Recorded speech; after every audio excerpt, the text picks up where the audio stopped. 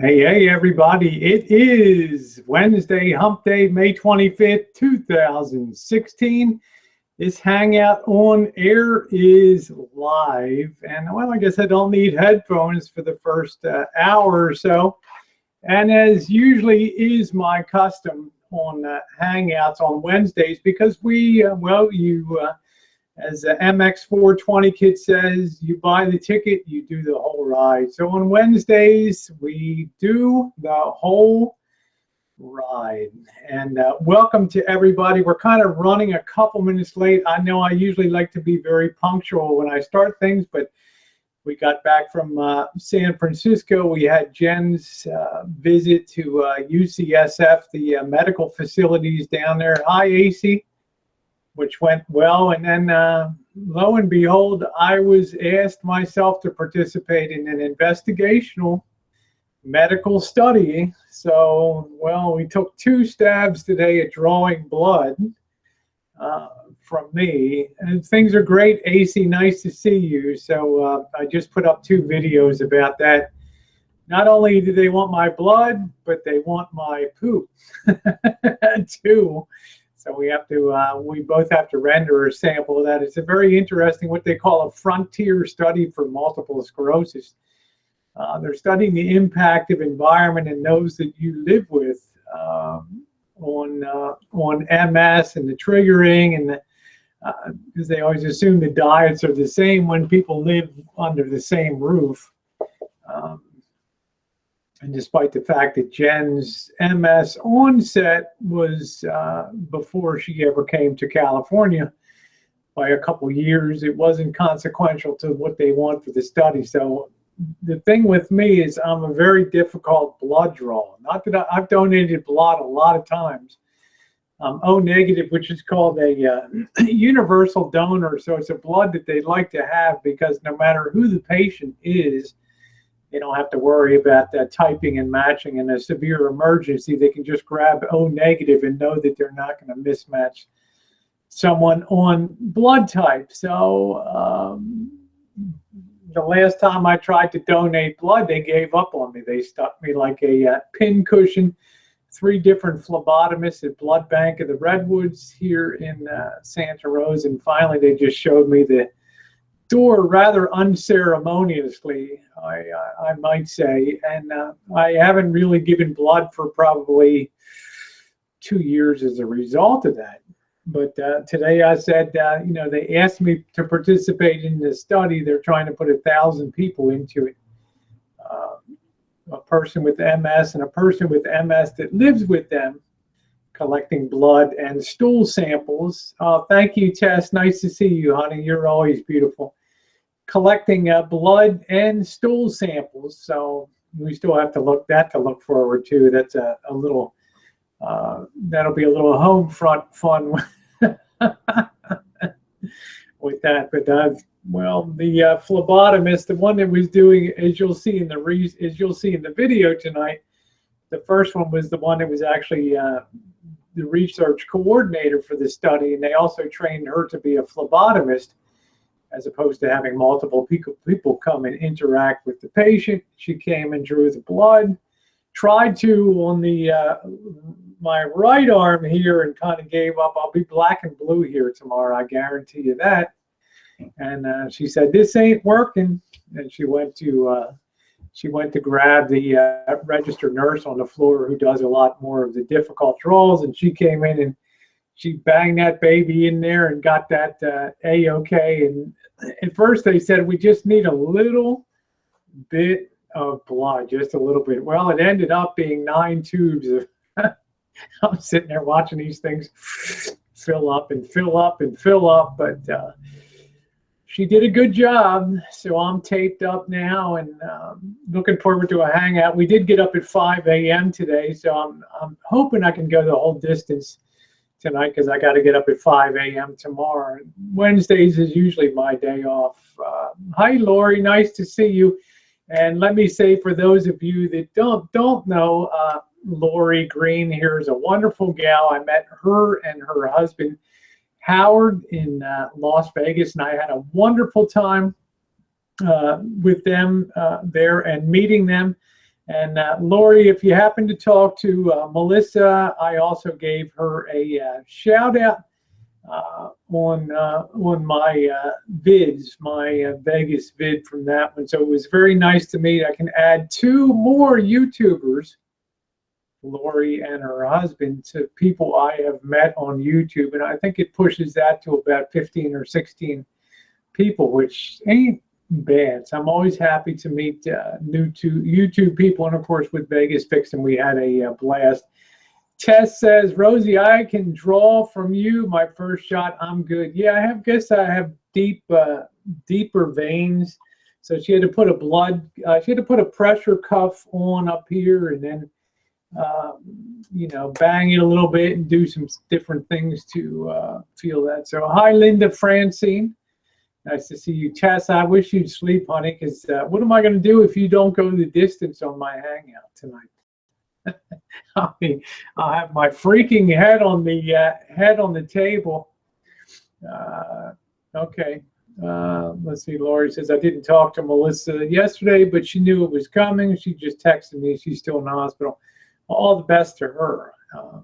You know, a very elaborate surgery when they basically take apart someone's spinal cord, you know, disc and vertebrae by vertebrae, and then stretch that. So it's an exceedingly complicated, very, you know, we're talking about a very dangerous and extensive surgery. So all the best to her. It was a great trip. It was a good trip to down to UCSF today. The weather could have been a little better down there, but Jen's doing good. The nice thing about the UCSF and their neurology practice, and of course they're a research hospital, so they're very much one of the top 5 hospitals for multiple sclerosis work, so they're always engaged in frontier studies or trying to find things that correlations that may exist, and as a result, her physician is also a PhD in biosciences too, and seems very pharmacologically intelligent. And he's always trying different and unusual therapies for MS. So let's see. Those videos with you all in Vegas Fixin' were tremendous. I love them. Thanks, Linda. I'm about 55% of the way through. I've had other, you know, life happens, you know, with Jen and other things going on around here. I haven't had exactly enough time to get all of them done, but it's going to get better. We hit that adult pool with the Golden Nugget on the day before Getaway Day, and it was a blast. So yeah, Vegas Vixen is a lot of fun to be with for sure, and for her to take in a couple hours and ride around and show us the sights of Las Vegas. And I know, Linda Francine, you commented that you probably won't have a chance to see those sites, although I hope you do. It was the Vegas few people get to see, especially things like the Heartland mansion in Las Vegas, which was incredible, 31,000 square feet of private residential home. It was pretty freaking amazing. So what's going on in your guys' world? I literally just ran through the door and sat down throwing some videos together. So what's going on with you guys today? Lori there. And I'm always kind of jealous when I leave Vegas of those who live there, but 4 or 5 days I usually get my fill. Yeah, that's great. Lori says December we'll get to go to a ghost town, which will be awesome. And I think Neon City, Sign City too, and any other uber cool places that normally aren't seen on the strip and downtown are really great stuff to see. I really enjoy, after 18, 19, 20 years of 18, 19, or 20 years of standard Vegas. I was really ready to start pushing the envelope. So in December, I'm going to do the wedding chapel tour too, interestingly enough, to try to look around at some of these wedding chapels. Hello, Boris. Boris says, waiting for the blood bath to begin. Who's going to be bleeding tonight? Oh, but okay. Lori said, but we can't film in the sign place. Oh, I wonder why. Even with my teeny tiny Polaroid cube. Tess says it hit 90 degrees today in Connecticut. I just cooled my RV to 70. That's nice. You know, I don't think we've even hit 80 degrees maybe one day so far this year out in NorCal. It was 53 degrees when we got on the road to San Francisco this morning. Yeah, Lori Green says they don't want photos on the internet so people see it in person. Yeah, I understand that. But, you know, got my, you know, we'll see. I'd just be interested in seeing that. So I can understand that. We've got the local Luther Burbank Center here in Santa Rosa, which of course celebrates the longtime residency of Luther Burbank, the plant wizard here in Santa Rosa, the guy who developed the McDonald's French fry, the Burbank russet potato, the Shasta daisy, and so many other innovations in plant genetics, spineless cactus, colorless raspberries, and all kinds of things. They don't want you taking video in his place at Christmas time too, but we got a little bit of video footage, as long as you're not out there, you know, whipping that camera out. Let's see, Boris is making me nervous. I'm staying out of it though, but I do have the popcorn ready. Oh Lord. Yeah, make sure you always have a good seat. Yeah, right. We should do a Christmas tour. I like to do that, Lori, to see things. Have Jen see the. I saved the conservatory at the Bellagio for next time that we are down, because at Christmas time, I'm not sure if.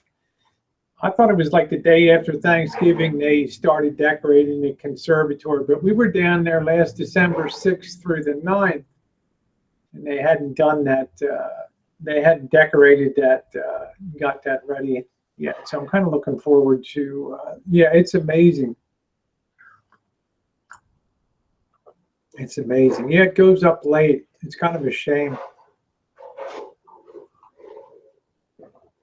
You know, you get so used to department stores and big box retailer Dick's and all those people putting out Christmas decorations before Halloween even. You know, and then you think the conservatory would be on it early. Let's see. Oh, do you remember Julie London? Yeah, I remember Julie London. Yeah. Yeah, was she born or raised here? If you put Robert Ripley into my search box for my videos, you can see Robert Ripley. Ripley's Believe It or Not was born and died here and has his grave here in Santa Rosa. And I won't tell you what's on his gravestone. You'll just have to go look it up over at the Oddfellows Cemetery. Very fitting name for.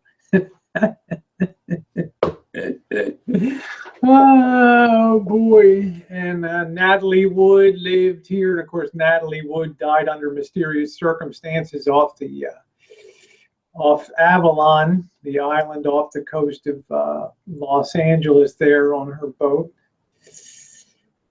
Tonopah has great graveyards. Yeah, all that kind of stuff would be awesome to see over there, Lori. So had a good time. I'm not much for gambling.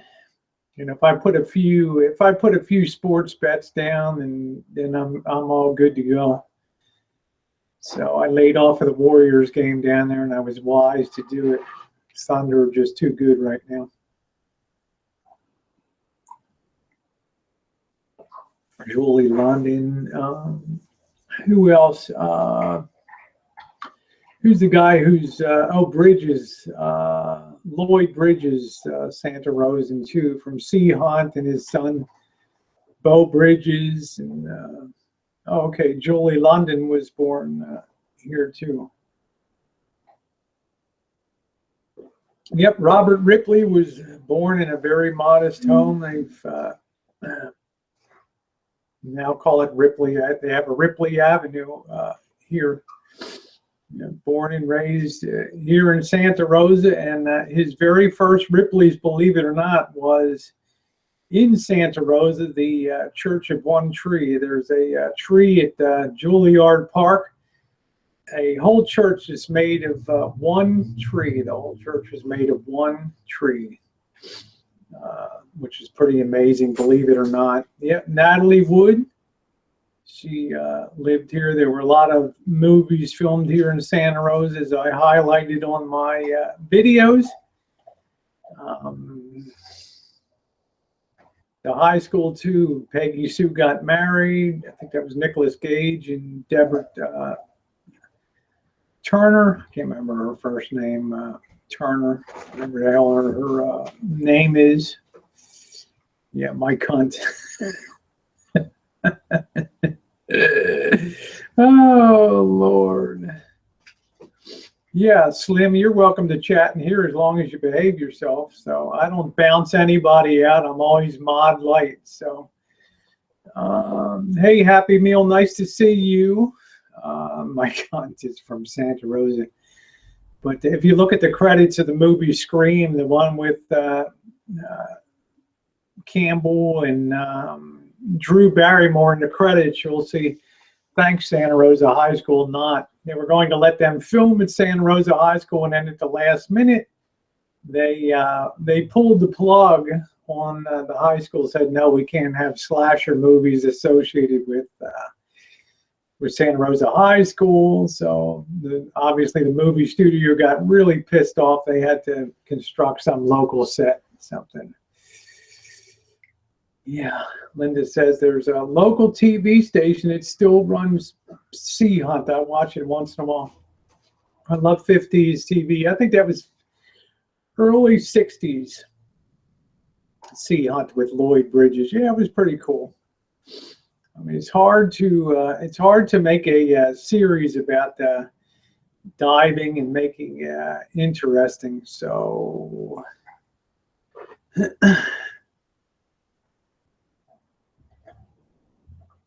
Yep.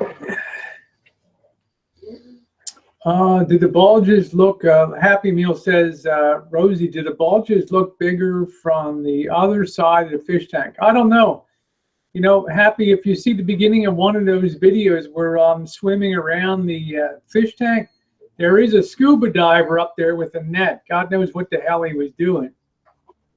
You might want to write down to aquarium carekeeper, care of Golden Nugget Hotel, Casino Center Road and Fremont Street, and I'm sure he'll get it. You could probably ask him, give him a link to the video.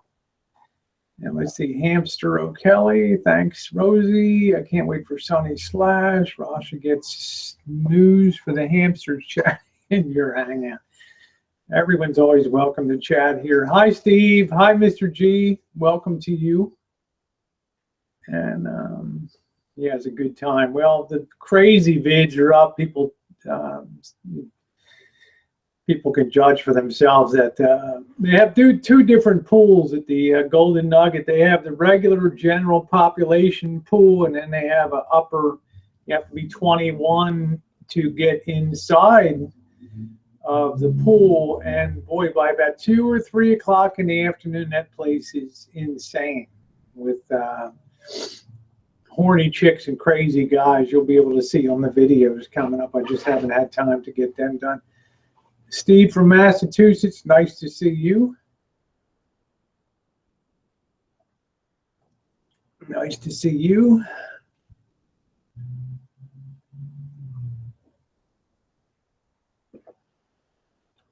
So I couldn't believe this morning we left for 5:30 for 5:30 for San Francisco. We were in the car. We didn't get back till late this afternoon. But man, they're just building like crazy down through town. We had a hell of a time crawling through town down there, but it was a good trip. Jen had a very good visit with the doctor.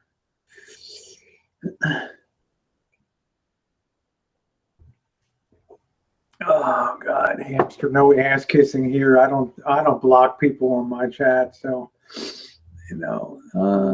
Yes, Lori Green, you should know, girl. We're YouTube and real life pals now, so can't wait to spend some time with you and Howard and Rory and Randy again, and meet some new people down there too. I think it looks like bottom of YouTube meetup number 2 will be happening down there. Hi, Diane. Nice to see you. Diane C says, Rosie, have you been to the Mob Museum in downtown Las Vegas? It's fantastic. You know, Diane, great question. What I decided to do was to hold the Mob Museum until December. We're not going to have the pool time. We're going to be staying at the, not staying at the Golden Nugget. So we're not going to have that warm weather time. So there'll be more time to do stuff like that. I'm sure some people will want to go over and see Pawn Stars, which I think is kind of a ripoff their store, and the container park next to them. It's all very, you know, it's, I don't know. I mean, don't be caught down there. Don't be caught down there at after dark. Hi, Drew. Once the transit lines open, with that practical to get to downtown San Francisco? Yeah, the problem is, hi, Warren. Thank you very much. I filmed in there, what, the Mob Museum? Probably not, but I can pretty much get my videos in. Drew says, once the transit lines open, would that be practical to get into downtown San Francisco? The real weak link, Drew, is, hey, Aaron, this Sonoma Marin light rail transit begins in Cloverdale, about 30 miles north of here in Up County, and then it goes all the way down to the to Marin County at the border. And then you have a choice if you can either get on a boat or you can get on a bus to go over. And I think that's kind of, hi Tilo, I think that's kind of a weak, I think that's kind of a weak part of the whole enterprise, because they should have been able to run those rail cars underneath of the Golden Gate Bridge, underneath of the steel structure, put a secondary decking down below there. It certainly would have accommodated the weight of that thing's so over-engineered. Or just run a single rail line down the middle. You're not giving up that much, and have something like that. So Chihuly Glass Museum has the lighting so you get perfect photos. That's good. That's amazing. Yeah, I'm all about videography.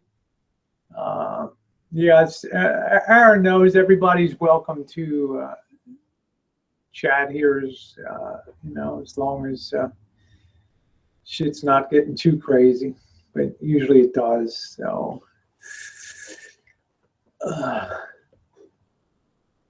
yeah, Rosie's letting me chat in here. All I have to do is behave. Well, you know, you can be as bad as you want to be. Yeah, Tess, how are you doing, darling? Your dog bites in very inopportune places on you, that's for sure. So, Warren, how have you been?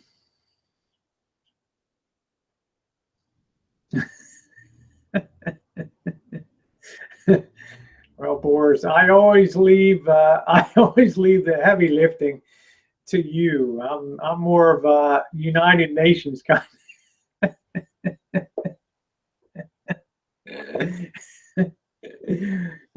You know me, it's just schmoozing and cruising.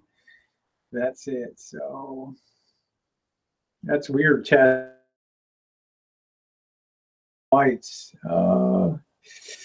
That's nice to hear, Warren. If any better, it would be illegal. That's good. Now, the interesting thing about Las Vegas that I didn't share with you guys, I lost about $150 gambling. Now, I'm not much on slot machines because I don't feel like I can get an edge. You're just pissing your money away. It's called the in economics we call it the certainty of ruin. If you have odds that are statistically stacked against you, I don't care if it's 1/100th of 1%, 1/2 of 1%, 1%. Over the longest course, you're going to get wiped out. You will lose your money. Just like theoretically, if you can find like a full pay Deuces Wild, which are almost impossible to find at 100.76% payout plus whatever slot club. Over time, you can expect to come out maybe $13 a head on average for an hour of pounding away at the machines. If you play a perfect game, which is exceedingly hard to do. So I'm not much on gambling, knowing that the house edge is there, but things like the sports book, you can get a little better edge on college football and pro football, and that's what I usually do very well at sports book, and also at heads up poker and tournament poker.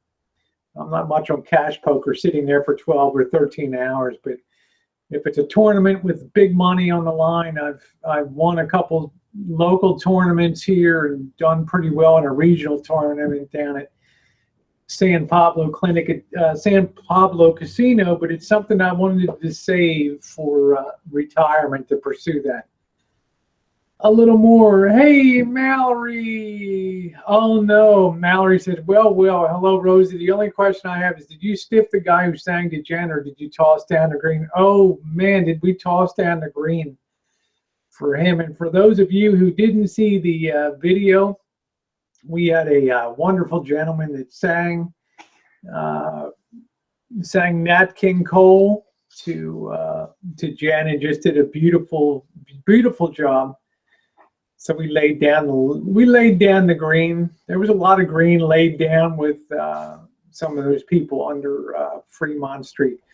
But the thing that bugs me, they had that same fucking woman that in December is like, I got stage 3 cancer, holding up the same sign, you know, which is kind of virtually impossible. I think I saw her a year ago, actually. So yeah, that was a great, that was great, Mallory. Got lots more good videos. Let's see, I'm still waiting for the Canadian bald head Dave to make a video showing his balls. What the hell what's with Dave today, huh? Why are we just busting Dave's balls today?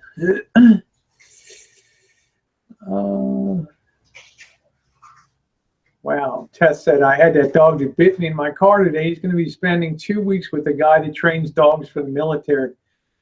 Whew. Wow. Hey, Debbie, nice to see you, sweetie. I'm so glad the stereo is working. I'm going to be getting rid of other, I have a lot of duplicate Kenwoods and some other things that I'd love to get rid of. Some vintage Kenwood stereos and very fine units. Very fine units, as you'll see. Let's see, Boris says it's part of the bloodbath. You'll see. Jesus Christ. Jen, are you part of the bloodbath?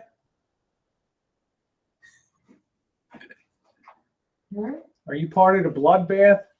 Yeah. You should tell me about it. 12 miles. Yeah. All right, Tess, I'll put you down for lunch. Oh. Hey, Mandy.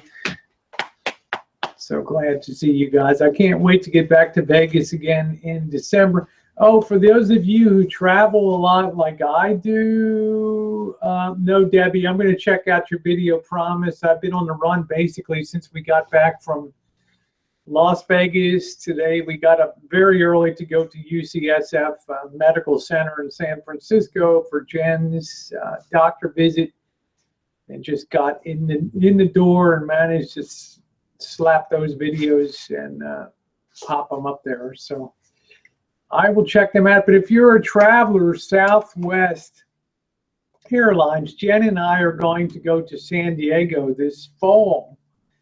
And I booked tickets, San Diego, Sacramento, which is a great airport to fly out of. We always fly out of that. Cheap parking, easy, never crowded. We're going to fly out of there on a Saturday and spend a week in San Diego, and then fly back, and the $70 each way. So, which I don't think you can beat. So, $300 all in with taxes and everything.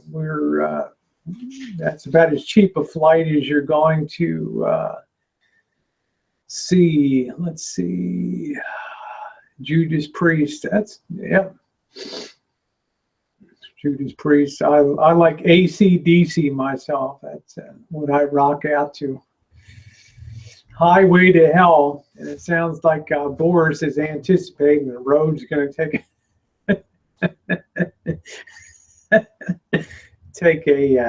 a bend here. So you look great, Debbie. You look beautiful.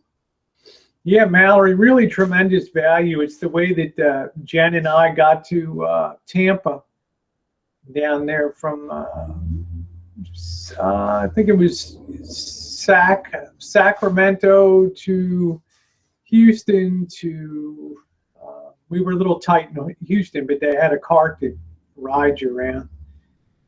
So yeah, Diane says, I live in Sherman Oaks, California, Los Angeles County. It's only an hour drive to San Diego. Yeah, got cousins down in Canoga Park, but that's kind of a dive down there now. So you're going to say to yourself, of course, Rosie, it's your family. I'm not here kicking ass, hamster. I'm just here to chat. I'm going to get a refill on some coffee. Be right back.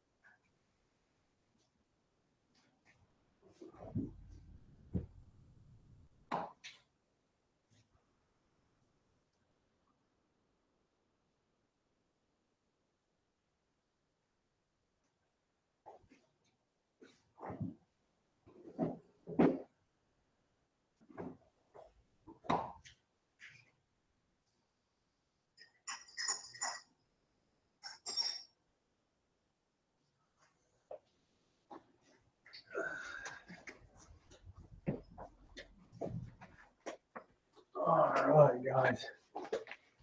Fuck, my arms are so sore from being used as a pin cushion today. I can hardly get this Band-Aid off. I got such deep veins that gal couldn't draw the first one, and the second one had to go to the other side. Oh boy. Let's see. Yeah, Canoga Park. Hey, Juicer. How you doing, Juicer? Long time no see. Woo! Awesome to see you and everybody else. I hope everybody was well. Hello, boss. We came by your, I think we came by your place today.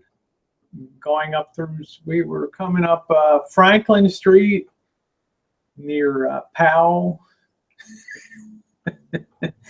Boris says you need to quit with the coffee and start with the shots. Actually, Boris, I've learned to very much moderate my my drinking on Hangouts and stuff. You'll be happy to know, because I think you were one of the early encouragers to get it together there. So there's the boss, Dave Dickey, in here, and passed by his work site. Big time electrician, working in San Francisco today. Yeah, it's always nice not to. It's always nice not to block people if you can avoid it. So.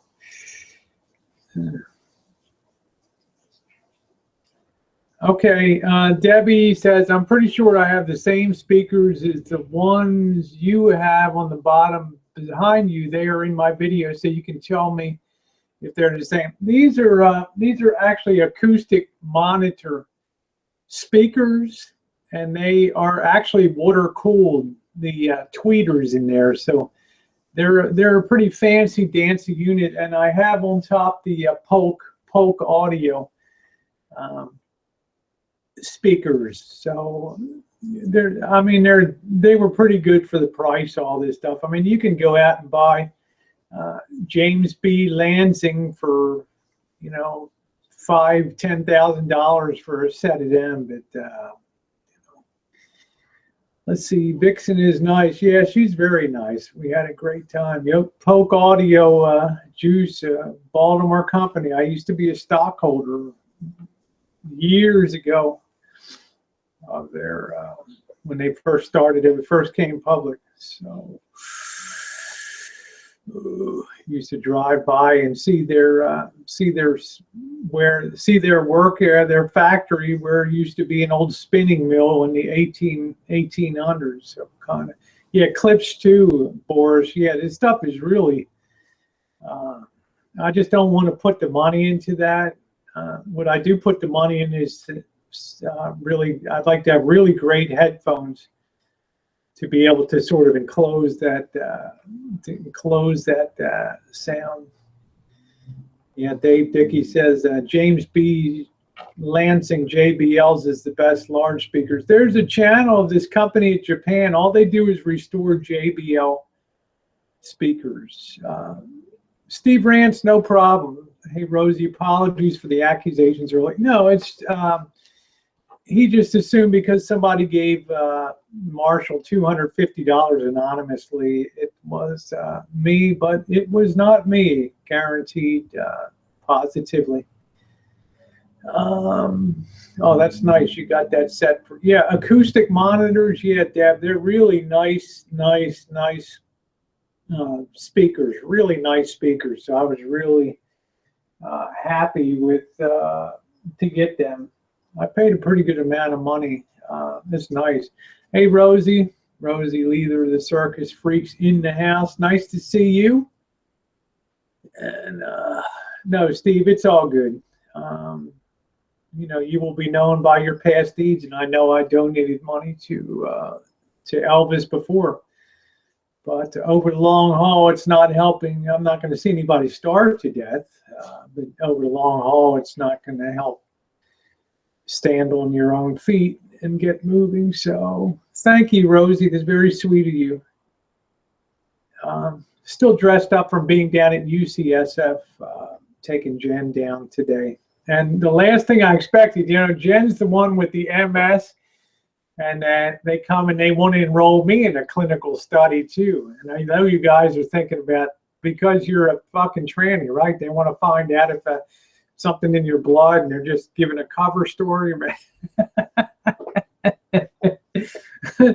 But actually, they want to see if there's any connection between living together and MS and in the diet, in terms of all the tens of thousands of bacteria in different types of bacteria in the gut and things. And they're doing what they call frontier studies to go out and do that. So they need to collect blood samples and stool samples, poop. So we'll be getting those kits in the mail. I'm going to spare you the video of the poop collect.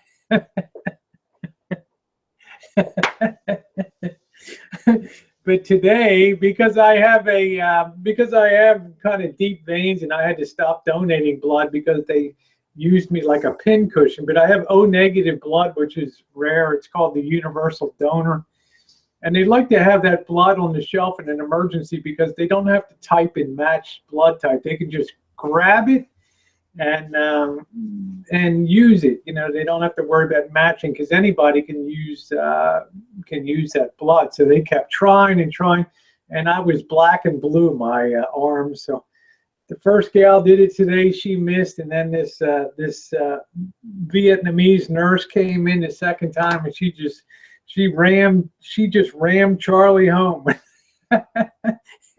And they said, we just need to have a little bit of blood. 9 tubes later, she finished collecting me. Thank you very much, Drew. You're very sweet. Happy Meal says, Rosie, is this a drinking get hangout? I think I'll have a beer or so later. I opened the Four Roses, but I'm really not doing much. Hey, Tina. Missed you too, honey. Great to see you. I'm not doing much drinking these days. My drinking is really mainly, you know, the fourth quarter of the year, October, November, December, during the holiday season, and then I'm too fat.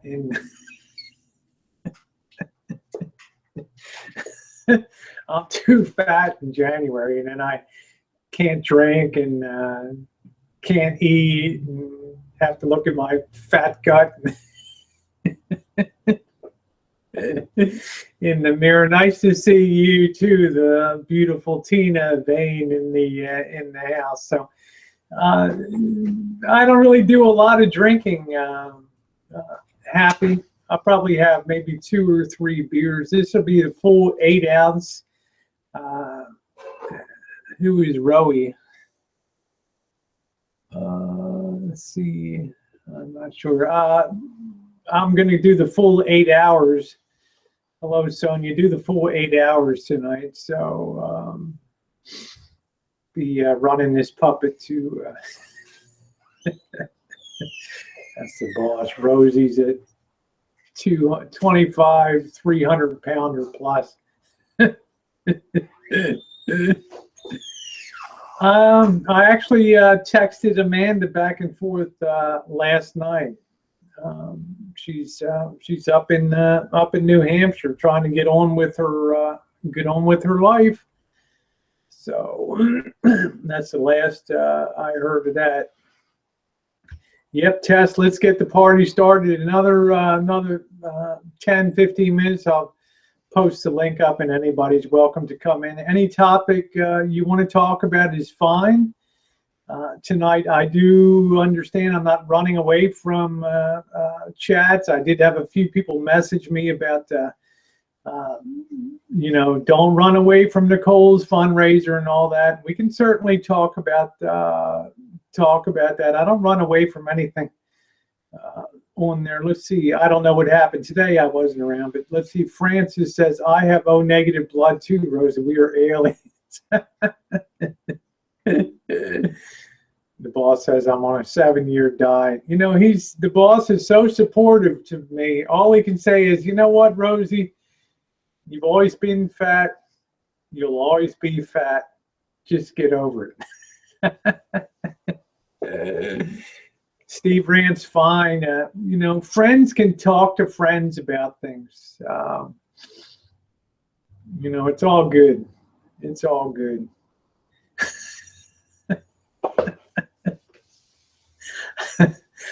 Boris says you better run, Rosie. I better put the fucking drop the hammer on a 1 hour 1 hour hangout, as if I could shut my Irish mouth in 1 minute. And by the way, Boris, hello to Spooks, and hello to Lindy. And let's see, we got yeah, Steve Rance on the side. Francis, were you drinking last night?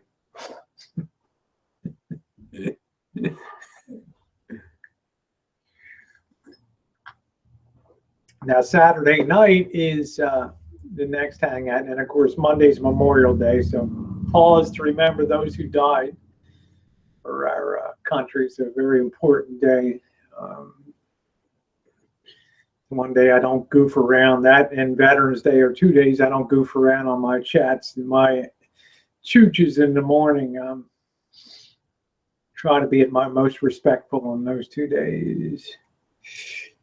Yeah, Francis says that's why the Atkins diet works so well for us. We were carnivores. Yeah, I found out that I'm able to cut out carbs, and that seems to work very well for you can eat your meats, you can have your cheeses, just don't eat bread, pasta, rice, French fries, things like that. You've been a good girl. Mallory Williams is always a good girl. And hello to Kat Riley if you're there.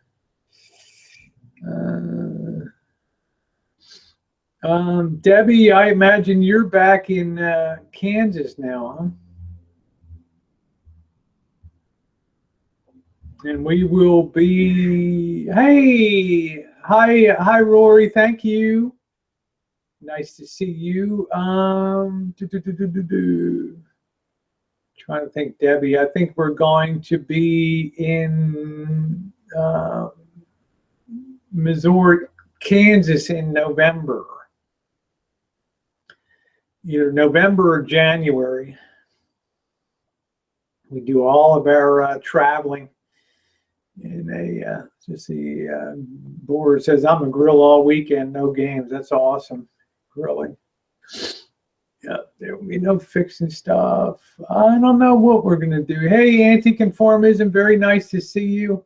Is there Uber in Santa Rosa? Yeah, yep, there's Uber. Yeah, Uber everywhere. There's probably overdone with Uber these days. Well, you better have a lot of money out here, Tina.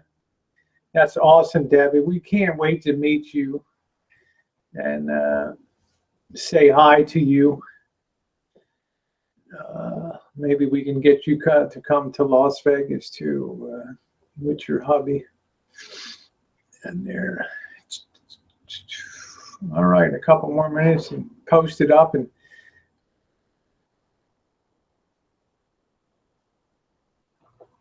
yeah, Debbie, I'll bet you Miss Tom. Let's see, Tina. I'll be coming to Connecticut, Tess. You better believe it with Blacktop Boondocker up there, and you absolutely, yeah. All right, awesome, Francis. Put your black dress on when you come back, okay?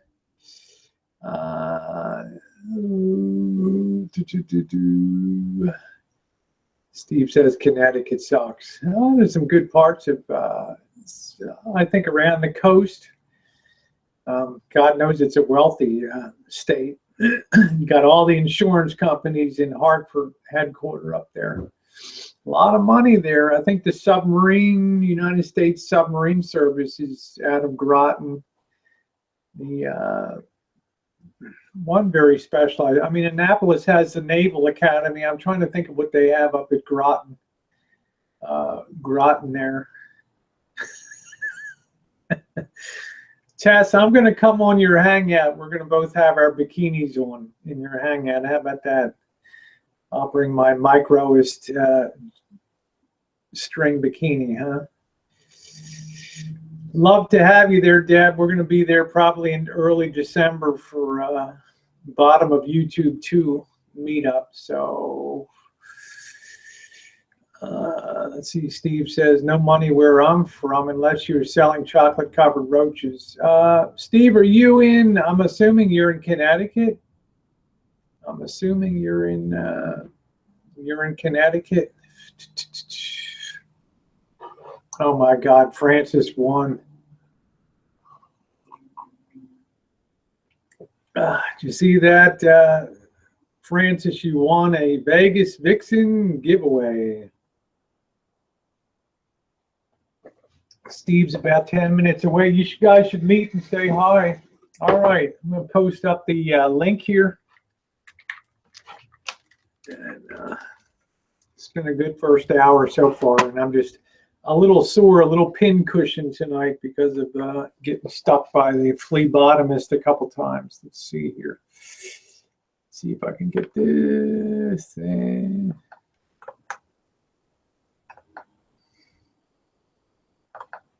There we go. Bing. All right, there we go. There's the link. I'm not sure what area you guys, I just don't know Connecticut well enough up there. So I'm not sure what area. I just know, I think Mystic Harbor, Connecticut. I don't know. I just remember the Norwalk Turnpike.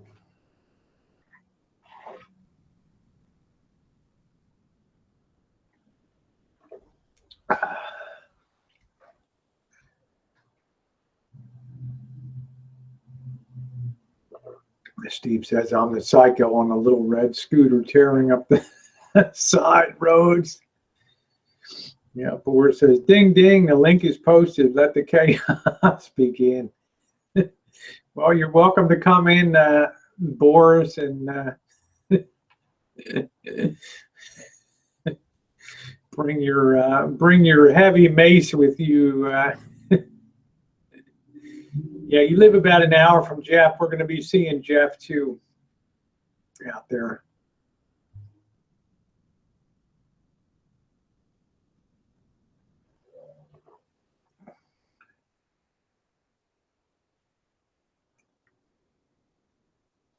Hello, Steve. I guess we'll see Ellie tonight. She had her family party, her dad's big birthday, so she should have some Lulus or some tales to tell tonight too. I'm kind of looking forward to seeing her and being able to hang out with her to hear how her big I think she was having like 30 or 40 people in a tent and all that kind of stuff. So all right. Hey, hey, Miss Rosie. Hey, baby. Nice to see you. My lighting really sucks weenie in here big time. Oh, you look beautiful. I'm concerned you talk about weird lumps that you have. Oh, is that on your breast area or your yeah, groin? it's from the dog bite. Yeah, it's scar tissue. I'll see the doctor in a few weeks, and I'll have him take unless you want to take a flight here and check them out yourself. But yeah, they're really. Honey, you know, if I was there. There you go. Share, baby, share. Yeah, but I think it's just scar tissue. I'm sure because I was just hoping it wasn't what they call a subcutaneous infection below the surface. As long as it's not warm to the touch, you know. Here, let's see. Wait, let me make sure I'm not on camera when I do that. Okay. I hope you're going to yell at somebody again. Well, he's coming in. I hope not. It's very unpredictable. Yeah, no, it's not warm. I don't think it's affected anyways. But, oh, God, that's funny. Yeah. Okay, Francis, we'll see you in a little while. Right. Linda says in Connecticut, people either seem to be rich or barely getting by, a tough state in some ways. Yep. I think California is a lot like that. You got the super wealthy around the Bay Area because of Google and Apple and all the high-tech money, and then people struggle in Oakland and over on that side, and there's a lot of money up in the North Bay where I am, but LA is kind of the same way. It's like a tale of two haves and have-nots, that's for sure. It's so small, the state, too. You cram so many people in here, and people from Connecticut are just so rude and fucking nasty all the time anyways. We've got to be the worst people, you know, when you come here, unfriendly. Well, I think some of New York is worse, like the city, but. Hey, look, if I came to New England, people didn't treat me like shit, I wouldn't know what to do. the fuck out of the way. What the fuck are you doing, huh? I remember Boston drivers, the world's worst. You want to talk about bad driving. Just go up to Boston sometime around traffic circles and shit going around Boston. They got their hand on the wheel this way and they got their finger out the other way, just rotating it from direction to direction. Yep, that's like Connecticut too. Hi, Brooklyn. The Bramble Farm in Ontario says, hello, sweet Rosie. Keep being awesome. Well, thank you, honey. I'm not quite sure what brambles are. I think there's thorny underbush, isn't it? I'm not sure what brambles are. It doesn't sound like something you want to get caught in. That's for sure.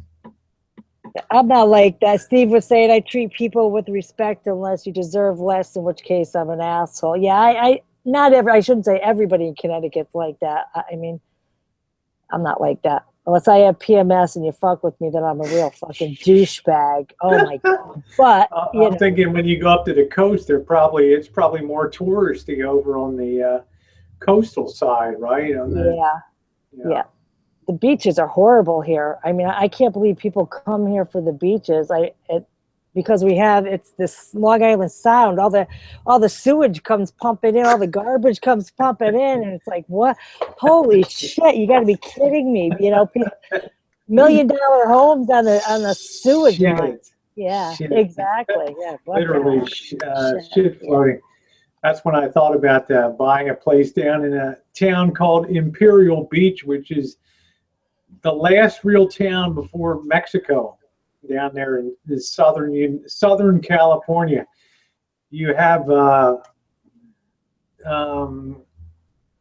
Imperial Beach down there, and a lot of the sewage flows out of the Tijuana River out of Mexico and kind of floats north. I'm like, I think I'm going to. I think I'm going to pass on. I think I'll go up. I think I'll go up county a little bit. Let's see. I was looking for little floaters in your videos when you were in the pool with all the kids. I was waiting to see some little chocolate bars go float by. That's what Bobby's like. I better not see any live ones in the pool. You know. I noticed that you couldn't submerge either. You're floating there, and you're just. It's very hard to submerge when you got these. I was trying to shake them earlier. I can't do that. Inflatables and stuff. I don't know how to do that. Yeah. Buffalo Bill says sewage beach. I'm sold. Then they charge you millions for a house. It's awesome. Yeah. Well, you know, you're very close to New York City. There, it's a bedroom community for New York. So you know, it's down near New York, and there's a few places, but it's not all bad. I'm right in the middle. So, well, I'll always forever associate Connecticut with great basketball. Oh, yep. Up there, especially women's basketball. I can't remember the name of the coach. She's like a legend. She could probably run. Coach, oh Jesus. She could probably run for U.S. Senator if she wanted and win. Yeah, it's a male coach, Oriema, Gino Oriema. Yeah, something like that. She's had a. He. Oh my goodness. Oh, he. Well, didn't they used to have a female? No, that was. No. Oh, am I thinking of Pat Summer from? What is she from? Tennessee. She was somewhere Tennessee. like that, yeah. The Tennessee Volunteers or something like that. So, let's see. Linda, are you talking about the beaches in Connecticut? Because I would think that Connecticut would really be tough environmentally on everything. Up there, Connecticut and New York would be tough as hell. Let's see, Dave says, I would sell my home here and move to Las Vegas. Well, you better be prepared for real heat, boss, and you don't like the heat a lot. Because I'll tell you, 110, 115 degrees down there. So, bedroom community for Wall Street. That's for sure. So, that's what you're going to get up there. Oh, shit. I didn't mean to do that. What did I do? You're okay. You're still good. Yeah. I got to stop touching bed. Bedroom community for Wall Street. Isn't Greenwich, Connecticut like a big money? Yeah. I think most of the people who work in or important people in New York City are in Greenwich. Yeah, or else they live up in Westchester, New York, or something like that, Yeah. up in that area. Litchfield County here too. There's this nice bike. What when we take the motorcycles out, it's nice riding out all through that. Yeah. Twisty roads and stuff. Well, do you do any vacation? Are you going to travel anywhere this? I doubt it. Usually, I used to go up to Laconia, New Hampshire on the motorcycle once a year. That was fun, but yeah, no vacations in the near future. Okay, you never had the urge to go out to Sturgis in South Dakota? Hell yeah.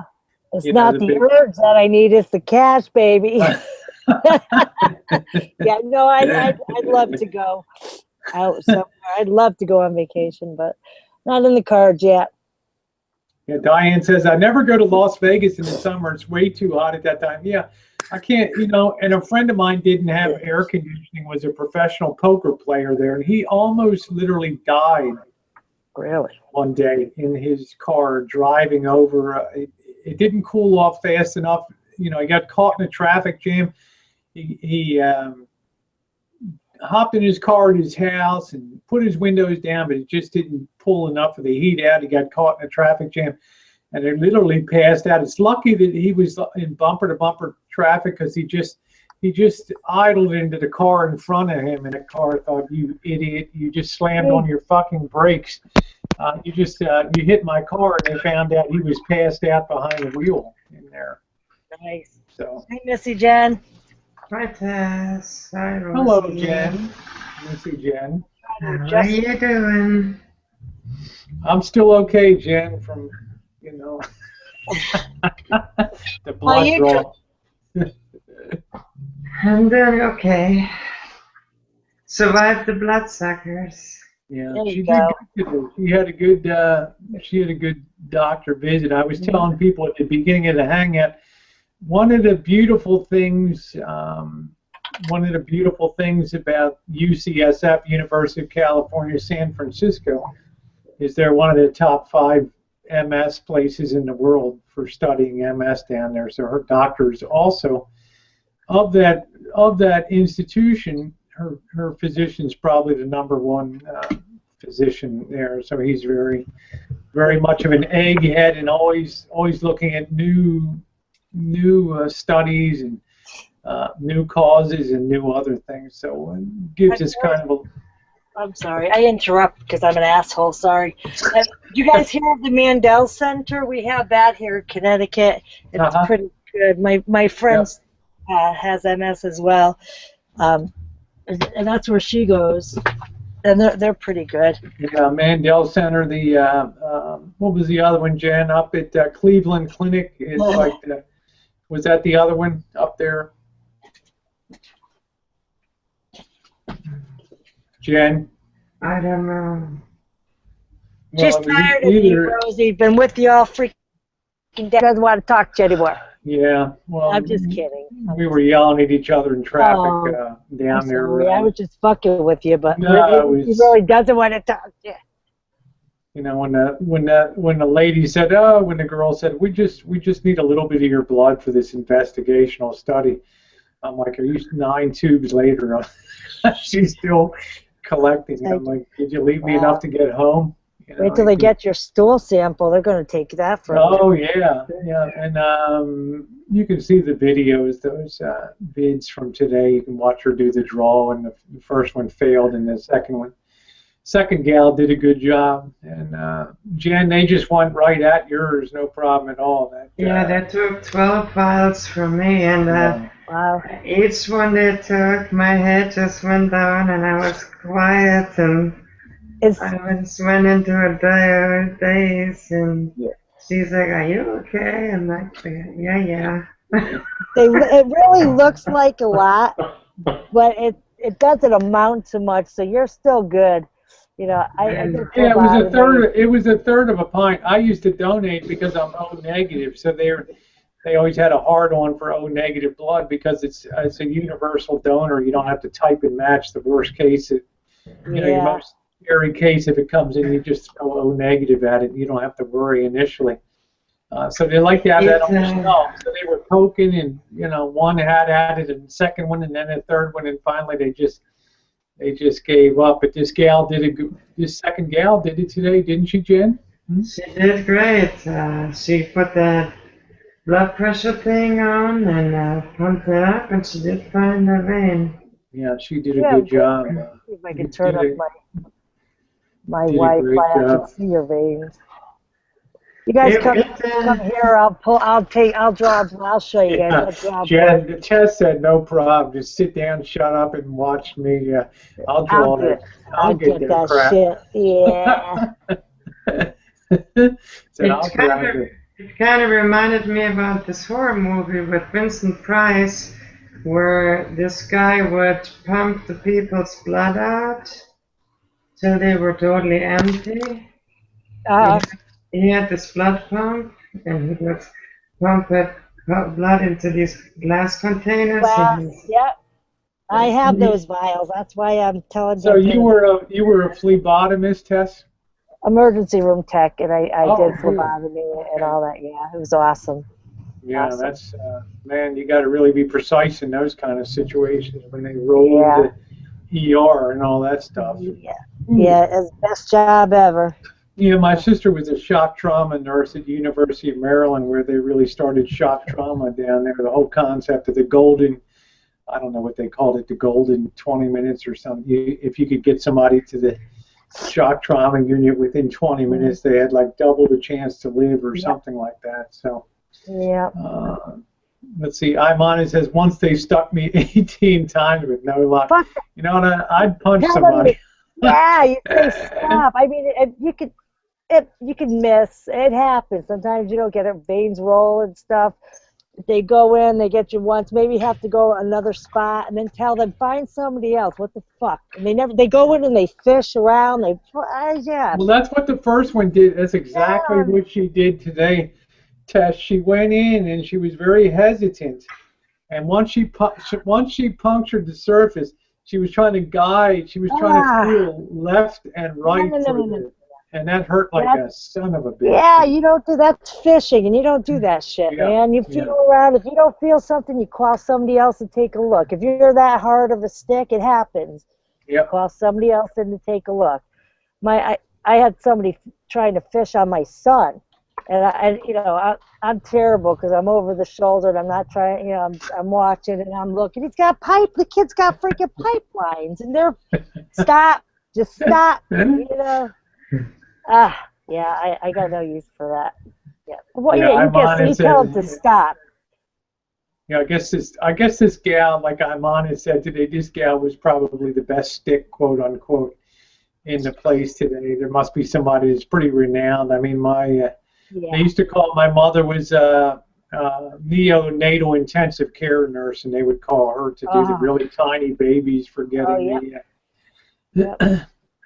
So, I would never draw on children, maybe 6, 7 above. If I didn't have to, there were other people that worked with kids. So, we'd switch off and, hey, I got a kid, you want to do that? And I'd do something else.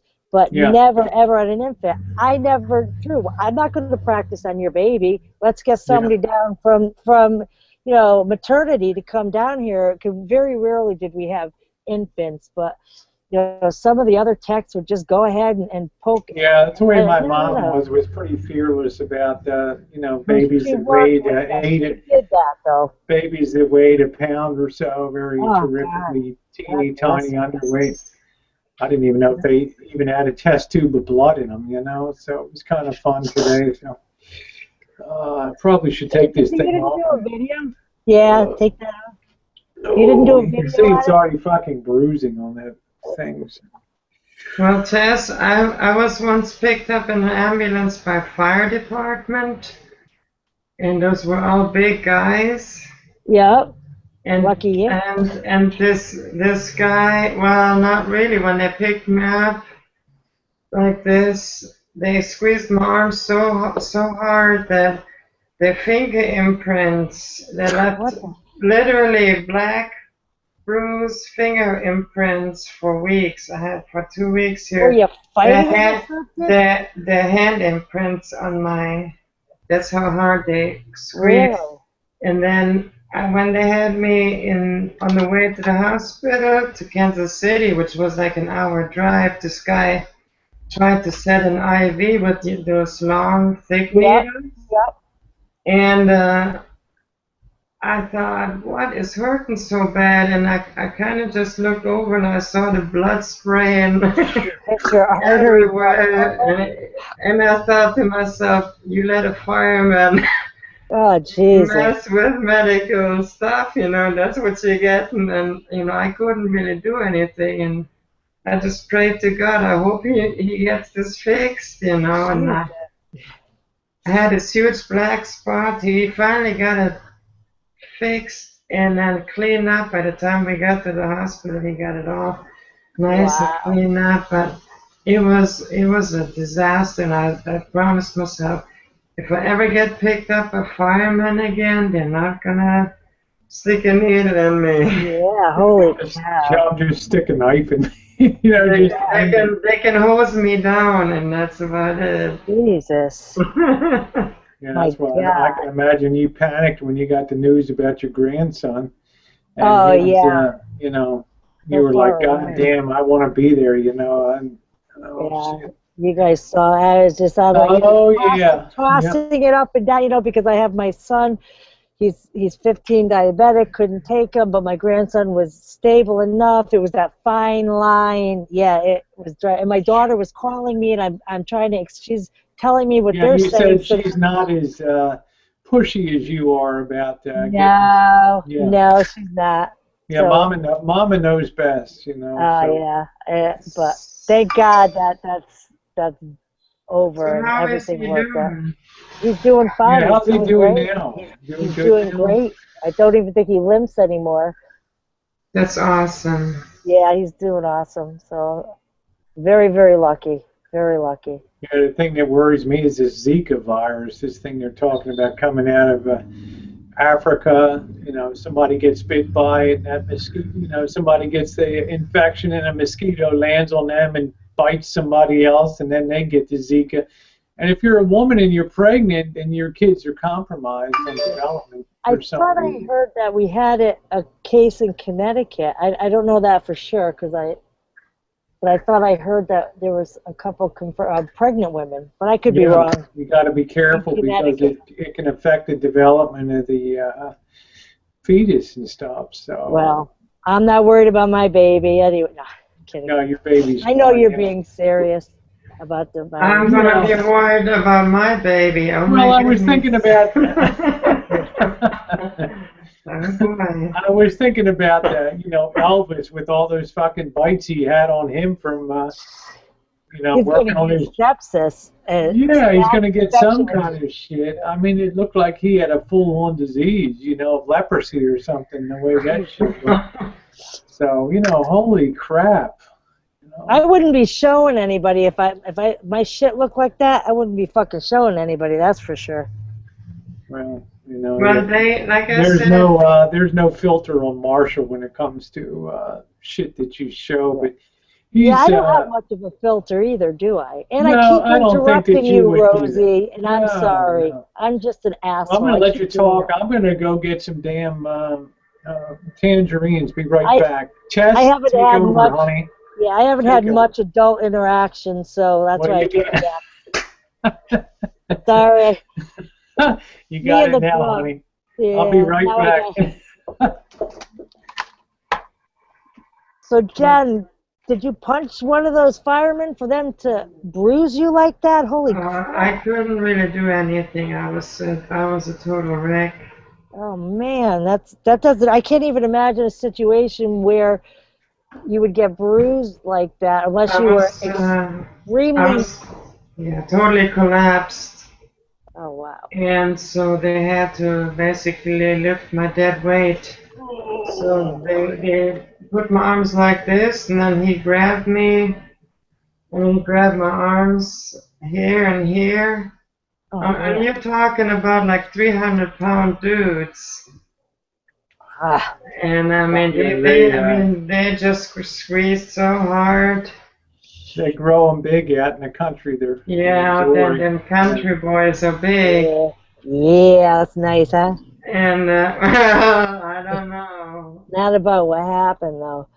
I'll tell you the worst thing, and I hope it's the worst thing that ever happens personally, is I had one of my best friends overdose and stop breathing, and I had to do rescue breathing for 12 fucking minutes, and the hospital was less than a mile away, and it was awful. I hope she turned her life around. Yeah. You know what? Oddly enough, and I know you hear this. I wasn't involved in this, and this was something that was a one-time. Didn't know about it. Had happened just before that. Didn't know what had happened. First time trying it, and that's what happened. First and only time. Yep. Well, it worked, right? Yep. Oh yeah. She wouldn't even be here. She wouldn't even be here today if it wasn't for you. Yeah. You know. The scariest thing. I remember totally freaking out. Part of me was doing the normal screaming, and the other part's doing exactly what I was trained, and it was like out-of-body experience. But yeah, I don't ever want to have to deal with something like that. That's scary stuff. What the hell are you eating? It looks good. Just a little, they call them cuties. They're just small tangerines. Oh, yeah. Yeah. Cool. The only thing I ever did, some kid was choking on a hot dog or something, and I just gave him a little Heim like it wasn't any big deal. Yeah. Well, it was a big deal because we had a kid come in that didn't make it. Yeah, that's tough. Yeah. My son gets so pissed on the rare occasion, you know, if I make I can't help but cut him. He's like, Mom, I cut him in the tiny, he's 15. Yeah. He's what, 5 foot, probably 7 or 8 now. Stop cutting up my hot dog, he said. I can't help it. We're even careful when we give it to the dogs. We give turkey dogs to the dogs. We're very careful about Georgie, the small pug, you know, because he's so worried about the big dog getting his food that he just wolfs it down and doesn't even taste it. So we got to be careful about him with the hot dogs and all that stuff. Let's see. Lamb Chop says Rosie Juice needs a new laptop for 24/7 chats. I think a GoFundMe is needed. By the way, where's our GoFundMe girl Nikki? Must be out loading up on fish and chips and ketamine. Did you see her updated video? No, not today. Well, you can watch it, but I'll tell you anyway. She made her goal. She made a video thanking everybody. She was overwhelmed, made her goal, and you know other people were sending her messages. How can we keep contributing? And she said, "No, I don't need it. Thank you. I reached what I got. I'm good. You know, I'm good. I appreciate it and stuff." So. I mean, that was amazing. In what, less than 24 hours? Yeah, because I've seen this. You need, you know, that's what it's there for. And sorry, that's what it's there for. That took a lot of guts to go public. You know, that's tough when you're in a tough situation. I don't have I personally, I wish I couldn't do it, and I'm so proud of her, and I'm so happy that everything. You know, it's worked out for her so far. So, sorry, Mallory. Yawn. I don't know. This has been coming for quite a while with her. I mean, I didn't know it was going to come off so soon, but she, you know, I knew this was brewing for the last 6 weeks or so. So, I'm glad. I just made. You know, we talked a little bit yesterday, and. I was happy to help. I mean, I had a lot of other stuff going on, but I didn't even know that she. Well, I knew this afternoon that she had met her goals. So I imagine that's going to give a little breathing room there. Hi, Jordan Blue. Nice to see you. Pizza Jordan night. Blue. I could use some pizza. I haven't had pizza in a few days. How are you? How are you? Should we all spit at the computer? How are you? Pop that beer can top. And, boy. Anytime my husband should show up, so we have to be nice. I have to keep the headphones, and you can't say anything mean about him. No, you can. I'll keep the headphones and you can say whatever the fuck you Why want. does everybody have a such a hard on for Dave today? I guess it's Dave displaced. I love Dave. I don't know. What did he do? I have no idea. I haven't been on much lately. Mine is, and can you help her with ideas to work from home? Well, I've told Nicole before her greatest skill set and what she's been professionally trained on is makeup, and she does a wonderful job with makeup. But what you don't know about Nicole, and I don't think she'll mind me sharing, is she's fought very terrible agoraphobia and things like that for quite a few years, and beat her addiction to drugs 4 years ago. Yeah, that's yeah, tough. I mean, I've known her a long time, and she's come a long way on that. She does a lot of stuff for her mom that you don't see on video and stuff, because she's not one like me to share every moment of every day. So I always told Nicole I would do whatever I could to help her.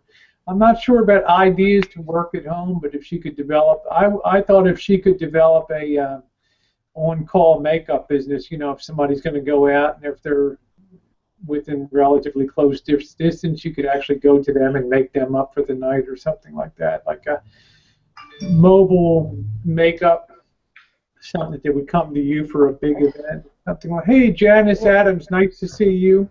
It kills me. I'm 47 and I still can't put fucking makeup on. You don't need it. No, I do. I have no bullshit. You have a beautiful face, honey. Yeah, I see this. All this, my face broke out, right? I'm fucking ovulating. It's not even my time. Middle of my cycle, my face breaks out. What the fuck is that shit, man? What is that shit? Hey, MB. Honey, I'm going to tell you, take the night off from beating yourself. But I'm gonna try to make the 8 hours. No promises. All of a sudden, I'm gonna get punched. You're gonna be like clicking my ass off. Right. No, I don't think you need. You know, it's like I never. Yeah, Tess is a natural beauty. Absolutely. No, I have dark circles. Like Jen and I never fiddled. As long as we have our eyeliner and a little bit of lipstick, we're happy on that. But Nicole's been professionally trained, and I think that she's got mad skills. If you ask where her skill set is, that's it. I'd like to see her incorporate some type of business where she could go out and do that kind of work on demand, or maybe take up with an esthetician and maybe help out in cosmetics and things like that, because it's not that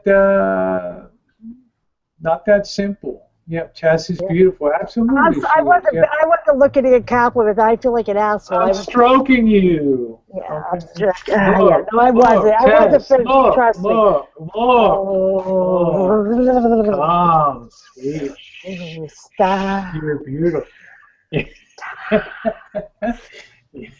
There we go. Jen's going to do the MSR talk or whatever the hell. What is it called, Jen? Where you whisper or whatever? Oh, yeah. MBSR, MBA. Yeah. I want that job. Not whispering, the eat, or maybe, I don't know, picking my nose, something. Something. I was telling somebody the other day I'm going to try doing a MBA video. They're like, what the fuck? I thought you already went to business school. I said, isn't that the thing where they talk softly, AMSR? Yeah, but they also said you asshole. It's AMSR, not MBA. I think they also take objects and they just make like noises. I wanted to Vegas Fiction's another beautiful noises. Yeah. Vegas Fiction's another one that doesn't. Yeah, I've seen Vegas without makeup. She's beautiful. She's beautiful. She's beautiful too. She's got gorgeous hair. I got to go beat. No, I shouldn't say that because then somebody's. The thing about her too is she's got such a big fun. Well, that too. I mean, you can't hug anymore. I mean, normally we could kind of hug, but I know she doesn't want people in in her space and stuff. So you know. dying. Just checking. We're all good. It's the last thing. Sorry. It's okay, Norman Bates. She'll survive it. Nicole knows the boss is a-hole, so it's okay. I probably should have muted, huh? Sorry. No, I'd love to hear you. I'd love to hear you. Love to hear you scream out the back. Well, sorry. Sorry. I gotta stop swearing. My bad. This kid is out there screeching like Banshee, so sounds like getting murdered or something. So I opened the door. Now I know. I'm sorry. That was bad. I was trying to find the right word, but I haven't slept. Cut me some slack. So I was looking at her. She's standing there. Her mother's out there. So yeah, you know who else is a cutie too? MB and I just became. I love MB. Facebook pals, and of course she's quite the looker, but in her younger days, va va va boom, baby. Yeah. You know, she's younger than I am, but boy, oh boy. So MB knows my secret, right, MB? Abundanza, baby. It's good living right in abundance in the Belgique style. So I like that. I love listening to her talk. It's awesome. Yeah. So let's see. Yeah. And Janice Adams, I'm going to get caught up on your videos. I can't even get my own shit up from Vegas. I'm only about halfway done that. Yeah, you got to respect Vegas fixing the space bubble. Well, we can be in her space bubble anytime, and you can be in our space bubble anytime. Yeah, you've earned the right to you earned the right to move into that space bubble. That's right. So it's funny, but imagine being able to go around Vegas with somebody that lives there and seeing all the cool sights. I still tell you, maybe y'all haven't seen it yet, the Heartland House, which is the biggest private residence in Las Vegas, 31,000 square feet. 31,000 square feet.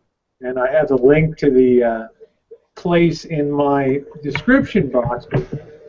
Oh man, what an amazing place. Can I ask you about your trip? You probably have a video on it, and I just, to be honest, sure. Go ahead, Tess. To watch any videos. Being, trans and all that good shit. Did you find negative reactions there? Because I know Vegas is pretty awesome. Not at all. Not at all. Any problems passing or anything. You can see at the pools and everywhere. It's, that's awesome. I kind of figured most, unless you go probably. When I opened my mouth, the only time I ever got nailed was one time I was at a crap stable a couple of years ago, and I started getting really carried away in the heat of the action. Like, you motherfucker, when a really deep voice, and the guy turned next to me. He's like, "You look like a woman, but you just sounded like a man." I am. Give me the fucking dice. Down $400 fucking dollars. Give me the dice. That's awesome. Shit. That's awesome. I had to laugh about that. See, thank you, I'm on it. You're very sweet. So, oh boy. Yeah, you look good. I forgot what I was going to ask. Vegas. Have you been to Vegas before, Chess? Nah, I've been up and down the East Coast, from Nova Scotia down to Key West, and which was pretty cool. But most of it, I drove down when I was 14, and then again when I was, about 25. So I didn't really get to enjoy it like I would like to, but I've not been out your way yet. Well, I thought we had it pretty kind of a secret, but downtown then suddenly exploded in popularity. Now it was super crowded down there and all that. So Debbie Ariola says, I wear makeup for me. My husband just loves me and doesn't care one way or the other. Right on. I mean, you're a pretty lady. So, yep. Imani says, when you mature, you learn what is important, not makeup. Lamb Chop says, take the money and run. Good strategy. I don't think she's taking the money and running. I think she'll be on later tonight, so I wouldn't be surprised. I don't think Nicole's one to cut and run. So, that's for sure. just my opinion, but having known her for years, so I don't know what the fall. I wasn't around today, so I don't know. We were out and gone at 5 in the morning, so 5:30. So what time is it now, Rosie? it is 5:33 right now. Wow. 5:33 p.m. So it's early. I'm going to run the full 8 hours tonight. So I always enjoy doing that. So I'm gathering that all kinds of shit was going on today. I don't know. So Mallory Williams says I've been East Coast, West Coast, and all in between. Thank you again, Southwest. Yeah, I love Southwest Airlines. You don't have to worry about assigned seating. You just get on there and grab a seat. When we went to Las Vegas, believe it or not, the plane was half empty, which was rare. And it was, Jen, it was pretty cool coming home. Huh? It was awesome, yeah. It's only a 50. Something on the plane there? Did you pass gas and clear it out? Is that what happened? No, it was only it's only a 55-minute flight. You barely got time to get the seat warm. Yeah, it's a very fast flight from Sacramento. Didn't take a shower for a week. Good girl. See, that's the ticket. And you don't have to worry about this snoring guy. Yeah, the makeup the Golden Nugget really just didn't have any handicapped, any disabled access places. So Jen was just a warrior for the week, so that was all good. I was going out of my mind in that video when the damn alarm went off, and I'm like, Jesus, what the heck? What were they? I mean, clearly, Missy Jen went in a wheelchair. They should have realized that. Oh, I know. I should have realized. Not even you guys, because but they should. Somebody should have recognized that there could be an issue with somebody in a wheelchair on the 14th floor. Holy crap! Thank God. I love that you guys are like, that too. That's going to be top of mind next time because you know that thought that crossed my mind when that went off. Whoop, whoop. You know, emergency has been declared in the hotel. Evacuate immediately. And I'm thinking to myself, well, Bobby and I got to get Jen down 14 flights of stairs here. So either she'll be dead, I'll be dead, Bobby will be dead, or we'll all be dead by the time we get to the bottom. So you better believe this time. Hi, Aggie. You better believe this. You better believe I learned my lesson on that. So that scared the living hell out of me. Now, I did stay in Hawaii for almost a year one time. Wow. But assholes were always running down the hall of the condominium, pulling the fire alarm and shit, because there was a lot of young people that worked in bars and stuff, and they'd come home at 2:30 in the morning. Just thought it'd be cool to just flip that off. So, hello, Joe. Joe, my favorite Stellar. Nice to see you. Yes, Joe, hear you just perfect. Nice to see you. Okay. Got you just perfect. Let's see, Janice Adams said she's been in 2 fires at work. Wow. I just remember when the alarm went off, I was thinking, we have no coffee maker. Where am I going to get my last cup of coffee? That's funny. Yeah, and always remember the important shit. Did they ever say? You know, I didn't take it up down at the desk. I should have, but I will never allow us to be. They had 1 bank of elevators for floors 1 through 5, and then 6 through 24 was where we were on 14. I should have asked to be on. This is my fault. If something had happened to us and things, it would have been my fault 100%. Aggie's, Rosie, been wanting to ask, is that a swim dress? Actually, it's just a sundress. Sundress. Yeah, I thought it'd be a little warmer in San Francisco today. And I can't wear them. Froze my ass off down in San Francisco today. What was the temperature? I guess about 53 degrees down there. It's really very chilly down that. Stellar says, I thought this was the support and recovery group patrols, huh? Yeah, Joe, I'm thinking I missed a lot of action came down or something while I was in San Francisco. Well, yeah, you probably missed a little bit, for sure. Yeah, so I don't know. But who can keep up with it? Yeah, I guess I don't even try. But Boers had the flares out on the runway earlier. You know. Where did he go? Oh, I'm sure he's around. So let's see. Rosie, this is my maiden voyage. Oh, you got your chair. You're sharing because I've seen you on a chat. Now I really feel honored. Yeah. Why don't we call it a champagne bottle over my head? There we go, Joe. Thank you. I might open a bottle of champagne tonight in honor of you. Really Casual Highway says, hey, Rosie, heard you mention the Heartland Mansion I attended at Gatsby New Year Eve party 3 years ago.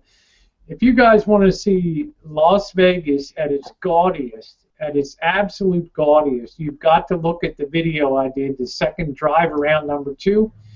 You got to see the outside of that place, and you've got to see the link that takes you on a video tour on the inside. It's a glue gun paradise. The guy that owns it, his family was on Hee-Haw. That's how they made the money. The Hearts, they were like a singing group. Hey, Rub One, and that's how they made their money. So what I'm going to try to do when we go in December, I'm going to write ahead of time and see if we can get permission to tour the inside and do a video on the inside. Sometimes if you write way ahead, they'll give you permission. I can't just come up and knock on the door like, what the hell are you doing? Wear a bikini, I bet you could. Yeah, yeah, like who are you? I would love to look inside. Just check out that video, or just Google Heartland, Hartland, Las Vegas. I didn't even know such a place existed, and I've been going there for 20 years because it's something over the top. There's also a link I have on for just the bedspread in this. His mother's room weighs 33 pounds. It has like 30,000 pearls. Wow. Pearls glue gunned. Wow. It's really Casual. Says I met the owners and they gave me a tour and even saw the Elvis room where he stayed when in town. Yeah, that's pretty damn cool. The owner's name is Hart, I think, because they were. I remember them from Hee-Haw. So. Saturday night Hee-Haw. Then I had to go to bed after that. Yeah, let's see. Rub one out. Rosie, someone recently bought the Liberace mansion. It was empty since he died. I heard that. I heard Wayne Newton. That's a girl. Wayne Newton had some issues too with money. His Shenandoah, his Arabian horse farm that he lives on. Well, hello. Hola. Oh, who do we have here? For fuck's sake. Fuck's sake. Let me just, hi Nicole. Let me just finish this this thought. I saw a promotional picture of God damn it, Wayne Newton, and you talk about a guy that got really bad facial cosmetic surgery. You remember Mickey Rourke and the way they messed him up with oh my God, this guy's like a Mickey Rourke too. Okay, he just looks. He looks alien. He looks like an Area 51 promotion. He doesn't even look like fucking Wayne Newton. I'm going to try to find that promotional link and put it there. Anyway, nice to see you. Nice to see you, Nicole, and congratulations on. I'm very proud of you, and hopefully your family will now be. And let me say hi to RB Deb's Journey. Nice to see you. I got so much videos to catch up on. Good evening. Good evening. Good evening. Good evening. Let's see. Liberace. Nicole, did you ever hear of Liberace in the UK? The one that put the candelabra on his piano and played. Yes. Oh yeah. Yes. Okay. Well, his mansion was listed for $3 million and it sold for $500,000. Ouch. On that shit. What? Christ. Oh, wow. Wow. Can you say ouch? So I just got a little chooch on Facebook.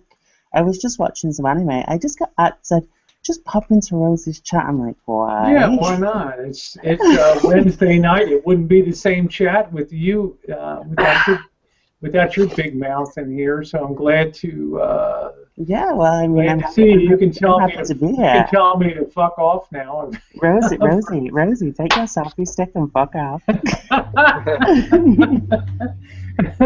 I'll tell you, Joe, the abuse I take for that selfie stick for taking it. I got half the people write, "How can you carry that around? My God, you're at the pool and you're, and doing this and that." It's like you just after 4,000 videos, you just get oblivious to the. Does anybody bother you for it? No. Well, some Really? people mug for it. A lot of guys and gals jumping, as you'll see in the upcoming videos in the adult pool. They went a little wild up there on that. There's this one group that was partying up there, and they have this little plastic doll that they take from event to event. Like if they're going to be plastic. If they're going to be at Sturgis, they take this doll. If they're going to be at Virginia Beach, they take this doll. And it's they get other people to hold it. So the guy had me put it between my boobs on my and take a picture of that. I know it, Nicole. It sounds just squeeze it in there. It was crashing. No, I'm trying to catch up because the sound cut out, and all I heard then was right between my boobs. Squeeze it in there. I'm like, what? I don't know. These real hard partying animals down there. At 4:00 in the afternoon, everybody's toasted. They close that part of the pool at 6 p.m. and by 4, everybody's like out of control. And it's just wild. I'm sorry. Go ahead, Jess. I would love to see you do a tutorial video on how to use the selfie stick to teach some of unnamed people how to do the video so we don't have to look up their fucking noses as people's nose hair and boogers. No, you know what? Nicole would unsub me and everything else. That'd be the end of it, Tess, I would unsub Rosie, and then I would throw the selfie stick at you. Okay, I'm sorry. My bad. I think a selfie stick is illegal. Pretty easy, actually. Yeah, actually, Nicole said, I think in the UK you're not allowed to use selfie sticks. There are certain areas where they say that it's not advised to use them because they're dangerous. Because there's so many people and because it's such a confined area, it's not safe to be. They class them as a weapon. Yeah. Oh wow. That's crazy. Wow. Yeah, RV Debs, I hope you have a chance to come on. What about a grandma that has a walking cane? A cane. There you go, Jen. Yep, Jen knows. We don't judge elderly people. I mean, elderly people beat the shit out of people. There could be a weapon. Yes, I know. We're seeing what some of those fucking people do with that stick. I mean, right between. We expect that. We expect that from old people, though. Yeah, who needs a firearm when you got a selfie stick? Yeah, Boris says, I happen to enjoy looking at all the different types of asphalt at Walmart. I hate that shit. Hi, Boris. Hi, Boris. I've not got the side chat open, so I don't know. That videography is insulting to have that shit. And I've expressed my opinion about that. No editing and, Let me load this thing up. Crappy stuff. And I'll tell you. Oh, yes, I do. Never mind. Sometimes, like, when you're standing in front of the band on Fremont Street underneath the canopy, you got like 50, 60 people. It's a flat area, and I'm not known for being tall, right? So I'm looking at people's belts in front of me and stuff. So the selfie stick allows me to pull that out and kind of get that over the crowd too. Rosie's going to be the first trans person to be arrested for putting a selfie stick in the most inappropriate places ever. Never mind the bathroom drama. She's going to get arrested for some whole new kind of drama. I can see it now. Actually, for me, being in a chair, and when we went into the Caesar's Palace, we went around the water fountain. There was people standing all around it. Mm-hmm. I took that selfie stick all the way out, and I went all the way over people's heads. Oh, I got some really good footage without any of those people in there. See, I can understand. Let me just say Norman Bates about phones and stuff. I pay $15 a month on my phone over a 3-year period. So you can buy any phone you want, and it's incorporated into your monthly. Here we go. Sorry, I've just read that. I didn't buy the phone. In the UK, we get the phone for free with our contract. Yeah. Our contract is £35 a month. So there you go. Yeah. Yeah, I think because they'll go ahead and look it up and assume that you paid cash for it as opposed to it being part of your. We don't pay cash over here. Well, remember, to a person with a hammer, everything always looks like a nail. So there you go. You know, that's always my caveat to these things. But, Norman, go take yourself to attitude outside. Norman needs to go back to his mother. I'm sure I know. Road One, I'm surprised people are using selfies at concerts. I'm surprised they'd be allowed because I would think that people behind. Well, I guess if it's music, it doesn't matter. But it's not like you're watching high opera with people with selfie sticks like fucking swords over there. Just goes after the funeral. Oh yes, Yeah, La Boheme. Yeah. Do you go up to the casket too and take selfies that's with what I'm the body? about. Yeah, I gotta be careful. Yeah, that's Stellar's a highfalutin like that. I have tickets to La Boheme. Right, Joe? I once knew this person. This is the deceased one and me. Smile. I really don't do that, but I actually do have photos. Okay, thank you to whoever just removed him. I just want to say for reference, I have been clean for nearly 5 years. So bringing up my past, which by the way is all over YouTube. Yeah. I have spoke openly about my drug addiction, my past drug addiction, which I have been clean for 5 years. There's no point bringing up the past. I'm saying this is why it's all out there anyway. I'm very proud of you, Nicole. Thank you. For the things that you've overcome. I love these new. I love these new trolls, Rosie, that come and think that they can troll with news that's already on my channel. That's fine. I'm just saying.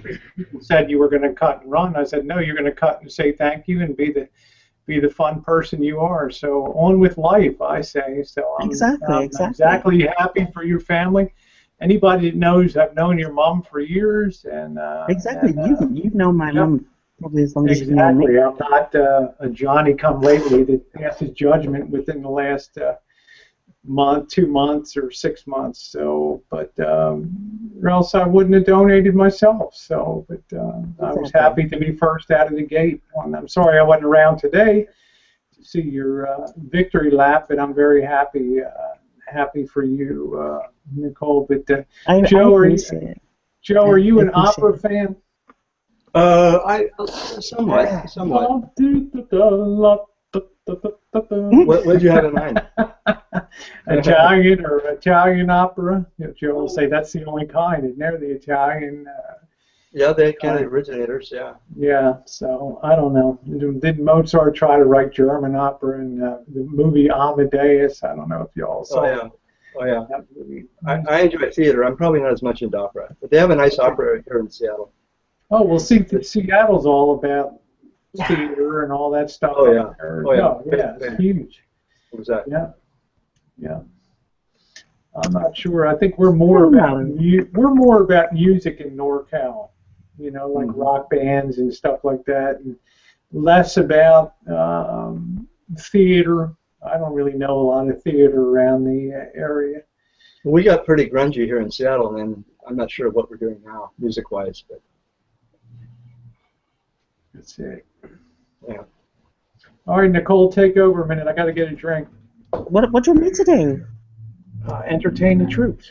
I'm not got my nipple. Rosie, I don't have my nipple tassels.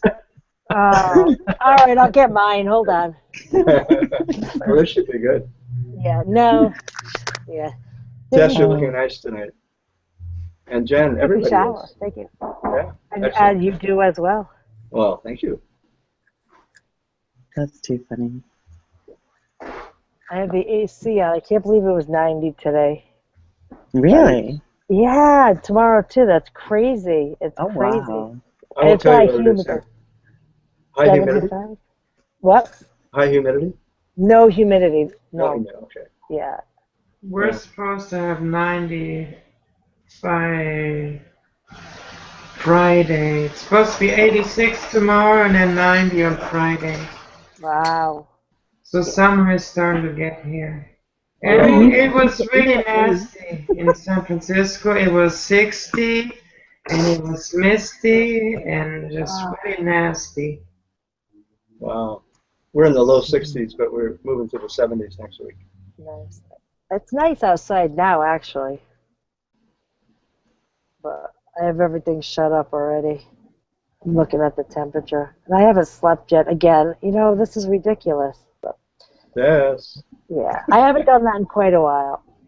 Oh, I tried juice. I don't know how to do that. I can't do it. I need lessons. Mine don't. I can't. I was doing it. It's funny. I was trying to do it before, and I'm like, I can't do this. I have no idea how to do that. Honest to God, I don't. Yeah. So Tess, I want to ask, because I haven't really spoken to you in a while. How are you doing? Okay, same old poop. You know, I'm waiting for my husband to get here shortly. So, any minute now. Everything's okay otherwise from when we last spoke? Probably the same. Yeah, a little bit different. Yeah, a little bit better, not much. Oh, okay. I had to think, yeah. Big fail. It's 84 now. Oh, I thought it was in the 50s. Jeez. I think it's like 46 and raining. Yeah, holy crap. I was right. It's 46 and raining. There we go. Yeah, it's when it's hot you get trigger happy. Absolutely.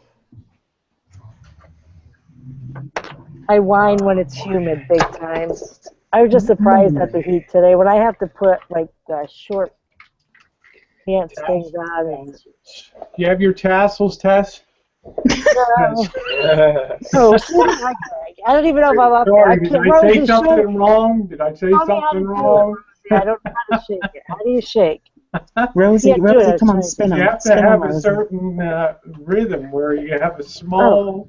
I got it. Yeah. Well, I have this. I have this. To start by doing this test, you know. Yeah, I can't do that. Yeah, I tried to do that. And I'm like, I can't even do that for God.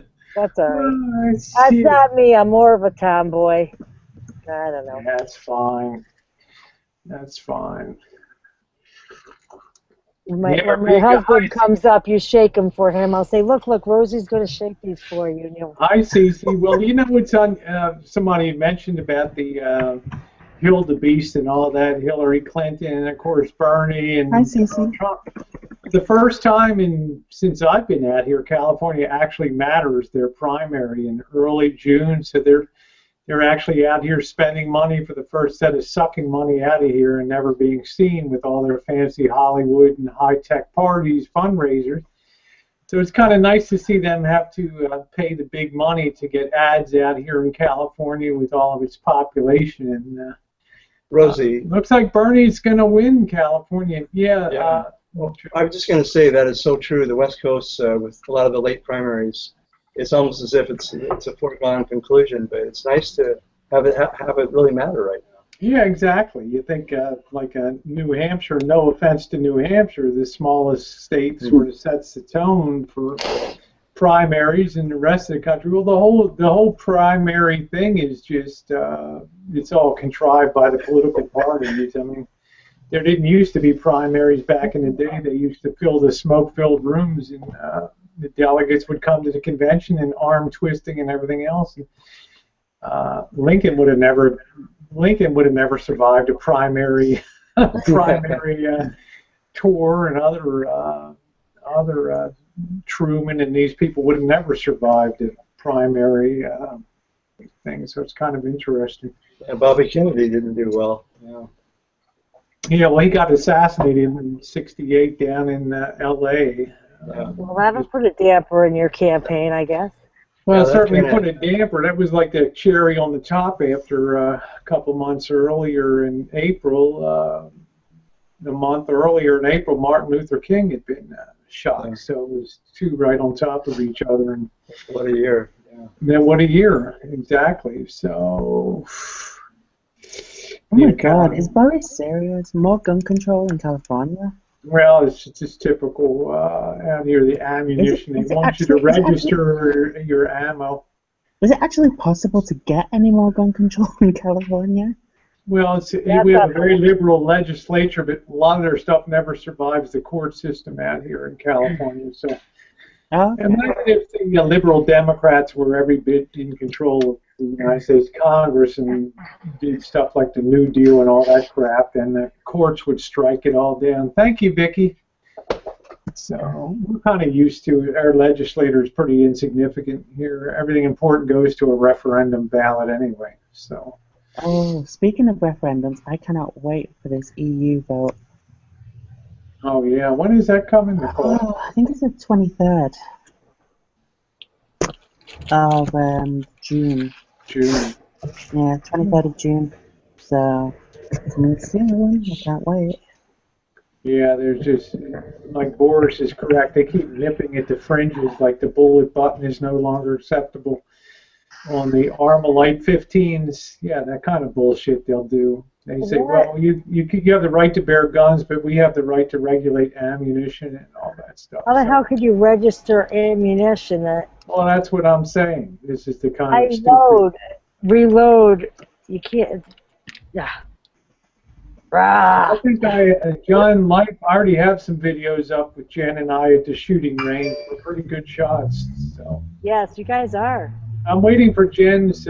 She's going to be having shoulder surgery coming up. So we got to do that. I got to get her recovered in time to go to San Diego and stuff. So. Is that rotator cuff, or what kind of surgery? She has a frozen shoulder, which means I think I probably have the same thing. It's probably contagious. Here, explain that, Jen, what that is.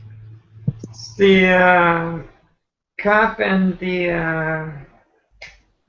cartilage of the cup and the ball joint is locked up together.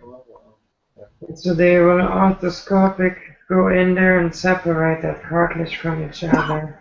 It's supposed to be a relatively simple arthroscopic procedure. Yeah. They just make a small incision and use guided instruments to go in there. I had arthroscopic knee surgery in 1980. It's pretty quick. Yeah. Ashamed to say that was a barroom fight that went bad. But to buy ammo, yes, CC. I think you have to, well, here in Connecticut, you have to show your pistol permit, I believe, to buy ammo, or you have to have a special permit to buy ammo. But I haven't bought ammo in forever, so. Yeah, that's why, Vicki Weaver, was this post-surgery painful? Because I wanted Jen to think very carefully during her consultation about whether because her mobility, I think, is gradually returning. I want her to consider that very carefully, the post-operative outlook on that. You know, I don't know. Yeah, reloading, I don't know. I mean, we have our guns. We knew shit was coming. We've stocked up on our stuff that we need around here. The barroom fight was in a bar called Gerard's in Baltimore, Maryland in 1980. I used to have a store, a retail store, catering to tours down there, and it was the end of the summer, and a lot of my employees were going back to work, were going back to school. At that time, drinking was 18 years of age, so. We all went to the bar, and these bouncers were all jacked up on coke and stuff. Coke was really big at that time, and these bouncers just got out of control. I think somebody in our group accidentally had their foot out in the passageway, and one of them tripped, and they just went ballistic and started throwing us around. And one grabbed my left leg and turned it 180 degrees down. You know, almost snapped off my lower leg from the upper leg. So, yeah, so I had to go in and get that shit on. I went to court and everything, got a decent settlement, but it still gives me, a lot of trouble. Glenn Henry, we stocked up too here. I'm not taking any chances on the Hilda beats coming in and all that stuff. So nice to see you, Glenn. I wish she'd just fuck off. Excuse me? No, not you. The guy that got bit by the dog before, sorry, the guy that got bit by the dog before I did, he already hit the lawyer, got the lawyer and suing not only for the dog bite, but for neck and back injuries. I'm like, what the fuck? The guy didn't even, he got a little superficial scratch on his leg, according to the police report. I mean, okay, legally, he should be compensated, but his dog didn't draw blood or anything. But it is what it is. But he's going for neck and back injury, and he sued every year for the last 6 years. He sued somebody. Wow. You know, and I said to my friend, I said, you know, give me his address. I'll give him something to cry about, for God's sakes. You know? Well, I had the world's worst attorney, was what I had. He was lazy as fuck. And he paid me with a 1968 Triumph sports car with frozen pistons in the How old? the block. Like 17? And I was like, I don't know, 20, 22 maybe, something like that. Yeah. Young puppy. And I wasted a whole 3 months trying to unfreeze those pistons, and finally I just took a fucking sledgehammer and smashed down each of the pistons in the cylinder and pushed the car off the cliff. The hell with it, you know. Just the world's laziest. You know, we went to settlement on the court day. Of course, they just, when you're ready to go into court, that's when the insurance company gets serious about stuff. So when I was on workers' comp, second time, when I went for my back, the first time I had a lawyer, and it was so not worth the aggravation. I didn't have the bother. This time I did it myself, and the commissioner was looking out, you know, to make sure that for both parties, but he did pretty good by me. But I had back surgery. I had a disc replaced, and it was it's perfect.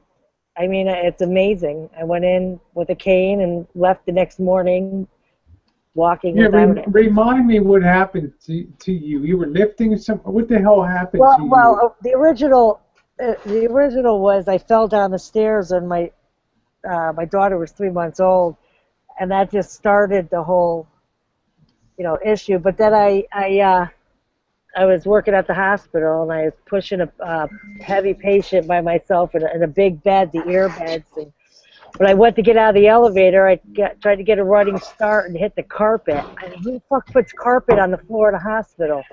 And just blew the back out, and, you know, that was it. But, you know, and I finished that night, signed in, I was out.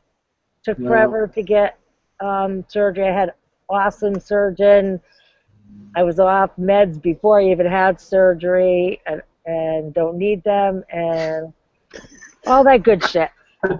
Living large. I'm living in my, see how it works out. Don't you miss picking on me, Nicole? I like what Boris said. I'm suffering emotional PTSD about the whole gun control thing. Yeah, you should be able to sue somebody, Boris. Fuck them, you know? You should be able to go in there and sue the hell out of these goofballs for your emotional distress and stuff like that. Yeah, you're right, Joe. Litigious people should be sued. You know? I said what? I said a 4-letter word. Shut up. What did it? What? You said a 4-letter word, Nicole.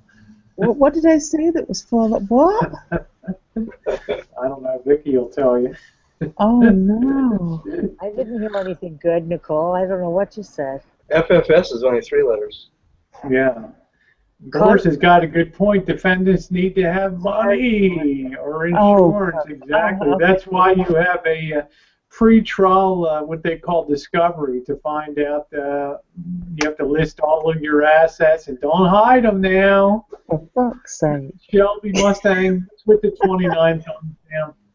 I don't know. I mean, I did a video on thumbs down. I don't give a flying rats, hiney It's about freaking hot in it. here still.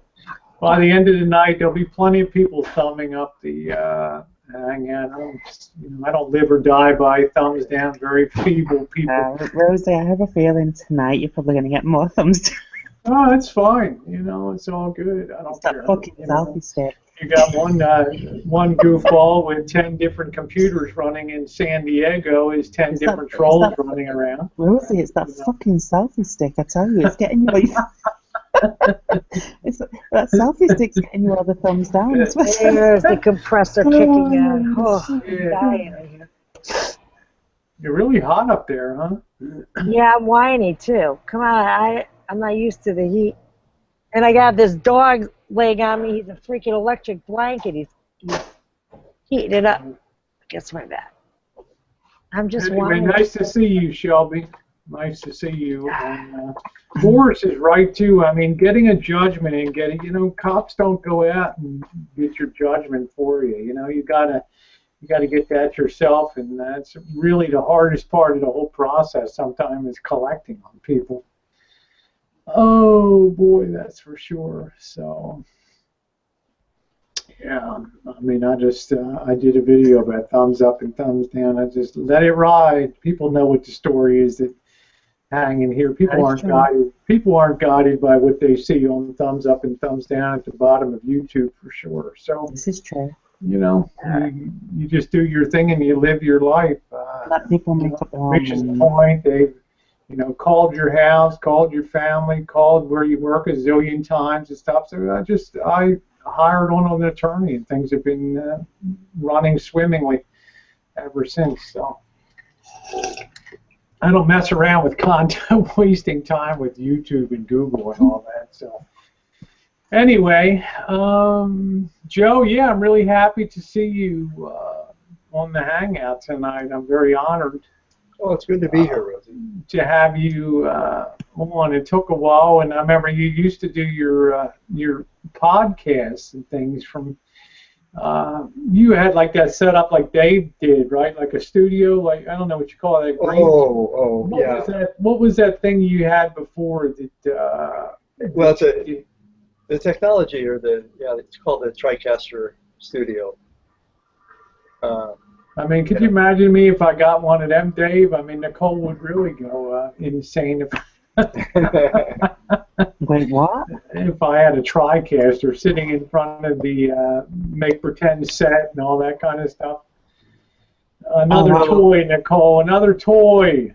I would come over there and I would throw a fish at you. Oh Lord! I don't even care. I would throw a fish at you. Oh. It just gives you the illusion of being in a studio. Yeah, I really like that.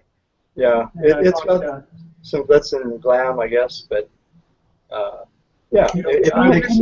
And I also wish Dave Displace was coming in tonight, because I had a question about, he actually morphs his image into, what would you call that, like an avatar or something like that? Yeah. So, yeah. It's 3D. I think he's in 3D now. I don't know how you do that. I have no idea. He has some special software where he superimposes somebody's face onto some kind of 3D rendered image, and it's all very technical. I don't know how he does it specifically, but I have a rough idea.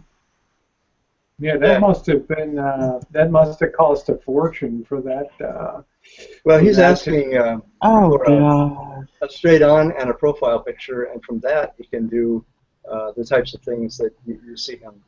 Yeah, it just looked amazingly, amazingly rendered in just like an avatar of him, and he would have sitting at his desk, and then the screen pops down, and there's I had to laugh. There's Marshall, and it goes back up. Nope. And then Amanda May. Nope. Oh yeah. That goes back up, and I had to laugh. I thought that was very very clever the way that he did that. Speaking of, I have it. Oh, he has Final Cut Pro. Okay. Yeah. Of course, is that a PC product, or is that for Mac? That thing, or it doesn't matter? That's Mac. Okay. So I never used Apple products, so it's so I've always been PC. Well, I think it's very, very user-friendly. I mean, it's the best thing out there. I wish they had it for PC.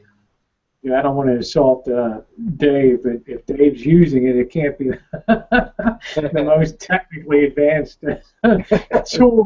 Yeah, no offense, Dave. Don't No, be hating on me. Boris is right. Boris and Dave has some of the most advanced stuff Yeah, you can get. I mean, Final Cut Pro is really it's like Apple's most advanced software.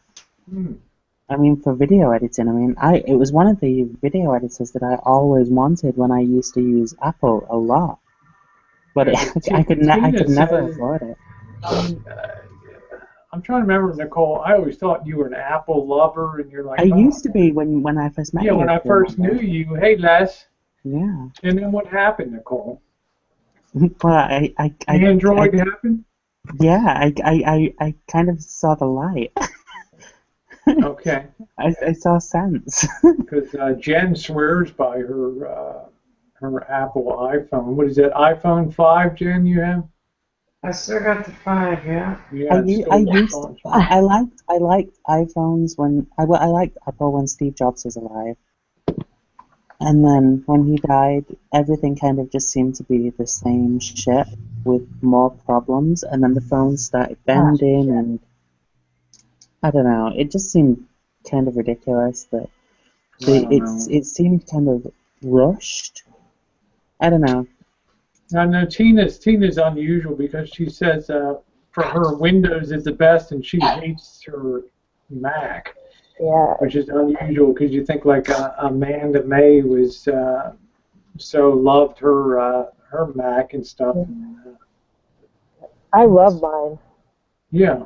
I love my Mac, and actually I have to get that Windows install off my son's computer.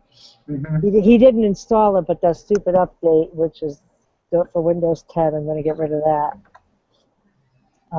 I love the Mac. I was always PC, and now I don't have the patience to even turn it on. I don't have much patience anyways. Well, you don't. I never. Les says I love my Mac too. It's like you never have to worry about viruses and stuff like that with Mac. Plus, when if they do updates, they're kind of in the background. Whereas the thing I've always hated about Windows is they just stop you cold, take over your computer for 15 minutes, do their upgrade, no matter what the hell you're doing, and then return control of your computer to you. And plus, they're trying to force this Windows 10. Cause I'm running Windows 7 now, and I don't want to give up Windows 7. And every day, it's like if you saw Corey's video about trying to force Windows 10 on people.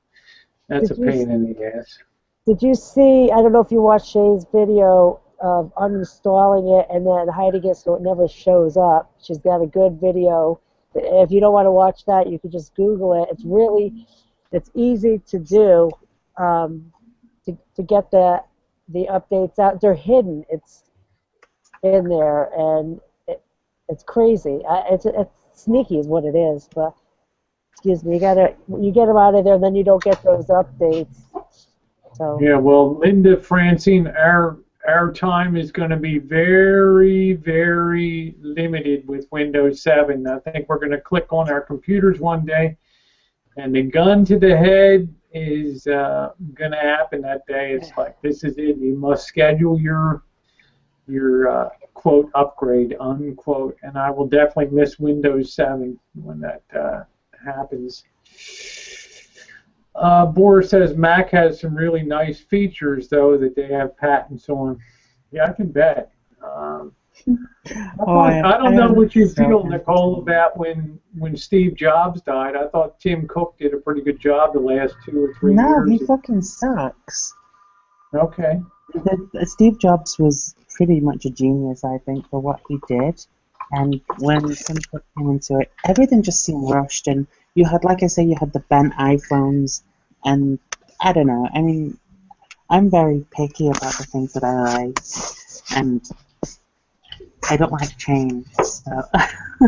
Well, a company's got to evolve, right? I mean, you just can't stand still. I mean, I'm sure there's new products that they're thinking about. Oh no! Don't get me wrong. I understand that. I just think that I think that with Steve Jobs, you knew that you were going to get stability with your product. Absolutely true, Jen.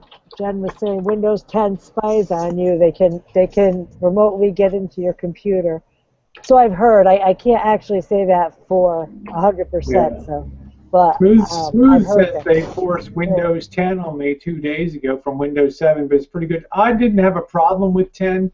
I mean, I'm embarrassed to say I'm still running Windows 7 in the kitchen for morning. XP. XP. I'm still running XP, which was bulletproof. But I don't like being forced to get with the program. That pisses me off. Every single move you make, every keystroke you make, everything you do on your computer, everything you have on your computer gets sent to Microsoft.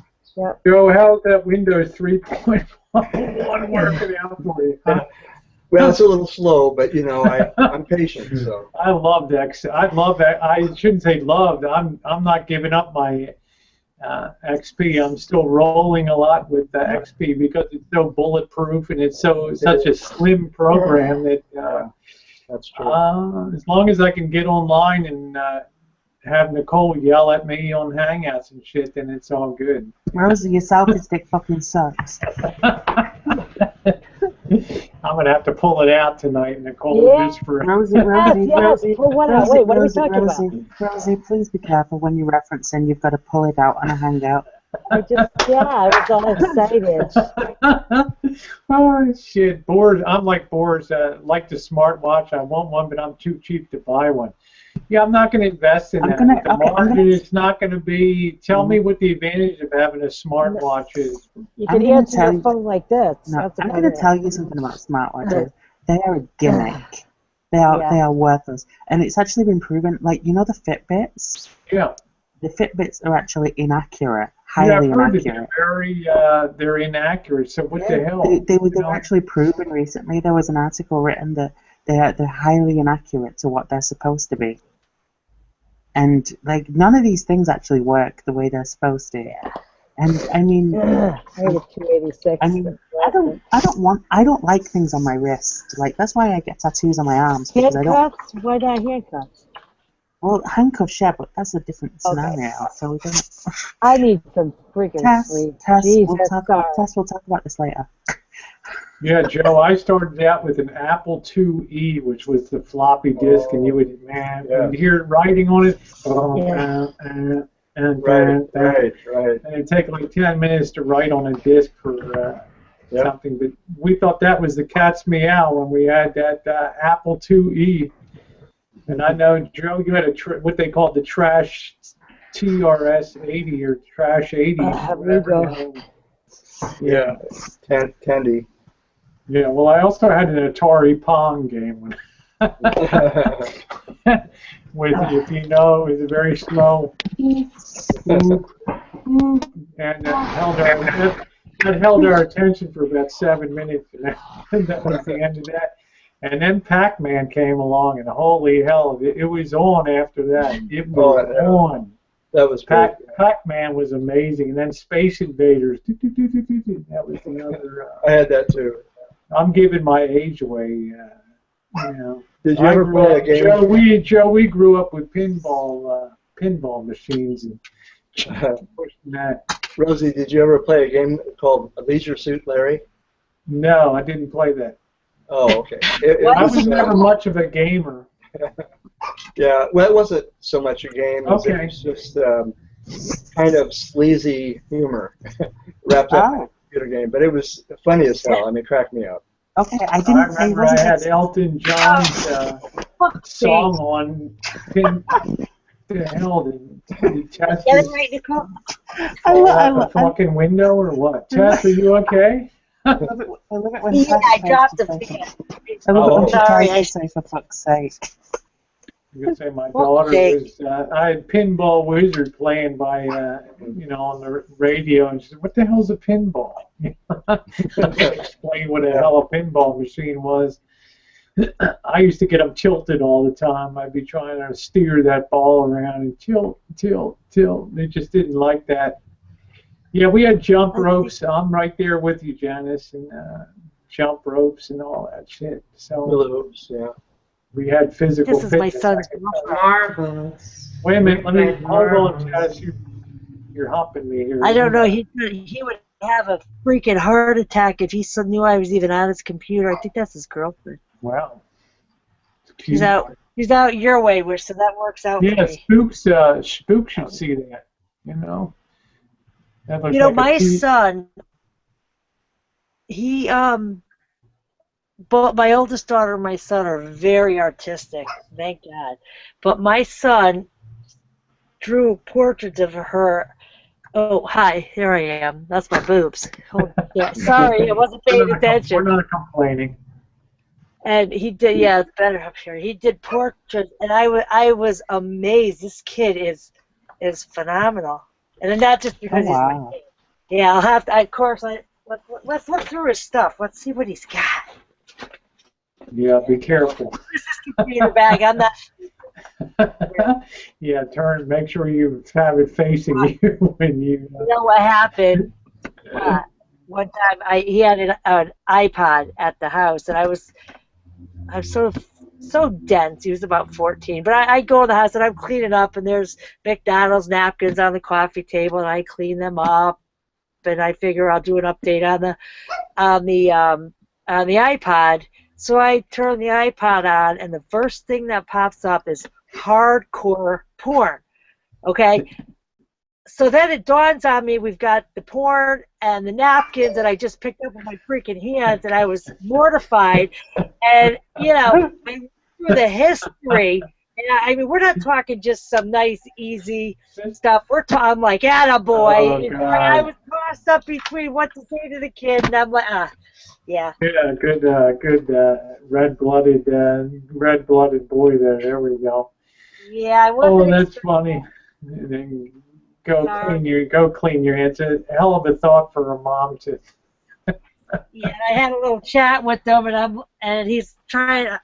Anyways, I was good though. I just said, look, keep it in the bathroom or something. Don't leave the iPod open like that. If your father saw it, he would have been pissed. Let's see. Wayback Tax says Windows 10 makes me seriously consider making a move to Linux. I tried to install Linux and I could not get it to work the Wi-Fi. The Wi-Fi or what I would have run. It was Linux Mint or something like that. Does that make sense? Linux Mint. Debbie says, dang, we're all starving. Hubby called and said he'll be home in 10 minutes about 30 minutes ago. Oh, my goodness. I hope you can come on a little later, Deb, after you eat. Hey, hippie, not enough flat land to play that in West Virginia, Jan. Yeah, but beautiful country down there. One of my favorite parts of the country, where the Paw Paw, West Virginia, and Harper's Ferry, all beautiful down in there. Tandy 1000. Yeah, I had an Apple IIe that I used, and man, that thing used to grind away when it was writing to those floppy disks, and then we thought it was really cool when those small hard disks came in the plastic holders, and then thumb drives came along. Pretty cool. Hi, Tara. Hi, Jen. Hi, Rosie. Hi, Joe and Nicole. Hi, Tara. Tara. Happy Hump Day to you.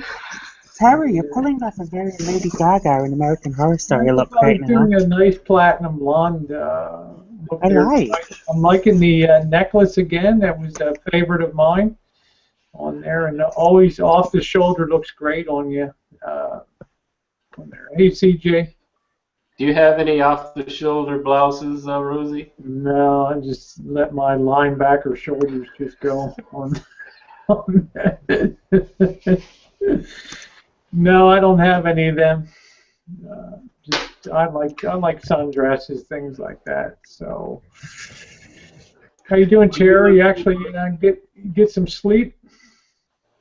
Well, I don't know. My eyes are a little tired, so I got enough sleep last night, 5 hours. If my eyes are really tired, I don't look too good, but so far they're okay. Yeah, that's what Jen and I got up at 5 today to go to UCSF to her doctor today, and I'm thinking, oh, I got to go till midnight tonight and then get up at 5 tomorrow. So it's going to be a wild 24 hours here. Shut up, Nicole. Rosie, do me a favor. Rosie, do me a favor. You see that corner of your room? I know. Unfold your selfie stick, take it out, pull it all the way out, sit on it, and then spin. My selfie stick. Still going strong, Nicole. Almost 14 months I've had that. Do you know something? I dog you for that selfie stick, I really do, but I'm going to tell you a little secret. I actually said to my mum the other day, I'm actually considering the idea of a selfie stick. I actually couldn't believe it. It's good for a ride-along with you and your mom when you're doing a video or something like that. Riding along, it's awesome. You get a little more distance between, and you get, because you got a really nice camera, Nicole, and your only issue would be the weight on the end of it and stuff. Well, no, I mean, it wouldn't be anytime soon, obviously, but I mean, it was just they're something only about $4 or $5 selfies. Well, no, but I wouldn't waste money like that anyway. But I mean, it was something we were just talking about in passing, because we were talking about, because I remember I was watching something of yours, and I think it was something you did, and you got a view of something. I can't remember what it was I was watching, and I was like, okay, this is the first time I've watched this selfie stick, and I've really enjoyed the view that she's done from it. Because you did something, and it was like a view where you panned it round, and I thought, okay, I like that. Yeah, and people aren't as freaked out as you think about selfie sticks, especially in places like Vegas. Because, Jan, remember we were seeing a ton of Korean and Chinese tourists and stuff this time, and they all have a flag. Like the tour leader holds up a flag, and they're all like little ducks and walking behind the flag. It looks like a kindergarten outing when they're all out there. And the overhead show comes on at Fremont Street, and they're all twisting and turning and videoing on their iPads and their phones and stuff. And they just all look really cute doing that. Remember that, Jen? And they all try also to secretly record the artists with their cell phones without paying. What do you mean? Well, you see them like they're trying to sneak their phones and they try to record the artists, that are on Fremont Street. Well, you can record them, right? I mean, I recorded. I mean, I had Elvis last. I had Tyler James, who's a good Elvis tribute artist on the stage. I had that girl doing a pole dance, a crazy pole dance. Yeah, but like some of these, like the Kiss artists, they don't want to be. Oh, you mean like the people trying to hustle money on? Yeah, they don't like it. Yeah. Yeah, they don't like it. Those you see those Koreans, they don't want to pay. They're like greedy, so they want to you see them they're trying any kind of angle to kind of sneak their phone and their absolutely. I mean, iPads and everything, any kind of angle, and it's the funniest thing. Well, you're not going to see that stuff in Korea, with guys in string thongs and stuff and diapers. I mean, you'd be arrested and you'd be committed for a 3-year stretch if you went out on the street in that. But everything is fair game, so they just let it roll. Tara, have you been to Vegas? I'm sure you have been. Yes, a long time ago. If I can save up some money, I'll meet everybody. But yeah, where did you stay? Where did you stay when you went years ago? I think this was like 1993, and I think it was the hotel where the cowboys in the front with the hat. That old thing. What's the name of that old famous hotel that has the huge cowboy lighted up in the front? Was that the gold Was that the New Frontier or something like that with Gillies when they had the goal in there? Mm-hmm. They had the Golden Gate. Was it downtown or was it on the Strip? You know, I don't remember. That was so long ago. It's the property of New Frontier with the Well, cowboy. okay, Jared. We'll just say they bulldozed the fucker and be done with it. That's it. I want to go back. Well, we're trying to shoot for back, and I'm going to see if I can save money. No, that'll be a good thing. We're going to see if we can have a meet up again for bottom of YouTube 2, second annual down there. I know Joe's expressed interest in coming down to have a good talking to me and try to straighten me. No, I gave up on it. A little one-on-one, Joe. You gave up on it. No, I gave up on that. Hopeless cases, that's for a different saint. There we go. But that would be that'd be awesome to have that. But sure is a fun place. But I'll tell you, when it's time to get on the plane, I'm glad to be out of there. When about 4 or 5 days is about my limit down there, and then it just gets. Right. Are you a gambler, Joe, at all? A little bit, yeah. I do a little bit of blackjack and or 21 night. I play the slots. Yeah, nothing a lot. I like the shows, to be honest with you. That's I prefer it. Yeah, I like the shows. You know, they're trying to downplay gambling now, and keep building the shows and the other sources of revenue, like opening hotel pools to locals. You know, to make the $20 a day if a local wants to come in and use the pool, which is kind of smart. I mean, they've never maximized their assets, and now they're all doing stuff like that. Hey, Gray, nice to see you. I don't know if they're as family friendly as they used to be. Oh, hell no. They're not. Last time it's been a while, but I was at the New York, and still saw some families, but not as many as in years past. Oops, sorry, Jen, I just muted you. Crazy me. Hey, you know what, Joe? Remember about 20 years ago they tried to make Las Vegas a family-friendly destination, and that backfired like in a major way. Yeah. Because you know, the adults and stuff didn't want to have a lot of kids around, and then the only thing that turned that around was when they had the what happens in Vegas stays in Vegas. I think that was way back in after 9/11. That thing's been around a long time, but that was a disaster when they tried to cater to kids down and family friendly. Remember the movie National Lampoon Vacation with Chevy Chase and Randy Quaid? That was funny as hell. That tried to do all the try to paint it as a family-friendly destination, which is not. It's much more adult. Much more adult-oriented. Well, Rosie, I was wondering if the people that hand out literature on the sidewalk, on the strip, if they were going to go family-friendly as well, but apparently they never caught on. Well, it did. You're going to be surprised. You're going to be surprised to hear this, Joe.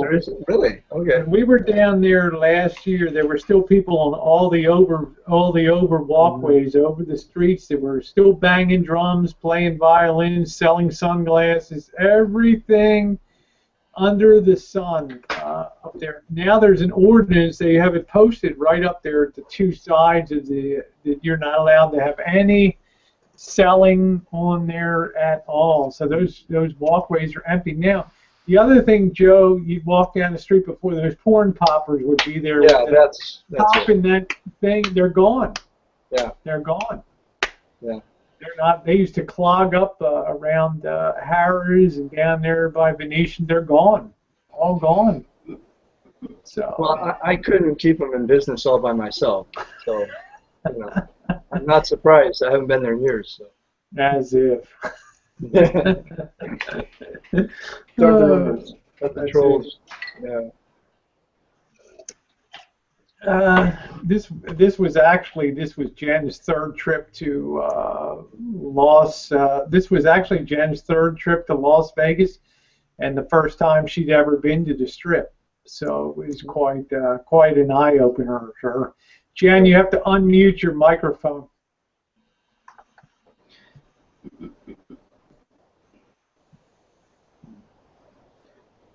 Okay, I'm just peeking and telling her.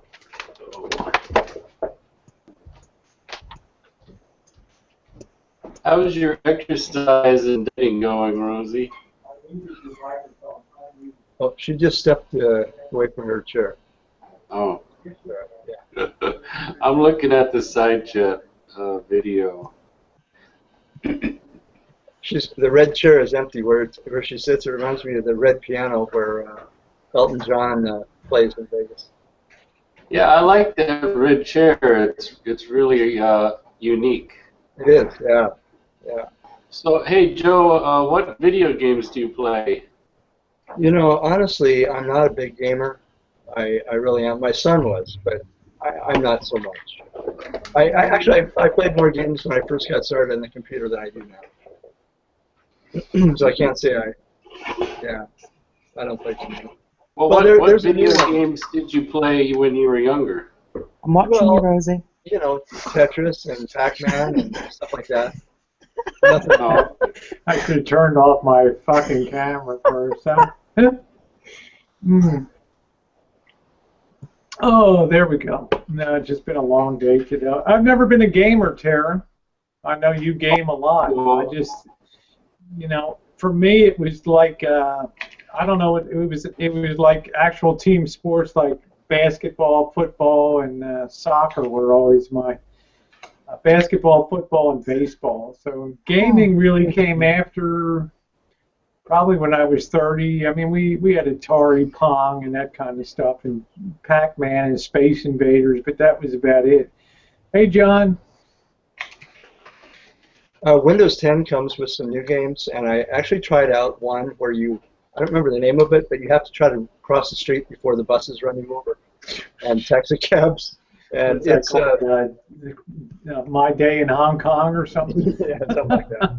But it's pretty addictive. You know. That took some getting used to, Joe. When I moved to Hong Kong, and of course they observed the British system of driving on the other side of the road, and it was also the first place I'd gone to where drivers have the right-of-way vehicular traffic over pedestrians. So they would almost steer at you when you were trying to cross the street. So that was maddening. Hey, there's Corey on the side. Corey, make sure to watch your mail. I was starting to tell you guys this story in Las Vegas. I'm the world's worst gambler. And I lost about $150, and I got a message from Corey, play $1 for me in the slot machine. Oh, I heard this story. I swear I put $1 in, and Bobby will be my witness to it, and 3 red 7s came up on that thing, 7, and it paid out $50 on that. So and now there's a good news, bad news. If it had been another $2 in with $3 fully loaded, it would have been $1,000 payoff. So next time, Corey, tell me to put $3 in, and you would have won. But your $50 is in the mail, so congratulations to you. That's great. And I'd asked Bobby to film it, but of course Bobby had the camera turned towards him again when he was using my GoPro. Instead of having a lens at me, Bobby, once again, like he did last year at the pool, had the lens towards him when he was supposed to be videoing me at the machine. So all you see is Bobby's face on that. No, Corey, it was an amazing, amazing story. So, yeah. And Corey, I hope your business is going good. It's kind of exciting to start a new business venture. Hi, Tess. Hello, got booted from the stupid Wi-Fi. Well, I was about to send Nicole to come after Come you. get me with your come selfie. get you. Wait, what? What the fuck was I doing? What? You were going to come and find me. I'm getting a Ethernet cable run out. It's funny because I was joking with my friend and I said, you know, you're so damn lazy. You think you'd already have an Ethernet cable running out. No, this guy is the nicest guy ever. The least lazy person. I was just joking, you know. And he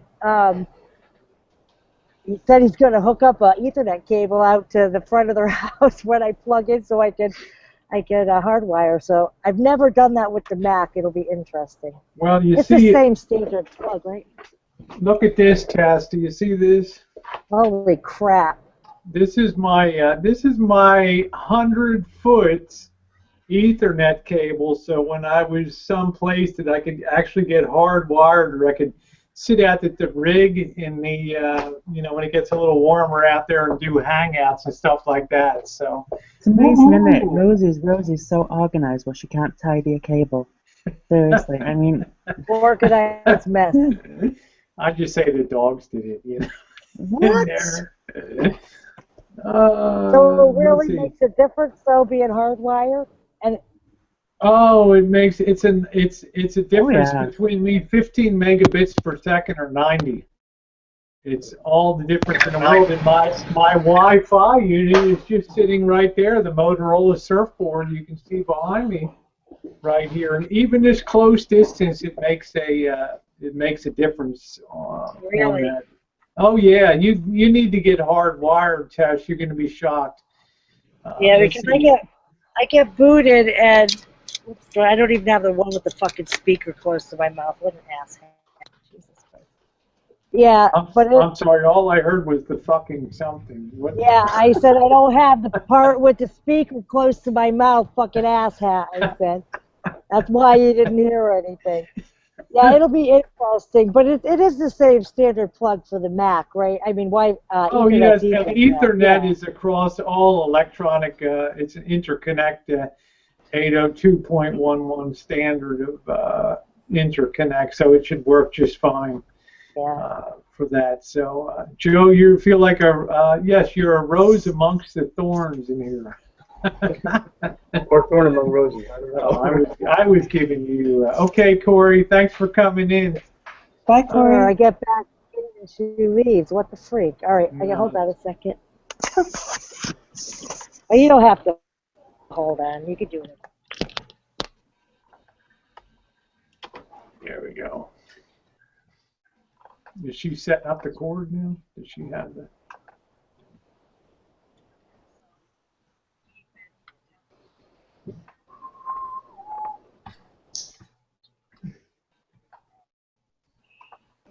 Is this the night that Tara's going to sing? She's going to howl over. She's got an hour and 14 minutes till she howls. On here, so 8 p.m. Pacific Daylight Savings Time. I was going to ask you, Rosie, how's your diet and your exercising?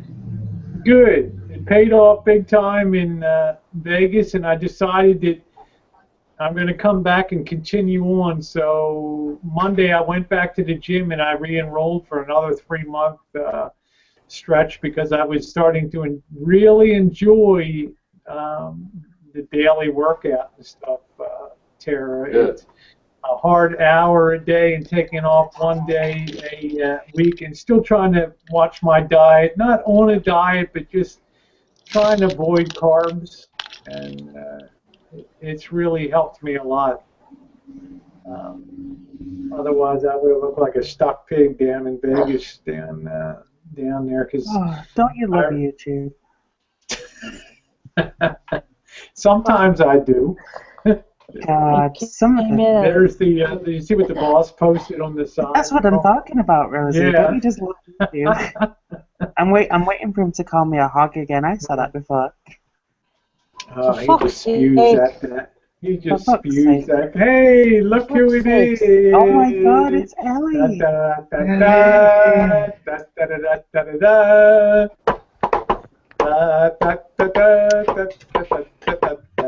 The New Jersey party girl rides again. Here she comes. And she's tired as fuck. Oh, I'll bet. Now, I did see you a little bit. Was it last night or was it, what chat did was it I don't Wayne? even remember. It's like one giant box of time. I was in somebody's typing. I was probably hiding in my bedroom. Wayne's Thursday. No, I don't know what night it was, but it all. I don't remember. I knew you'd have tales to tell, Ellie, when you came back. Crazy. These people were here for a week. Wow. And there was food and prepping of food and more eating and more people and people I didn't invite and people stayed in my house that were not welcome here. Wow. Are you kidding me? How did that happen? I mean, after you have so many people in your house, they're like, sure, come over. What was your peak number of people, Ellie, that you had? We had more people Thursday at the lasagna dinner than we had at the barbecue. Oh, shit, I would have come. Jess would have come. Yeah, I would have been one of those. Damn. It was supposed to be like 16, 18 people Thursday night. And this is what I mean. People get invited you didn't even know about. So I'm cooking, and all of a sudden, my mother-in-law shows up in the kitchen, and she goes, well, I invited Cousin Suzanne and her husband and their child. And I'm like, you got a number? She's like, 30? Jesus. And I'm like, 30. where are we going to put these people? Did you make the lasagna, Ellie? After she came in, my sister-in-law and my mother-in-law, I called them and I'm like, first of all, when I'm angry, I'm really not good at hiding it. I said, you fuckers are going to the store and buying more ricotta cheese and eggs, and then you're going to sit here and do this horse shit. Wow. Did you have enough sauce? I am lucky in the fact that I keep sauce in the freezer. Oh, wow. You are lucky. We blew out what I had in the freezer. I mean, it was gone. And meatballs, oh, God, and sausage. All right, and you're killing salad, and there was bread, and people ate, and they ate for hours. They said 6 o'clock. People showed up at 7. People showed up at 8. And I came upstairs and read my husband the riot act. Shit. I was like, poor Mr. Alley. You and your fucking people that don't ever plan for jack shit, right? And that was just Thursday. So during the actual party, I was wearing a hoodie, kind of like what you wear when you're cooking. I was wearing a hoodie because I had something nice prepared to wear and I didn't want to dirty it. Yeah. So I go upstairs to change, and my sister-in-law decides that her children who play the cello and like the violin and the other kid was playing something else, were going to play for their granddad. And I got upstairs but couldn't get back down because they were playing on the stairs. And I'm like, this is bullshit. Right? So I'm standing there, hidden behind the stairs, right? And I'm like, so when they started the second piece of music, I decided I was interrupting. So they got done the second piece, and she goes, and now the third piece will be, and I'm like, me, the third piece will be me, descending the stairs, and you have to pick the goddamn cello up and move it off the friggin' thing. Yeah, like Norma in Sunset Boulevard. I'm ready for a close-up now, Mr. Diddle. The goddamn cello, for Christ's sake. What am I running, a house of industry over here? So she had her kids play 3 of the dullest songs ever, and people were in the kitchen with me when I got downstairs, and they're like, Ellie, what the fuck is this shit? Oh my God. And I'm like, just let her think that You know, some people think I'm a snob. Boy, they haven't met her yet. No. You know, you carry your kid's cello to a barbecue. What the fuck is wrong with you? Well, Ellie, the beautiful thing is, because you're Sicilian, you can verbally smack the shit out of people, and they I don't had a good time. You know, they don't get offended. They say, well, just ask me to fucking move. I'll move. Get the fuck out of the way. You know, move that cello. I ran down the stairs, right, and you know, momentum is always on the side. And I was like, better move that cello right now. And so sorry. And they moved over off the stairs, and I came on through, went through the kitchen, and there's my BFF. She's in the kitchen, and she's like, what the fuck is going on? And my mother's sitting in a chair with the I told you so look. I told you. They took over your house. I told you. And that's exactly what they did. And this is the part that's going to kill you. They didn't leave till yesterday. I mean, you got to feed these people day after day, Ellie? Oh, you know it. Wow. I'm so sick of cooking, I didn't go near the kitchen today. Wow. They put it all back the way it was, which was astonishing. I would have said, Mr. Ellie, you're taking me out to dinner. You know, we're getting the hell out of Dodge. Unbelievable. And everybody... Well, I'm imagining the event was very nice, huh, Ellie? We had a really great time. The food was good. My mother-in-law kept trying to wrangle me in. She's like, you're making too much. You're making too much. People took food home with them. I mean, I'd feel weird. Yeah, I'd feel weird taking food home with me. If, we brought out the takeout containers because I keep a case of them at all times.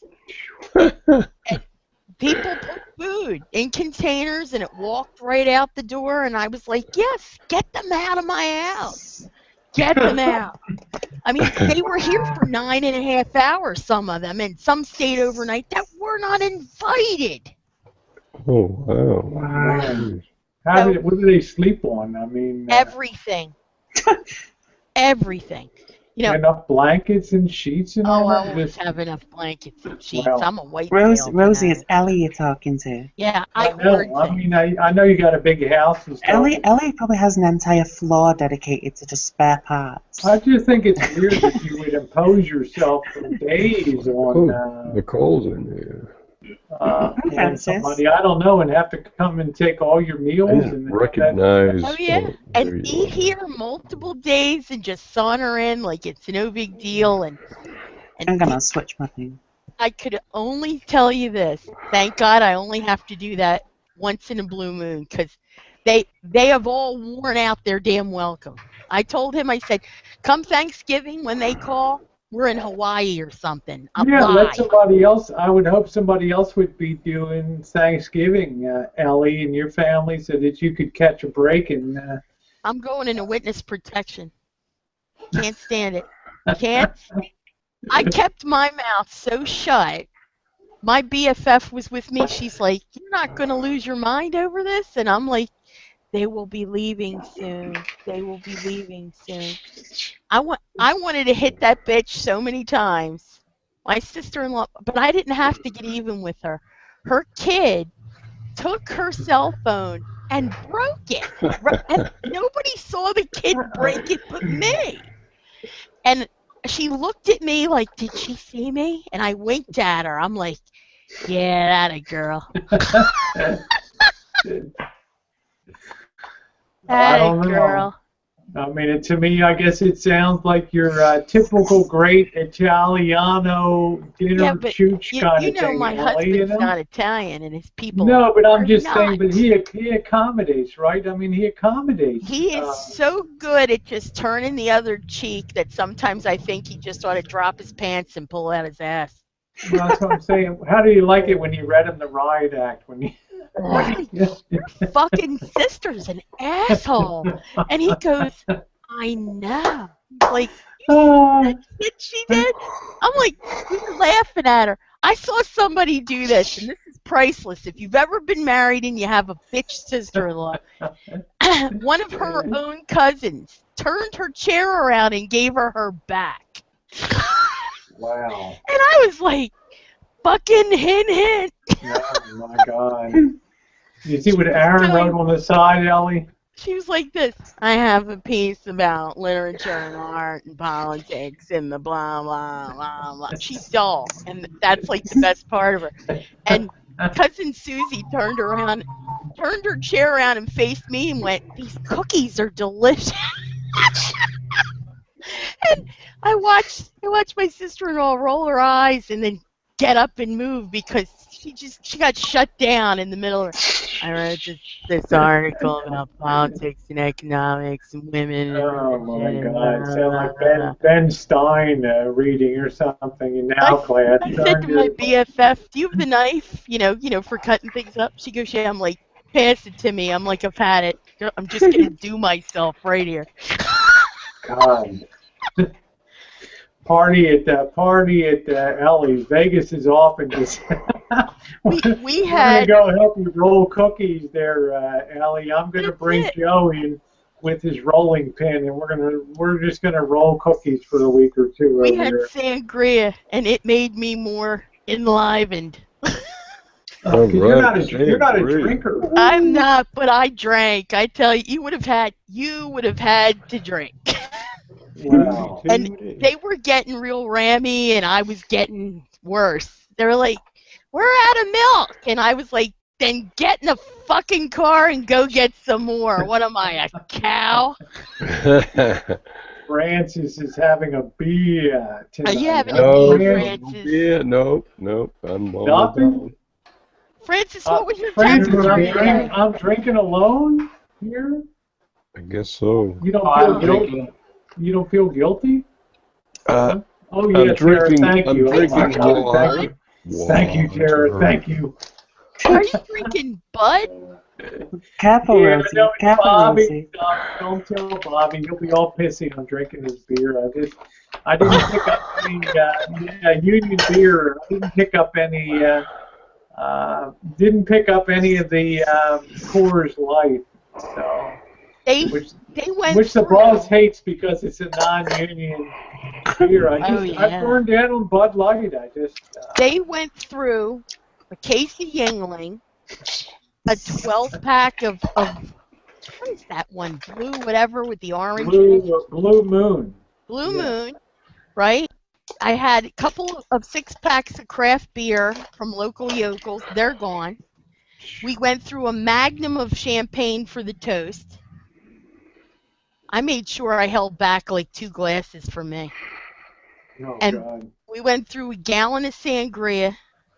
Oh, my 4 God. bottles. People actually brought wine. And I was so glad for it because these people were drinking it like it was water. Did anybody get a good head of steam up? Anything there's always somebody in your family that gets wrecked at the event. Somebody fell asleep in the backyard and it started to rain and I didn't feel compelled to wake them. It was so funny. 11 o'clock at night, you hear on the back door because we had locked it.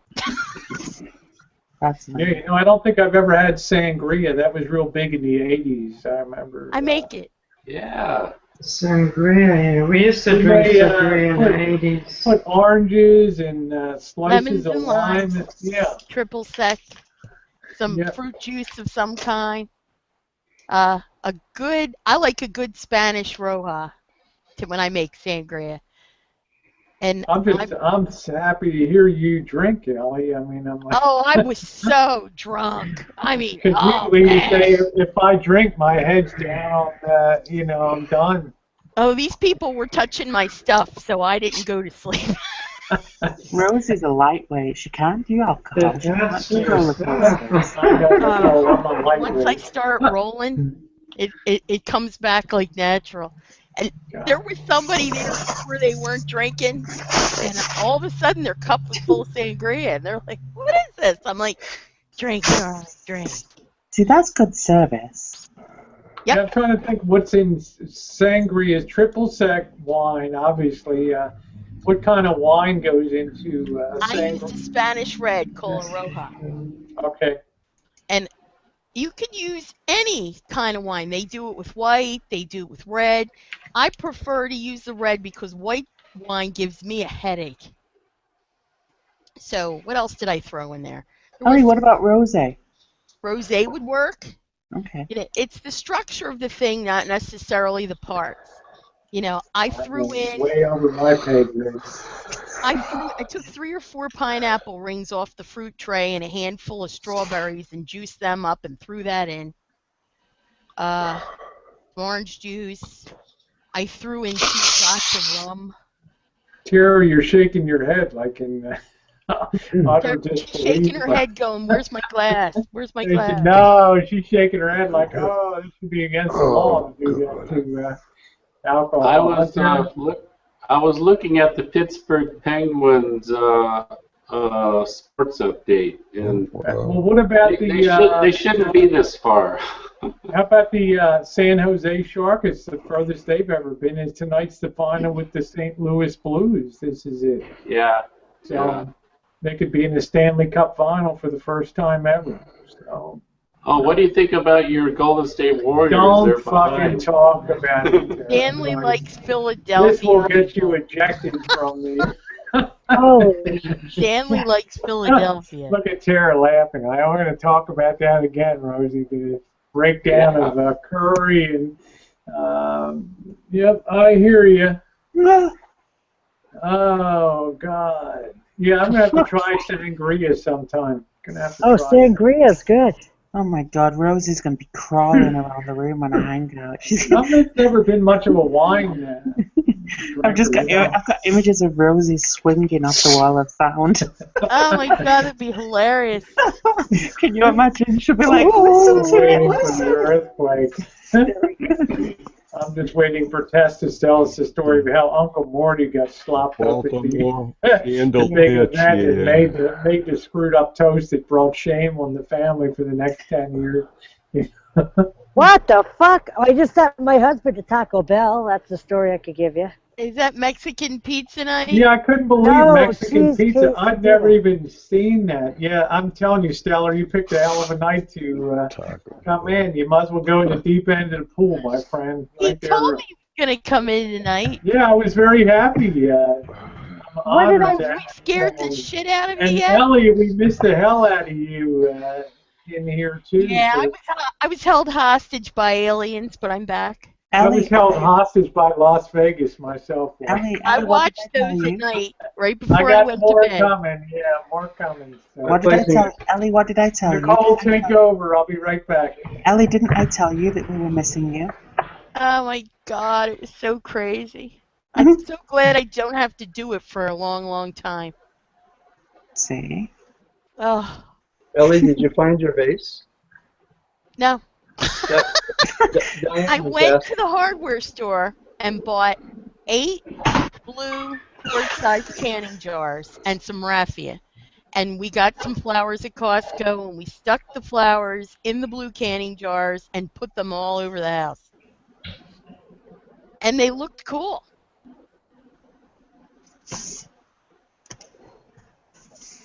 And I wasn't worried if someone broke one.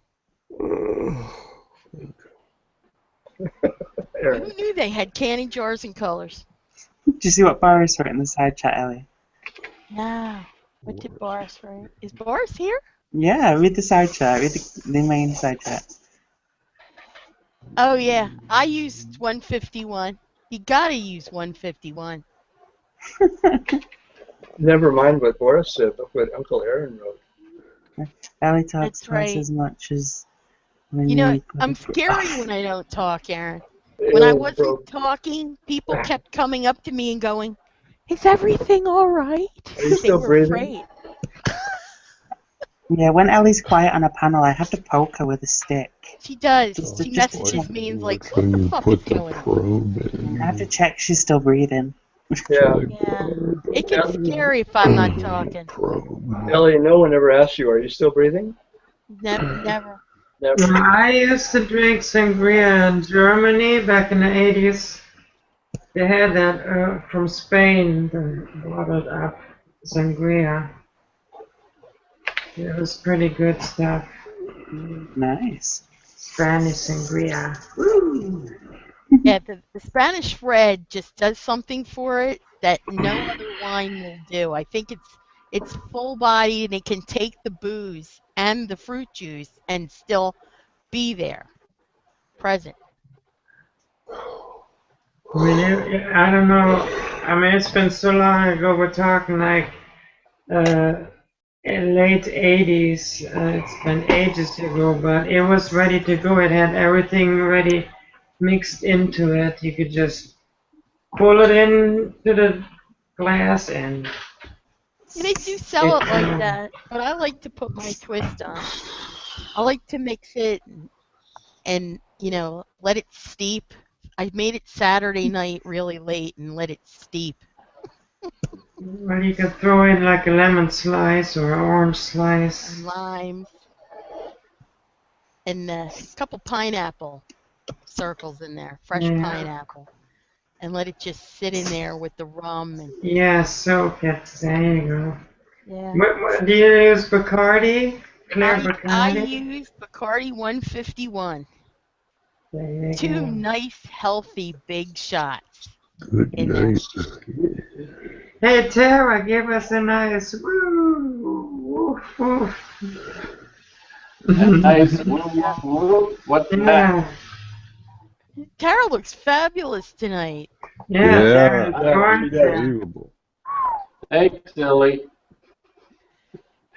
I don't know. I don't think I look too good. But whatever. You look great. If people tell you look good, The you red should just dress. go with it.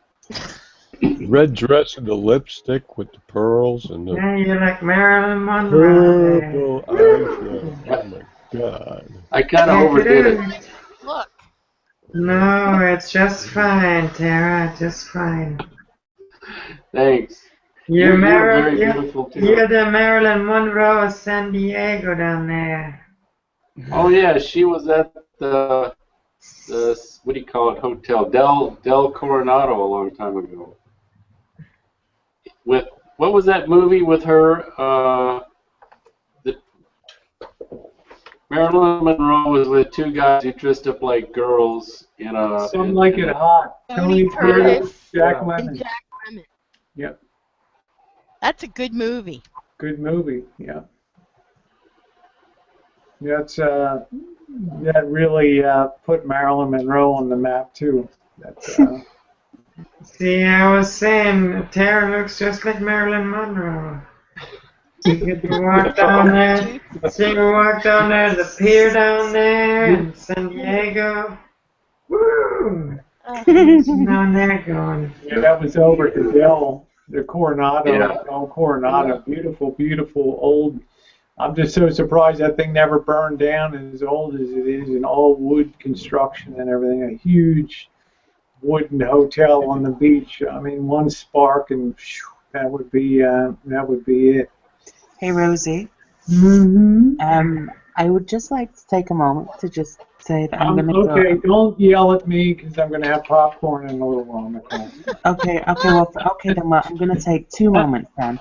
Firstly, I'm going to say 1, use a glass. Oh my. Oh my! Oh my!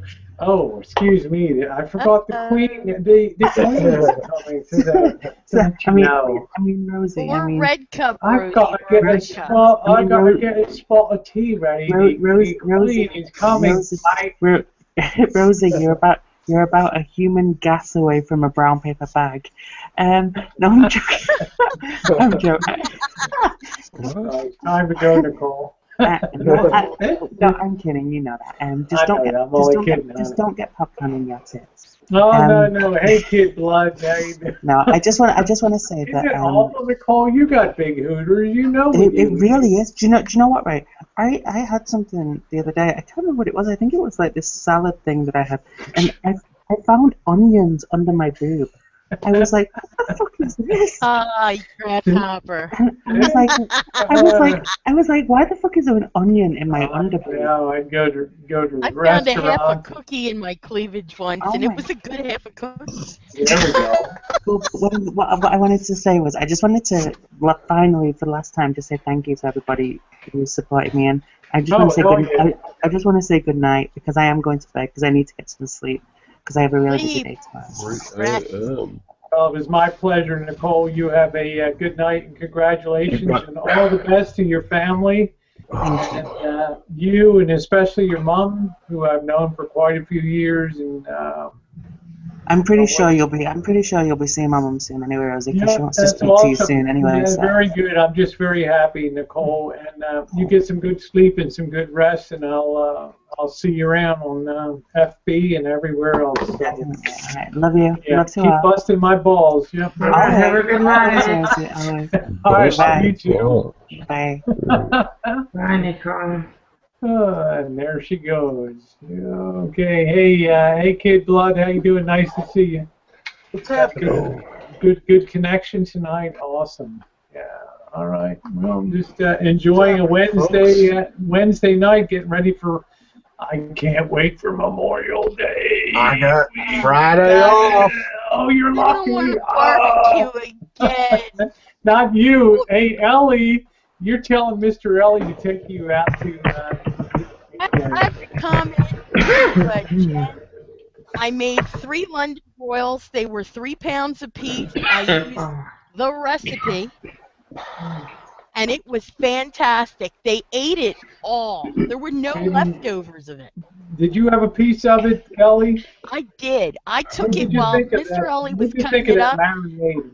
I made some balsamic onions, red onions that I baked and put balsamic vinegar in to go with, and the combination was awesome. I'll tell you, just the people are amazed when they have that. It's not many things. It was very good. It's not many things that floor Janet, because she does a lot of cooking, but that was one thing that I think pretty much floored her, that marinade on that. But I'm glad you like that. I mean, Jen does that virtually every week, and we never get tired of it. I mean, it's just on chicken. 3 London broils, 11 minutes on each side, which made them medium well. Please have mercy on me, Ollie. It's like I'm back on. I probably gained 3 pounds in Vegas eating down there, but actually, I did pretty good, Jen. I didn't eat that much down there, huh? No, you did pretty Not good. with that giant fork, no. Oh yeah, the Neptune's fork one. The giant fork. Can you imagine they give you a meat fork to have spaghetti? I mean, is that the proper fork? Am I wrong, Ellie? No, that was for show. Yeah. And I took that fork sighting and used it. I kept walking around and pointing forks at people and going, "Get forked, okay? Just get forked." I'm sure you wanted to say more. Diane, that's Kid Blood next to Stellar there, and always glad when Kid Blood can pop on the panel. Let me say hello to TM, Tony Mullins in the house, and Diane, 2 campers. Very nice to see you, as always. And well, Ellie, I knew you'd have the stories. Did you put any of your cookies out? Did you? I did. I made like 7 kinds and zucchini bread. Mm. And I put that out. We had banana pudding, birthday cake. There was lemon meringue pie. Ooh. Thanks for making us hungry. Yeah. There you go. I like the lemon. You can have them. People ate like crazy. You know, Really? once you make all that stuff, you don't want to eat. I think the best meal I had was the next day. But Yeah, that's true. Once you're cooking all that stuff, it's like you're spent. I'm like, everybody was like, go get a plate, and I'm like, I'm gonna sit here with the sangria and go fuck off, okay? Well, you know, I'm not gonna put words in your mouth, Ellie, but don't you feel like a sense of accomplishment when you pulled that off?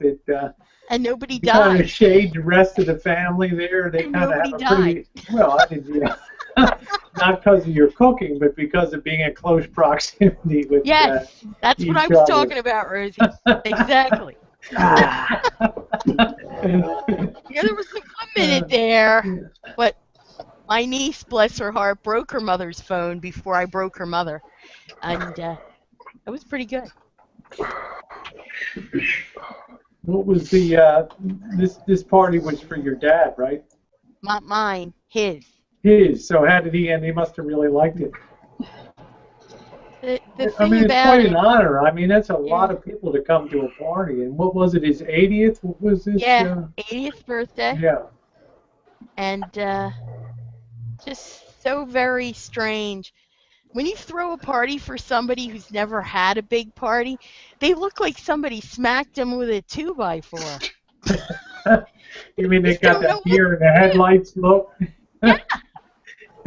I've thrown parties for people who have never had anyone throw them a party before, and they're just speechless. It's like, you guys did all this for me, and we're like, fuck yeah, of course we did. Look at Diane. Her hubby has 4 work days left, and I still have 13 months to go. 4 days, holy cow. 13 months to retirement. Can you believe it? I'm going to be beside myself. And so you're going to retire on your birthday, bro? No, it's going to be June 30th because I want to make sure I get the bonus that's coming to me at the end of the fiscal year. Ending June 30th. So. Alrighty then. Hey, you just I'm have to work an extra week. Joining you and Joe in retirement. And I'm looking forward to it.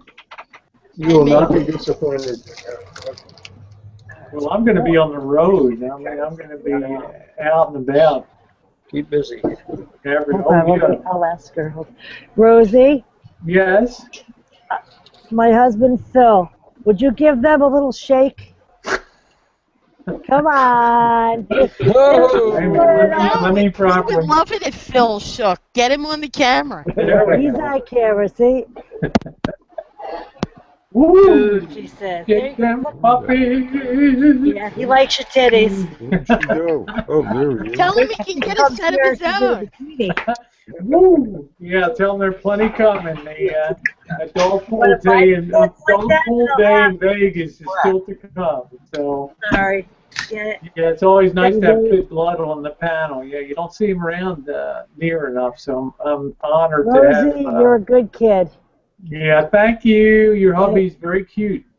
Yeah, it's a shame, isn't it, though? You know what they say from Moonstruck. Do you love him? Yeah, you do. Oh, that's a shame. Yeah. When you love them, they drive you crazy. Hey, there's Tony Mullins is retiring. Yeah, Tony, I'm retiring June 30th, 2017. I'm going to come and help you on the farm there. Where was that guy from that had the farm that wants to marry every 5 minutes? Oh, that was what's the name? The black guy, Duncan. He's from Alabama. Get him on the panel. Yeah, I'd love to get Duncan on here. One of the offensive linemen for Bear Bryant's Crimson Tide down there. Duncan wants to marry us. Yeah, you want to have one of us on one arm and one the other going into the First African Methodist Episcopalian Church down there in Decatur, Alabama. Look out, Episcopalians are Catholic light. Yeah, he sent me a picture of his family on the porch. It's like 13 youngins and him, and he can hardly pick his wife you've got your underwear on here, dude. I don't believe it. Wait a minute, let me put you on present. Wait. There you go. Is that a taco you're wrapping or something? That reminds me of the boss. That reminds me of the boss. The boss is walking around in his underoos because they're fun to wear. You took the thong off already. You know, I can't even say anything that would shock you guys because, Rosie, you've got a beaded thong. I mean, you guys got shit that I couldn't even qualify you with. Oh, come on, girl. Not that that's horrifying. I mean, Okay, here's my cheese quesadilla. A cheese quesadilla. Is that what you got from Taco Bell? You didn't get the cheese cheese. pizza tonight, Tess? Nope. 3 of them. All right, go for it, girl. Cheese. Yeah. Yeah, free ball in I there, remember Tony those Mullins. things. They're Free like ball Mexican pizza. Tess, we're gonna watch you eat it. This helps me burn like 10% additional calories if I watch somebody. I can't do it sexy. I need that site where people will pay me to watch it. Watch me eat. There we go. Oh, good Lord. Hey, Kid Blood, let me see this. Let's see, that's a hell of a kitty there. Huh? Rosie, I figured you were showing your tits. I could show my tits. Oh, nice. Yeah. Hello. Very nice cat.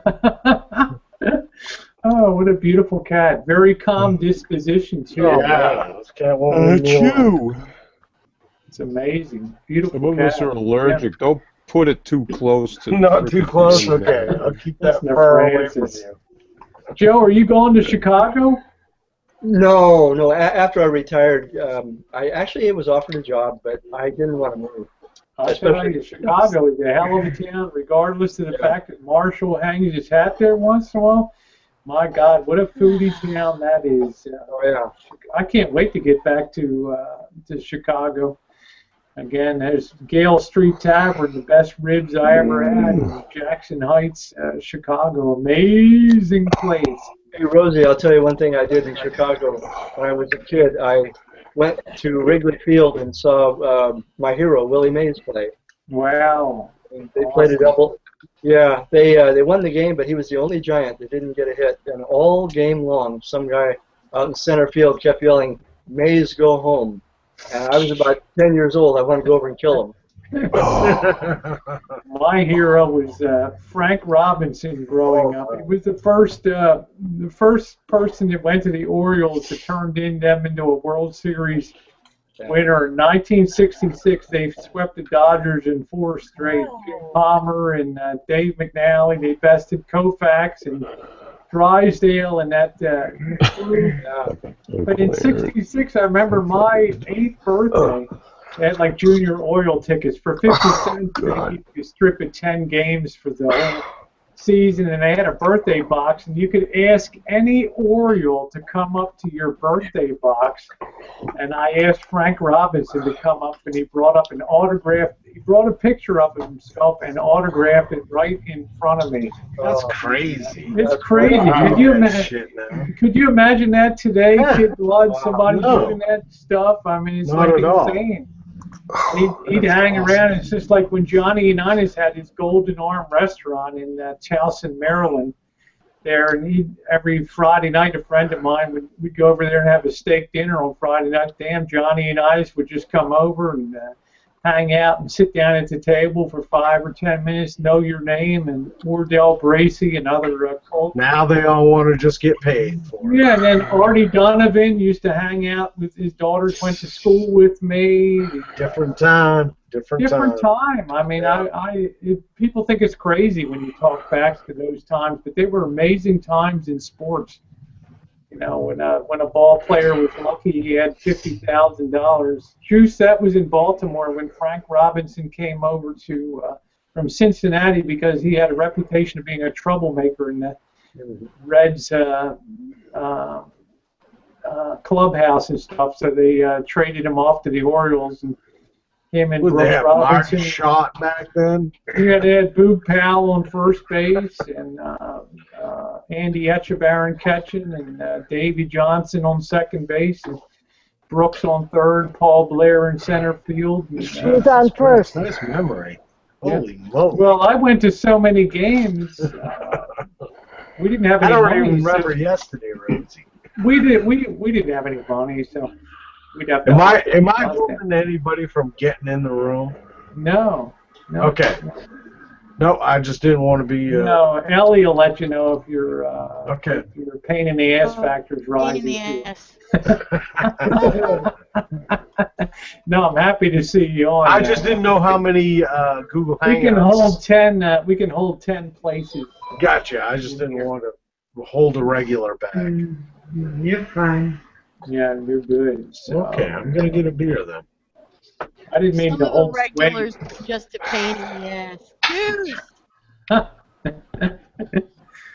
I mean, I didn't mean to overemphasize that, but there's a big difference between sports today and sports in the 60s and the 70s. It was just a different kind of era before things went big time. Well, it wasn't so Before much the about lawyers money. got involved. Yeah, there wasn't the money in the game. And TV rights weren't that big and all that. So. Yeah, the most money Willie Mays ever made was $150,000. It's hard to believe. Yeah. He lived Good like night, a king on that money. Yeah, he did. He really did. Yeah. You ever been to a house that was owned by a sports person? Yep. You walk into the house and you're like, it looks like somebody just won the lottery. They have stupid stuff in their house. Well, I remember Artie Donovan was a offensive lineman for the Colts, and he used to go on the Dave Letterman show back in 20. He was really funny, right, with his New York accent. And he went to Fordham University, and he played for the Colts. And he used to talk about that football was so bad back then that they'd play the day after the circus left town, so there'd be elephant shit all over the field, and they would get up on they'd get up on a line and just throw elephant shit up in each other's faces when they came off of the line. And his stories, he had a country club on his small Valley Country Club out there, 30 acres, beautiful place. I mean, we hopped the fence and got busted for skinny dipping one time, but went to school with his daughters. But they were all very approachable. Jim Mutchler, who made one of the big catches in the 1958 championship game against the Giants, the first one the Colts won, the greatest game ever played, the 58 sudden death overtime game. His kids went to the school, a lot of them went to school at that time. So Night Train Parker, all these people, was amazing. And you know, Rosie, a lot of people don't realize people with the names of Ruth and Gehrig and people like that, actually, they had to have summer jobs, excuse me, they had to have part-time jobs. Absolutely. Sold insurance, sold automobiles. Absolutely. In wintertime, Boo Powell would go down to Florida and run charter service at Key West and work his restaurant down there in Key West. You're absolutely right. I mean, it was just a different kind of. Everybody knew everybody, and it wasn't any more than being like the neighborhood doctor or something like that. It's pretty amazing times. Yeah. Joe, I got to tell you the story, and this will be my last sports story about the time I almost got my father killed at the stadium. Oh, shit. Oh, shit. We couldn't afford tickets to football. I mean, football was expensive even back in the 60s. Well, my uncle was rich as hell, and he gave us 2 tickets to the Jets-Colts game. I guess it was 1967. And I didn't know football from shit, and I was more interested in the concession stands and the hot dogs and the mustard packets and the ketchup packets. So I grabbed a handful of those mustard packets. And, at the stadiums, they had ramps that would come down the street. We'd go down the ramp, and I saw these black women in front of me were so beautifully dressed with their black mink furs, and they were so gorgeous. I took those mustard packs, and I threw them down on the ground in front of me. And when I got to them, I jumped up with 2 feet, and all that mustard sprayed forward on the back of their fur coats. And they turned around and, what the fuck happened? And my father, he didn't miss a beat. He turned around. I don't know, that little bastard. I hope they catch him back, whoever did that. And he beat the living hell out of me when I got out of that stadium. It's lucky we didn't get killed on that. So, Kip, nice to see you. Kipper in the house. Hi, Kipper. And here's a link if anybody. I'm running my mouth off tonight. It's Ellie night tonight and Joe night tonight. So there we go. We got Ellie back in the fold again.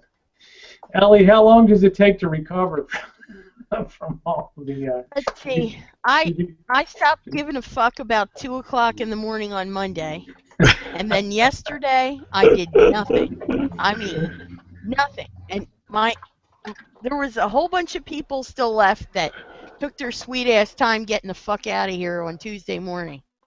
It's like, and bye, and bye-bye, and see ya, and get the fuck out of my house. And they finally left. And when they did, I put my pajamas on and stayed in them for the rest of the day. It's like, because when you have a house full of people, you can't be not entirely dressed and ready for everything. Of course not. I slept in my clothes on Friday. Oh, God. It just kept coming and going and coming and going. You count all the silverware and everything to make sure. We used really nice crystal, what do you call, forks, the plastic stuff they sell it at Costco. They were not allowed to use real things. Yeah, my father used to joke growing up after parties, did you count the silverware? It'd be like, Dad, we use plastic. For the party, they're allowed to. Don't throw that away. I hid all the good shit. I gave my husband boxes of stuff. He's like, "What are you boxing?" I'm like, "Valuables. Take it upstairs." Hey now, John Tilleyman, nice to see you, John. Welcome aboard. Hey, John. Hi, John. Hi, guys. What's up? And we've got the Kip, been a long Kipper in the house. There was happening.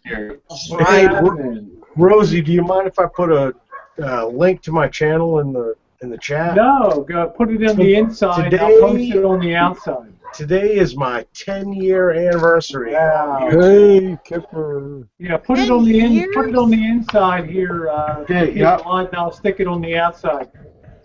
Thank you very much, Rosie. Yeah, I'm happy to. Yeah.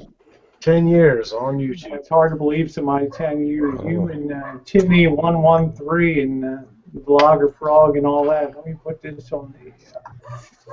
Oh, we go way back.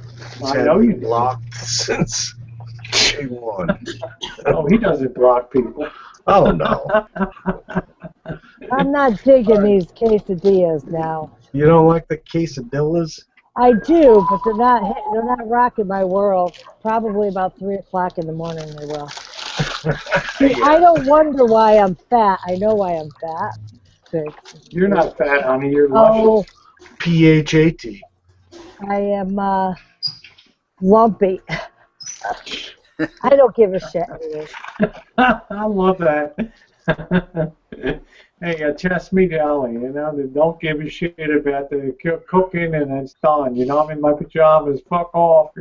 Fuck There's the eggs. Make your own shit. Fuck off. Fuck off. They would just. Sure enough, that bitch will call like next week, my sister-in-law. I just wanted to tell you about politics and economics and writing. And if her mother hadn't have been here, I'd have been like, look, bitch, this is how it's going down. We almost drug her into the laundry room. My BFF and I were just going to beat her and leave her in the dryer. God, I didn't even think about all the laundry you had to do with... And she's so skinny, she'd have fit. That's my psychiatrist. That's for me, I'm not here. That's my psychiatrist. Just tell him to call back. Take a message. Okay. John, how are you doing? John Tilleyman, nice to see you. Trying to hide the phone. I thought that was my psychiatrist on the phone. Are you looking good, John? Just hanging out in the hangout. What's new on the RV and things? Anything new? No, not really. I got tires for the truck today. Awesome. Didn't have any choice. What brand did you get, John? I don't know. I don't remember. They're cheap. The rubber kind, the rubber one. The kind you put on the vehicle. The black and round. They're round and they're grooved, Well, thanks for playing along today. Well, here's your consolation prize for being a great contestant on Test Your Memory 2016. Tony, honest to God, I haven't seen that turd in the punch bowl in weeks, and it's been great. Nice. Turd in a punch bowl, kind of like a turd in the water. And he's a warp on the ass of progress. Who we What? talking about? The village idiot? I don't know. even Are we picking? Who we picking, Ellie? Yeah. Hat. Me, Elvis. Who's the word? The carbuncle on society today. I'm trying to figure out what BFF is. Big fucking what? Best friend forever. Best friends forever. But, you know, John, I kind of like that spin you threw on it. Big fucking what? John. Must have been those He's my big fucking bitch friend. years of Capitol Records, huh? You think they would teach acronyms at Capitol Records? I'll tell you Apparently what. not. John had a different kind of acronyms back then, you know. There's absolutely nothing than a BFF in a tight recording studio. I'm telling you. There you go. Imagine John in the heyday of Capitol Records down there and now and stuff. John drops the mic on that one and walks away. Yeah, would you like to see my recordings over there? Didn't I see that? I picked it up at the adult bookstore. I always picture John up in the Hollywood Hills, up there with his the party scene, Mulholland Drive and all that. Now see, that was a party scene. Yep. You know what my story is, and I'm sticking to it. Amen. Tell it. I don't remember that. It's always No the best one thing to should say. remember that. Yep. I tell Yeah, where the stories hell's to the Janet? kids about that. Yeah, where's Janet tonight? On strike? I see the boss. I don't see Yeah, Janet. he's been regaling us with his quote humor unquote for the last 2 hours or so. All I know is he typed one sentence, and afterwards I was naked. And I'm like, Oh my! wait a minute, I got what was page the up there. the panty dropper, huh? Panty dropper, what? Yeah, I woke up. Oh, there's Janet. Janet. Boy, why the hell are you so quiet tonight, Janet? Jesus. Get Is that your a ass in Texas here. flag back here? Yeah, this Kipper's this Texas guy. Okay. Yeah. Flag is that? The yellow rose of Texas. Oh, the sweet what I thought. rosebud that Texas Avenue. That's what I thought. Hello, Rose. I'm sorry, Kay. I said I'm sorry. That's Fanny friend. That's funny, Francis. The greatest state of I America. was tempted to say something else, but Maine is vacation land. Texas is hot and sweaty. Oh, now Maine is now, black oh flag shit! land. Here we, Hot and oh sweaty. shit! Here we go. Here we go. It's on. There we That's go, all. Kip. There we go, Kip. The eyes of Texas are upon you. Oh no! Did I open a can of worms? So, Stellar, tell the truth. Was it worth it? Everything's bigger and better in Texas. Yeah, the skies at night are big and bright, but it's hot and sweaty in Texas. Oh, That's why we got air man. conditioning. We don't stay outside. It's I know on. today it was like 80-something degrees in New Jersey. Yeah, where are you, Kid Blood? I'm in Maine. Yeah, because Tess is talking about it was like, what, 80-something? 90 today. Hunt him down, Yeah. Tess. Hunt him down. It was probably hotter up your way, Kid Blood, than Oh, down hell yeah. Texas. Yeah. It's the opening of the I was camping not season happy here about this it. weekend, Memorial Day weekend. It's all Awesome. camping all the time. You I don't was not happy can't about get there from here. Yeah. You You don't park the have car a in the man garage and you put your bar. shots on and you come out and meet us on the town square and have some Pepperidge Farm, remember? Listen to you with your damn accent. Eat the See? lobster You never in the could tell garage. anyone without an Pepperidge accent. Farm, remember? I don't know. All right, Ellie, take over a minute. I still get a kick out of the Boston accent, though. They can't say R's. Oz. I lost my Oz. what's an Dead of the alphabet. So I'll go to the bye. Bye.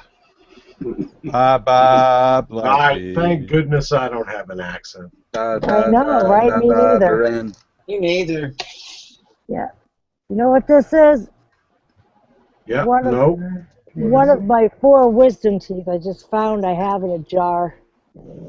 Nasty it. fucking Jar? flag. There's a In Does a that bag. retain some wisdom? Is that how you retain some wisdom? I guess. Tess? Oh, go Francis, God. go on. Put that under your pillow tonight. Yeah, Villa. Tooth Fairy ain't coming to this place. Yeah, I got teeth. I got dog balls. What? Yeah, Oh I'm my pretty God. fucked up, man. I just realized what a whack He's a job. specimen You're a collector. lucky camper. Yeah, here, I'll send them to you. Hey, Oh, Keffer Oh. walked right in the middle of it, and she can't figure out what happened. Good eating. God. You know what I got in my mason jar? It's something a little different than that. Ah, a little green there, huh? Yeah, I It's a did little an different egg than out with I give dog her anyway. balls. I have a brother in Buckspot. it's the Box Rosie four. Yeah, you don't have to give me. mashup. Debbie Lynn. She has a brother in a box. Somebody let him Where in. are we? I don't even know where we are. Somebody's gonna mute us. And I can't. Oh, yeah, are you wait a anywhere near? You minute. don't have to say the town. You anywhere near I'm that? on the- Yep. That's on the Cool. other And side. Bahaba. It's nice up there. Bahaba. Yeah. And a friend I- buried in Machias. Oh, really? That's up Bahaba. north. That's right near Canada country. Nobody Yeah. wants to know about Vlogger Puppets. He's dull. And he can't tell the difference between brunette and blonde. He's old. Give him a break. He's kind of moldy, actually. He's been around forever. So you got your black Yeah. dress on. How scary is that? It ain't purple then? It looks black in here. Sorry. Purple, Francis! Purple! Purple, pink, same thing. It's Only dark in here. Very dark. I need a beer. Everybody say hi to Debbie Lynn. Debbie Hi, Lynn. I can't see. Francis, How are talk. you? Hello. Hi, Debbie Lynn. DW, I'm just going to put myself on present. I want to show you. I've never blocked you. Let me just show you. It doesn't have to be Rosie. It could be any of us. Well, I meant to Any come of on us have anything. I don't know how well you can. Yeah, I don't know how even well know who that you'll. person is. I would never block you, DW. Oh, it's You're one of my probably friends. Let me just make sure that's showing up on here. Where is that one? Right. I want to know what kind of plant that is on You Jen's should arm. go subscribe to my channel. No, I don't know where the hell. Anyway, if I show you that, if I show you this right here, can you see that? There's your channel, and there's a block user. Yeah. It's not blocked. If I was to put you on block, it would be like, are you sure we're going to block it? So I don't you're have absolutely not blocked. I have no One of reason to these block people. you. You're one of my friends. I don't. I have don't any- even know who that One person of these is. people has He you was blocked. on. He was on travel channels, Ice Road Truckers, and other nice guys. Ah, So yeah, I don't know who he's he is. a bona fide celebrity. So I'm on. Wow. I only have 2 people blocked, and none of them are you. And you win a prize if you can guess who those 2 Kid, people type are. in the side chat for me so I can. I blocked I myself don't once. see when you There's 10 comment people what in, so you you use, can't get in. Hey, Debbie Lynn, how you doing? Debbie Hey, Tara, Greenville, South Carolina. hey, y'all, how you doing, Debbie Hey, Lynn? Greenville, South Carolina. I got a How y'all phone call on fuckers my doing? cell phone today from 00000000000. So I answer it and I'm like, "Hello, is this 0?" And the guy's like, "Hello, hello." I'm like, "I give 0 fucks," and then I hung up on him. How I just rude. love when they call. How rude. Hey, Tara, 0 fucks. I got to tell you, anybody that's traveling this summer, Southwest Airlines, I'm not paid spokesperson or pimping for them, but I do fly a lot, and Southwest has their summer and fall sailing. Jen and I got a round trip to San Diego from Sacramento for $140. So Holy crap. yeah, Is that it's really a good price? That's an outstanding price for $70 each way to get us Because to. we fly to like North Carolina from here for 99. Yeah, well, you've got like a much more heavily trafficked corridor. Yeah, it is traffic. Than we, yeah. But for us, that's amazing. For $300, we can get us down and back and not have to hassle on I-5 and driving and all that stuff. That's pretty amazing for us. So. I like road trips. Yeah, I like to get away without the dogs though and stuff, and get a little nicer hotel on the beach and all that. Debbie Lynn, hi y'all. Hey, how y'all doing, Debbie Lynn?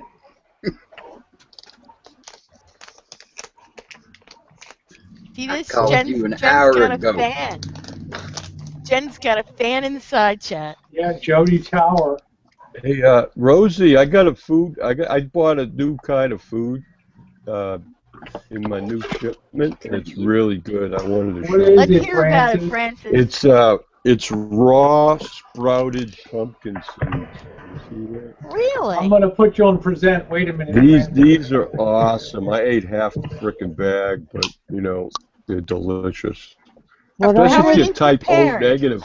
Great food for aliens. Oh, pumpkin seeds. How are they prepared, Francis? Are they salted, Francis?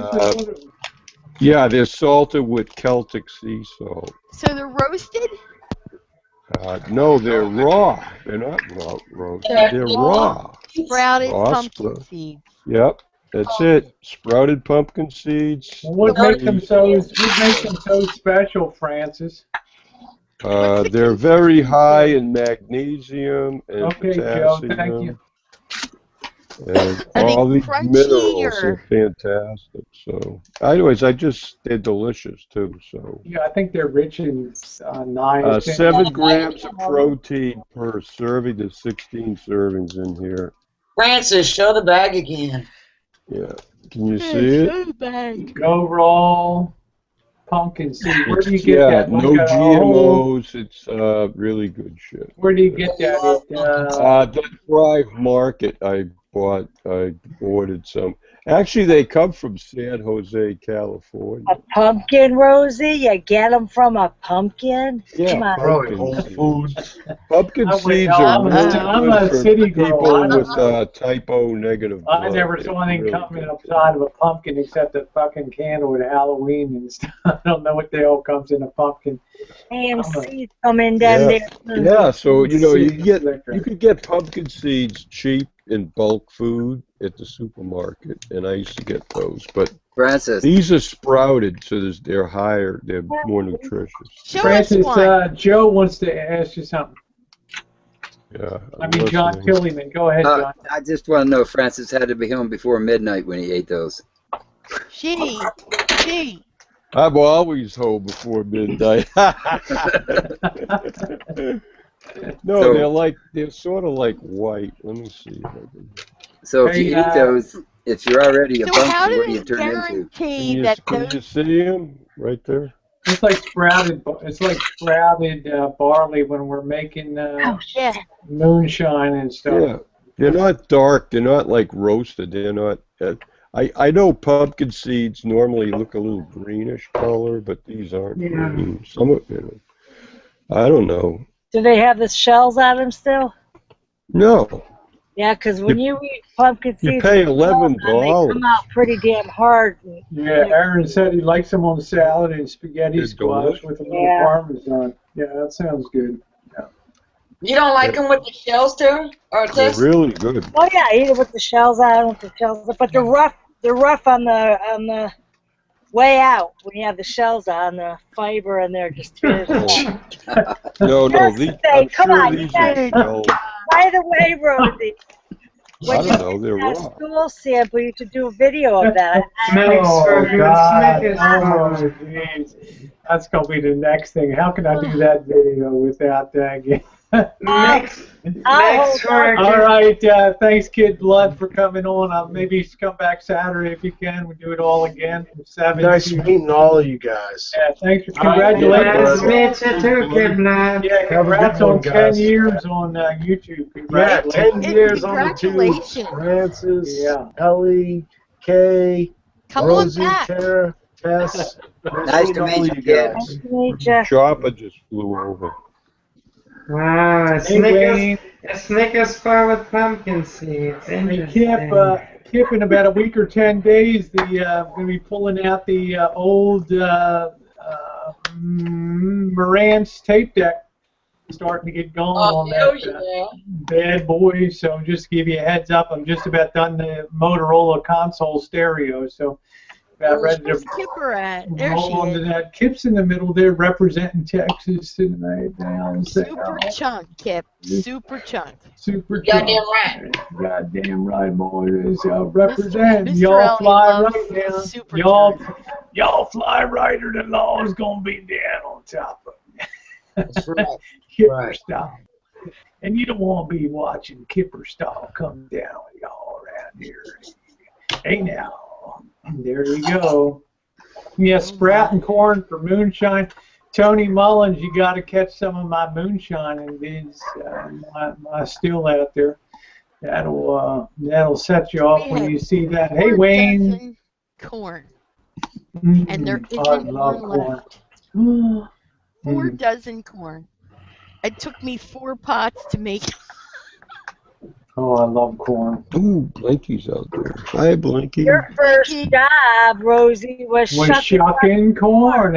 You got a great memory. No, I first job was it. But I just, for some reason, it was pre-shucked.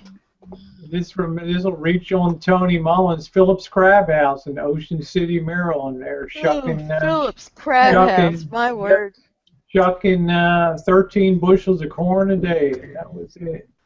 You really get in touch with your metaphysical side when you do that for I'm covered in corn. Covered in corn husk and corn silk. As soon as you get that done, then there's Corn Man coming over the horizon again with a truck from Delaware with another 13 bushels of oh my God, corn. Delaware. Tax-free shopping right around. Don't they have machines?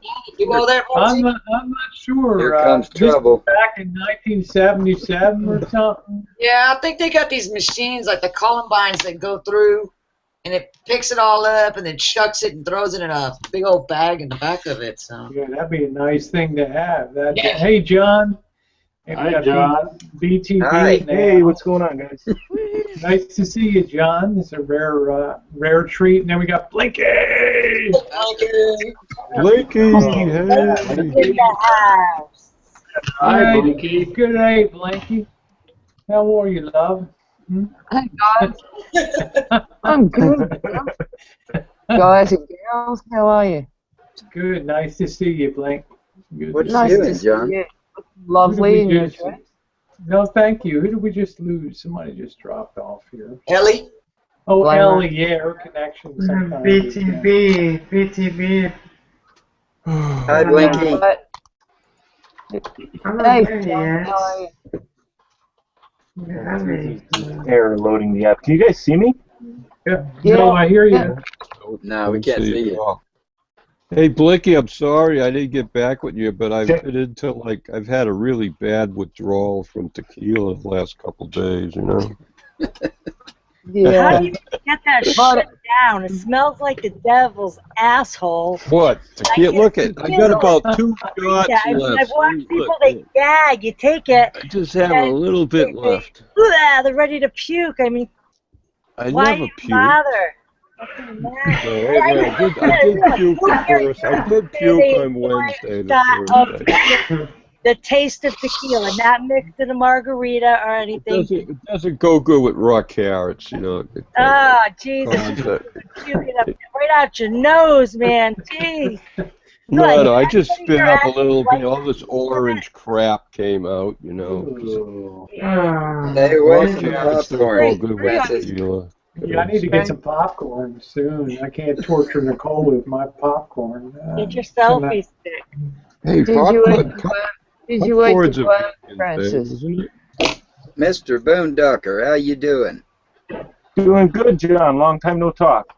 Yeah. Hey, there you go, Wayne. There's the link. If that's what you mean. Unless you're coming out to California, of course you're welcome, Wayne, to pull in. Look, he's got a target on the fucking wall. Yeah, having problems with You don't neighbors shoot lately. guns in your house, do you? John, I'm No. putting you, John, I'm putting you on present over there. So don't be nervous now. No, that's all right. I'm actually working while we're chatting here. No, So. I just, I can't resist a good-looking guy there. So there we go over there. That's Hey, your I watched RV. your solar Yes. solar install stuff, John. Catching bits of that at work and stuff. Very interesting. I have to say, you're really doing a thorough and considered job on that. It's very instructive as opposed to just the average person that's doing that. So kudos to you on that. Thank you, thank you. I'll be doing a 400 watt on the roof probably in the next 2 weeks. Is that just a single, solar panel, the 400, or is it 4 100 watts? 4 100 watts, 2 individual arrays. So there'll be a 24 volt 200 watt array and a 24 volt 200 watt array coming together into an MPPT controller, rather than combining the two as a single array, because when you run panels in series, they kind of act like batteries. You know, if you had 12 volt 6 volt batteries and one of your batteries goes dead or doesn't have enough power, it draws from all the panels. So by running 2 different arrays, if shade is on one panel, it doesn't affect the other 2 panels.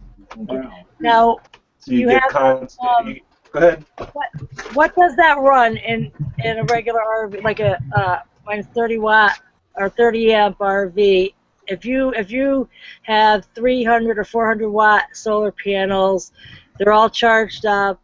What would you have? 1 or 2 deep cell batteries and what would that run? Here they're fully charged, and I'm boondocking. Can I run my AC, the fridge, theoretically? Yeah, what could you do at maximum output with you're on a battery bank, right? So you're not running straight through power to. Thank you, Correct. Rosie. That's the key. If that's the key with solar, a lot of people don't understand. You don't run anything off of solar. You run off batteries. Right. All this. So if you could have a 100 watt solar panel and run your AC, but you would need a small trailer behind your RV filled with batteries. Okay.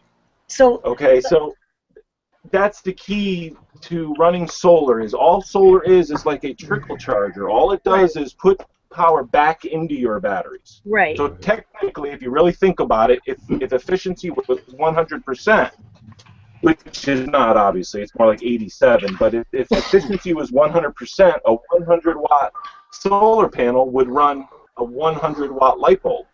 Oh, wow. Okay. Yeah, so see, a lot of people don't realize that. This thing, if you fully charge 2 deep cell marine batteries, is that the right? I guess the extent of what your battery bank is going to be, John, for I guess she's looking at topside theoretical output, not just on charge out, but also how long it would, till discharge and things like that. I guess it's an important consideration. Yeah, right now, my house battery will only, if fully charged, will only run my freaking lights, and that's it. Which is fine. I don't know if anybody's house batteries fully charged runs more than I don't even know actually what they could run 2 house batteries fully charged. Okay, I have 4 Group 24 marine batteries. Okay. I have every light on, 2 TVs. I'm charging my laptop, and I'm doing everything I'm doing right now off of those batteries in an inverter. Really? How many you said? 4 batteries? I have 4 Group 24s, but they're old. They're 2 came with the rig. I don't even know how they were treated, but it was kind of funny because I had 2, and they ended up being pretty much the same year batteries. So I reconditioned them. I ran them through an equalization where they bring it up to about 15 volts, and you basically boil them a little bit, and that desulfates them. It knocks. What happens is there's lead plates in there, and through abuse, they get sulfated. Those plates get covered with like a crud. Yep, they get. Also, if you don't charge them correctly, like 15 volts, 14.5 volts, the acid and the water, the distilled water, will actually separate a little bit. So what you do is by boiling them, you're actually mixing the electrolyte back into the batteries, and it also creates a harmonic vibration in the lead plates that makes the sulfate break apart and come off the lead plates, and it falls to the bottom of the battery. That also extends the performance. That's the purpose of equalizing. Okay. My house battery is no good. It's starting to bulge. I need another one. But when it comes time to, I want to get, I'd like to get 2 of them and make it work. I'd love to get solar set up. I'm not in a position to get that now, but I know a little bit at a time. I don't have a generator. I have a 1,000-watt generator, which really doesn't do much. Well, I've tried to explain to people that, you know, I have people out here that think that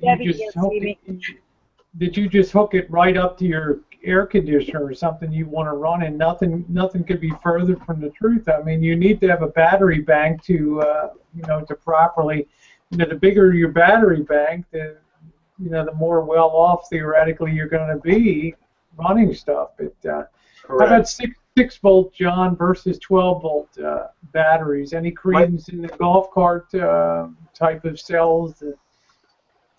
I'm 100% in favor of golf cart batteries.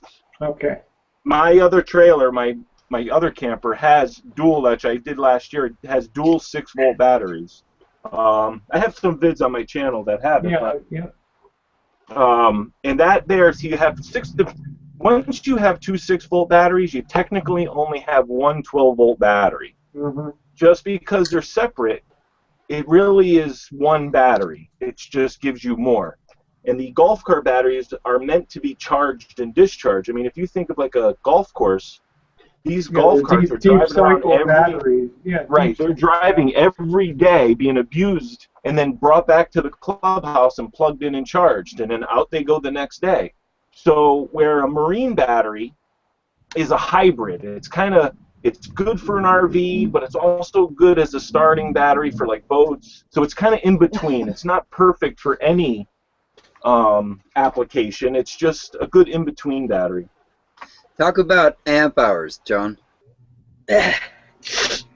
Well, most batteries are calculated at a 20-hour rate, which means 1 amp for 20 hours. And that's kind of how they calculate the size of the battery. So if you have a Group 24 marine battery, is approximately 70 amp hours in the whole battery. Okay? But you're only supposed to use 50% of that. Mm-hmm.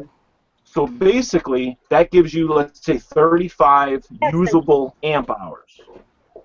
Okay? That means you can run a 1 amp load for 35 hours. And your battery should be around 50%. Or you can run a half amp, which would be like a cell phone charger, 500 milliamps, something like that. You could run that for 70 hours straight. And your batteries would be about 50%. Or if you were going to go the other way, you could run a 2 amp load for 15.5 hours, and so on and so forth. That's how you figure it out. So the biggest. Does that make sense? I guess the average person is always looking for the holy grail, John, of being able to run an AC system off of a solar setup with battery and all that. So it's not going to be a big unit. So that is the #1 question at every single campground I've ever gone to, that people have seen solar panel out in front of my rig or on top of my pop-up, and then I'll have the portable panel, is, oh, you can run your air conditioner. What people don't understand is the minimum for like a normal RV has a Coleman Mach 1 or Mach 3 air conditioners, 13,500 BTUs. Mm-hmm. The manufacturer recommends over 3,000 watts of generator alone just to start the compressor on it without doing any damage. Once it drops down, it might run around 12 amps, 10 amps, a lot less. Well, you made a great point, John, because people underestimate the starting. You know, you have a lot of inertia to overcome in a compressor. We're talking about a really, this is what really consumes the power. And people don't realize you need to have that high threshold to kick that compressor started, and then once that compressor kicks in, you're kind of okay. But it's the same thing like a fluorescent ballast on a light. You need a capacitor, a starting cap to get that thing going. But I can't think of a way to make people understand that concept of that threshold minimum. Well, there's one other thing people don't realize. An AC is 120 volts. An AC unit, air conditioner, is 120 volts or 115 volts alternating current, AC power. You got to convert that from DC. A solar panel is DC power. Mm-hmm. Batteries are DC power, 12 volts. So as soon as you have to convert it, it takes a lot more amps to do the same job at 12 volts than 120. That's one of the reasons all the punning. They can use half the size of the wire, gauge wire, than we can here at 120. That's why they use 220 over there. Even a power drill in England has a smaller motor on it to do the same job at 220 because the copper can be thinner. So as soon as you convert it, now you guys know Mike Living Free? Mm-hmm. He just did a video on power usage, plugging in a kilowatt meter in the house. Yeah, the kilowatt measuring. So he says on the video, he says, oh, we're going to use our coffee maker. It's only drawing, 6 amps. 6 amps is over 60 amps out of a 12-volt battery yeah. per hour. So if you run that thing for 30 minutes, that's over 50 amp hours used every hour that coffee maker's running. But yet in your house, it only runs 6 amps per hour. You understand the correlation between amp hours and hours? I mean, Rosie, I know you do. I'm just saying I just could never find a way to explain that without... Correct, Francis. Well, one way... VI equals P. One way I would explain it is if you're driving down the road and you want to go 50 miles an hour in your car from a dead stop, you're going to use a whole lot of power to get up to that 50, and then you can back off a little. So in other words, to get something started and get that, get up to 50 miles an hour, it's going to take a lot more power than it would, after you get up, then you can back off. And exactly. Your rolling momentum will obviate the need for all that extra power, but you still need that to get things going. So, yeah. Right. It's basically your voltage is your force of power, so it's like your horsepower. Now, it would take a lot more torque with a lower horsepower than it will a higher horsepower with less torque. Mm-hmm. It's a confusing subject either way you look at it because... Well, you're mixing, you have AC and DC, and then you have voltage and amp. You have 4 different things that are confusing in their own right to people, and then you have to put them together in a configuration. And that's why I'm glad that you took your time when you do your videos and things. I didn't comment, but I watch them because I already know the subject. But I'm saying I like the approach that you took, John, with doing that. So. Well, thank you, Rosie. It's very very unscripted, relaxed. I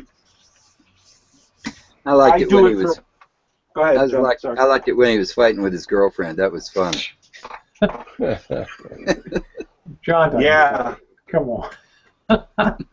John never fights. When we were driving along. And been told I'm pretty sadistic. That's nothing. Oh, it's shit. John never fights. John is the consummate Connecticut gentleman, right, Tess? Yes. The consummate Connecticut gentleman. Yeah. Let me welcome Wayne. Keep adding good looks to our panel tonight. Here he is, Wayne. Wayne, are you drinking your ponies tonight? I'm doing the 12 ounce. What do we got? There we go. Hi, Wayne. Hey, how we doing? Good. Pretty good. Pretty good. Good. Wayne, you look very happy for Wednesday. Don't tell me you hit the lotto down there in Florida, huh? No, I'm just taking a day to chill out, relax, and say fuck it. Welcome to my world. Wayne, can I ask you a question? Sure. Yeah. Are you gonna honestly answer me, Wayne? Okay, but how many beers have you had this evening? Glad you're not asking me that question. I got 5 left out of the 12. Oh God. And I know I'm going the whole 12. I know I'm going the whole 8 hours tonight. That's for sure. So, Real men drinks. 8 hours. I don't like Stella Artois, Marshall, to tell you the truth. I found it kind of overpriced and left me kind of flat on there. Hey, Gerald, there's Gerald. Here's the link if you want to. I got to send it to you because you're special. Right? Let me get that out. Special. Or just different? Well, you know, I put a nice spin on the stuff, Tess. You know that. So here we go. Okay, Gerald, there you go. You guys want to see what I'm working on here? Yeah, what are you working on, John? Let me. Wait a minute, you're way ahead of me. I haven't drank enough tonight. Yeah, you're pulling a lot of wattage there, John. How many lights do you need? Wow. Thank you. Is this a test? Is this a load test on your battery or something? Anyway, I just trying to keep the video somewhat clear. That's all. I can shut lights off and. No, it's fine. What are you working on, John? I can't bring it over. I'm having technical difficulties. Just drop your cam down right there. I'm all friggin' farged up here. Just, take your shirt off and relax. All right. Take your shirt Right off. Listen to that shit. That goes for you too, man. There we go. All right. Hey, look, there's Rosie on the TV. Got that Francis on there with a B. Yeah, here you go. She's loading. There we go. The whole panel. Eeks. Got you muted. What I did was I mounted a power pack up here. And then my PlayStation 2. Shit hop on the panel, huh? And my Wii. And my video selector. So I got that all organized now, and I can start using this cabinet a little bit better now. Organizing. But if you look, the place is a mess. Oh, I'm sorry. Well, you got work in progress there, so you're allowed. So. Well, this Sunday night, I spent 2 days shampooing all the carpets, so I got runners down and everything right now, just so while I'm working, I don't shampooing. I'm putting new carpet. You put me. Yeah, that's nice, Wayne. You put me to shame. We're getting ready to go out on our first small trip. Stuff. I don't think it won't be this weekend. The next I'm not going to get caught up in the Memorial Day hijinks. So. I think even the bed is just piled with shit right now. Wow, John, what the hell's going on? Huh? I'm gonna have to send Tess down there to. Hey, what am I gonna do? What? What are you in trouble for? Yeah,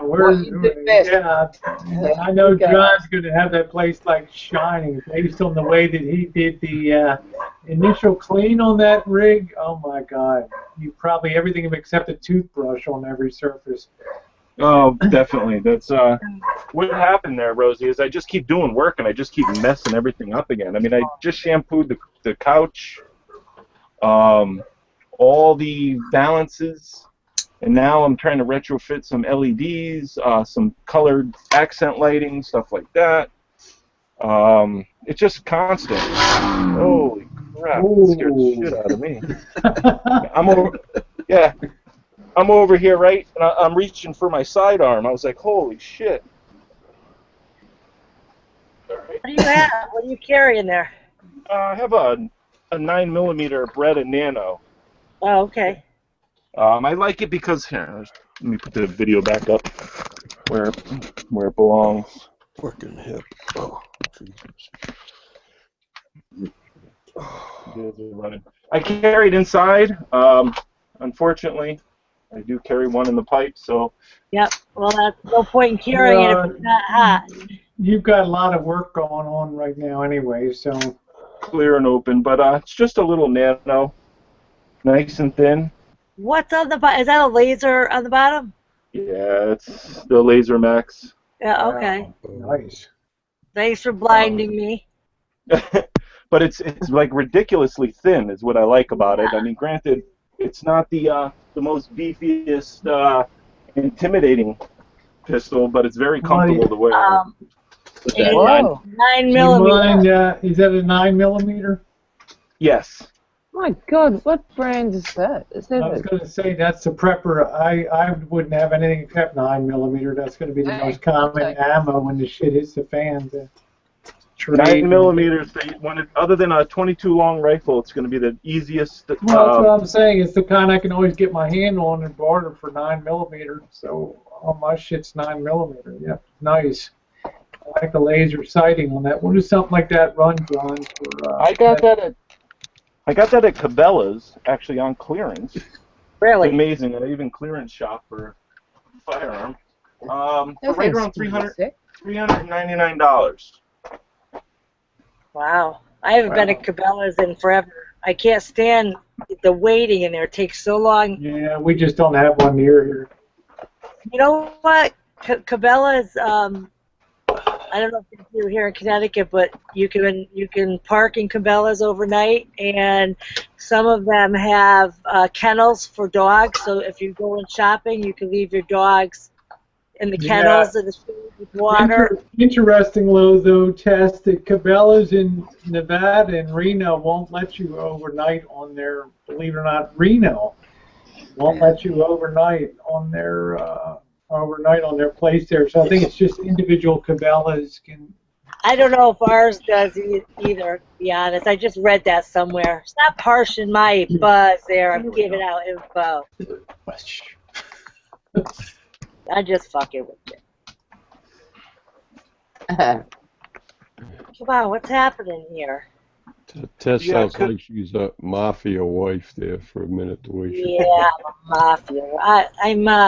I'm keeping an eye on Wayne tonight. That's who I'm. I'm keeping an eye on. I'm watching you like a shithawk, Wayne. Over here tonight. I had to let you out. Wayne, you started out with the small 8-ouncer last week. Now you graduated up to you're going on to college now with the 12-ounce boys there on that, huh? No, this is still the 8-ounce ones. But okay. Now you're making me pull out the bourbon. Yeah, for some reason, the empty cans, I don't know why they keep coming empty. Buffalo Trace, John, or what are you drinking tonight? Doing the small batch, the 1792.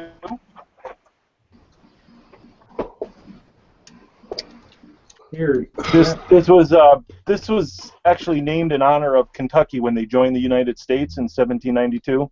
Nice. Here's what I'm doing tonight. Four Roses, the single barrel. The single barrel stuff, John. I'm saving your shots. Don't worry when I get out to Arizona. Okay. Get a glass, pour some in it. Be one shot and I'd be dead. I'm telling you. Hey John, how's the drone treating you? You ain't been flying it much. Oh.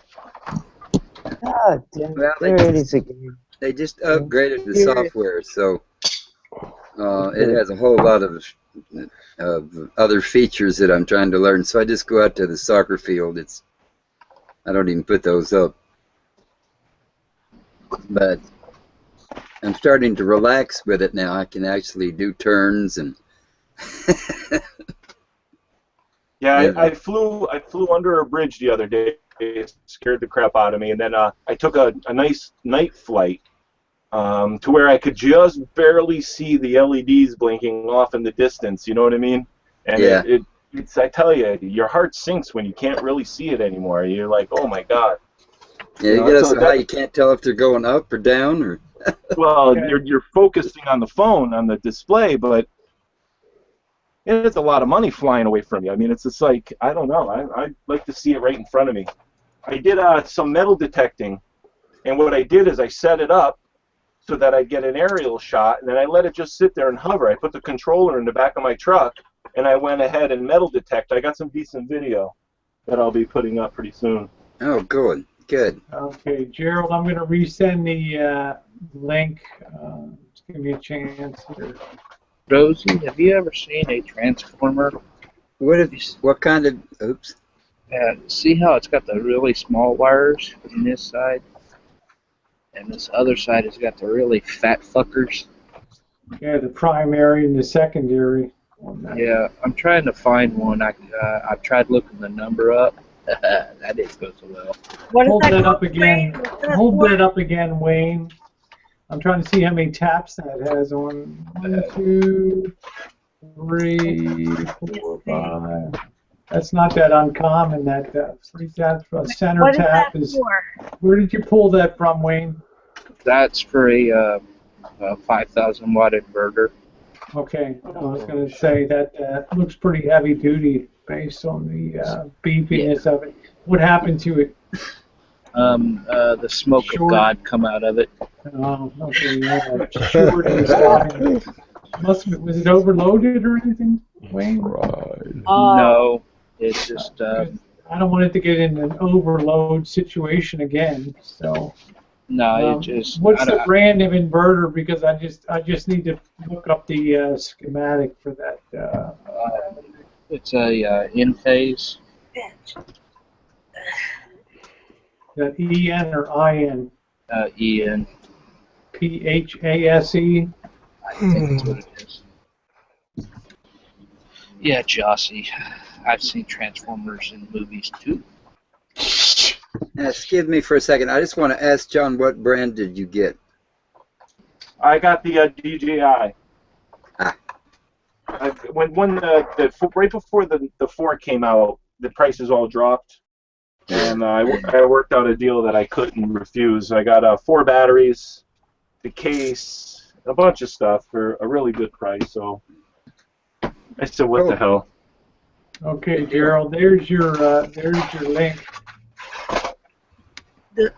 Today I'm hooked up to an extension cord for power, and other than using the AC, it works fine.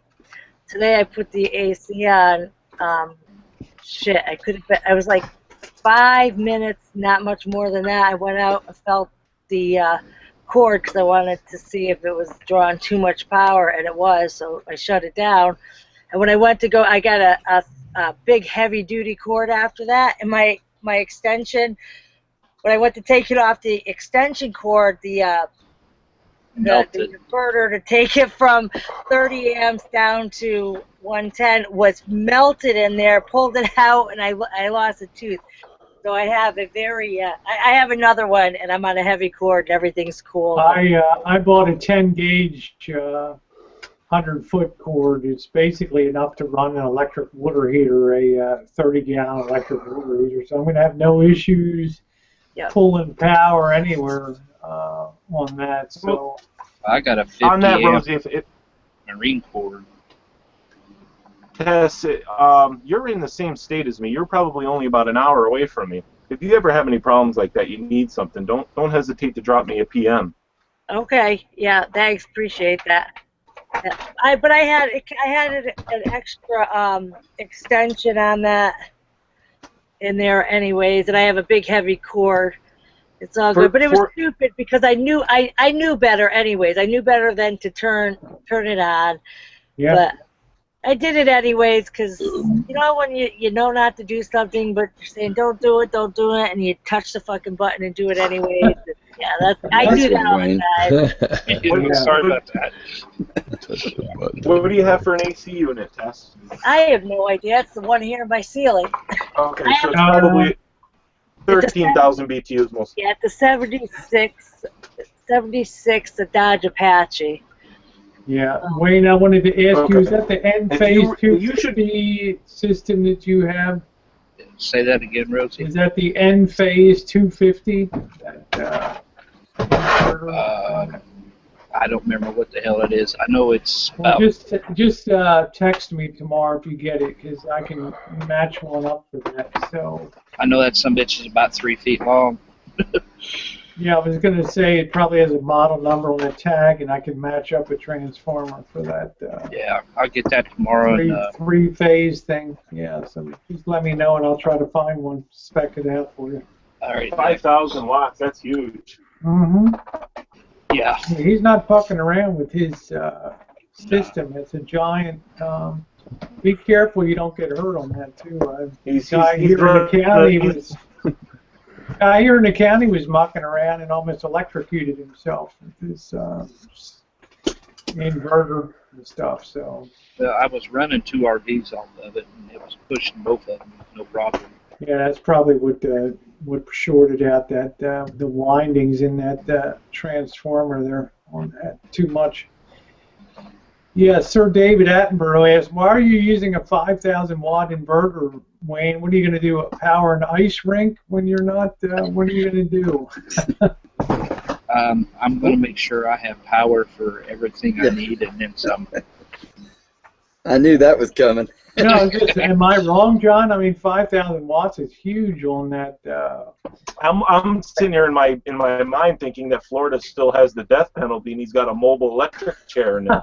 I was going to say, you're going to run a mobile skating rink or a mobile electrocution center for Bad Boy University or what, man? Jeez, well, 5,000 watts. And that way, if Florida wants to do the electric chair and they didn't pay the electric bill, I could pull up and help them. I mean, that's got to have double aught cables. That's the largest solar array I've ever heard about. Yeah, it's batteries. That's okay, Wayne, because what kind of battery bank are you got? I'm sorry, John. Go ahead. I'm just going to tell Wayne that it's okay because most everything in life is more is better, even inverters. Yep, that's what she said too. More is better. Don't get Wayne started now. He's going to get a dirty mouth on here tonight. I got to tell you guys, I run 90% of my stuff with point-of-use inverters, like the little ones that are cigarette lighter adapters. I have them all over. I have them all over the place. I run a power strip into them, and I charge the laptop off of one, and then I'll use another one to run the TVs with the other. And then I have a 750 watt inverter that I'm running on right now. Well, other than that, everything's I'm going to spank Gerald now that he's here. You're going to spank me? What do I do now? Spank your ass.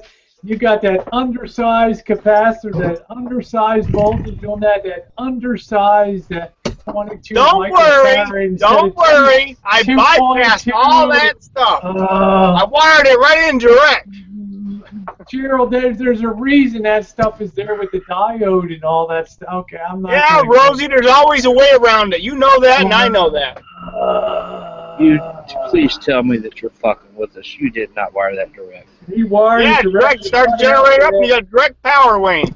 He cut out the diode. He cut out the cap, the 2.2 microfarad, 250. And who's leading? Hey, I got power, and it works great. Or Kip. It shouldn't be a problem, though, Rosie. Really, the way he's got it wired, it shouldn't be a problem. No, I don't like it without the capacitor. Rosie just likes to bust my balls.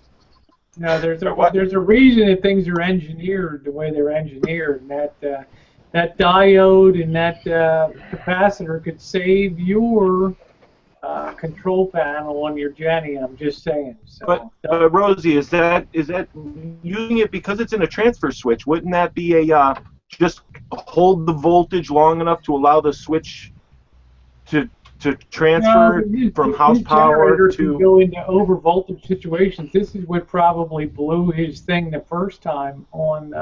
He went into an over voltage and blew out his capacitor.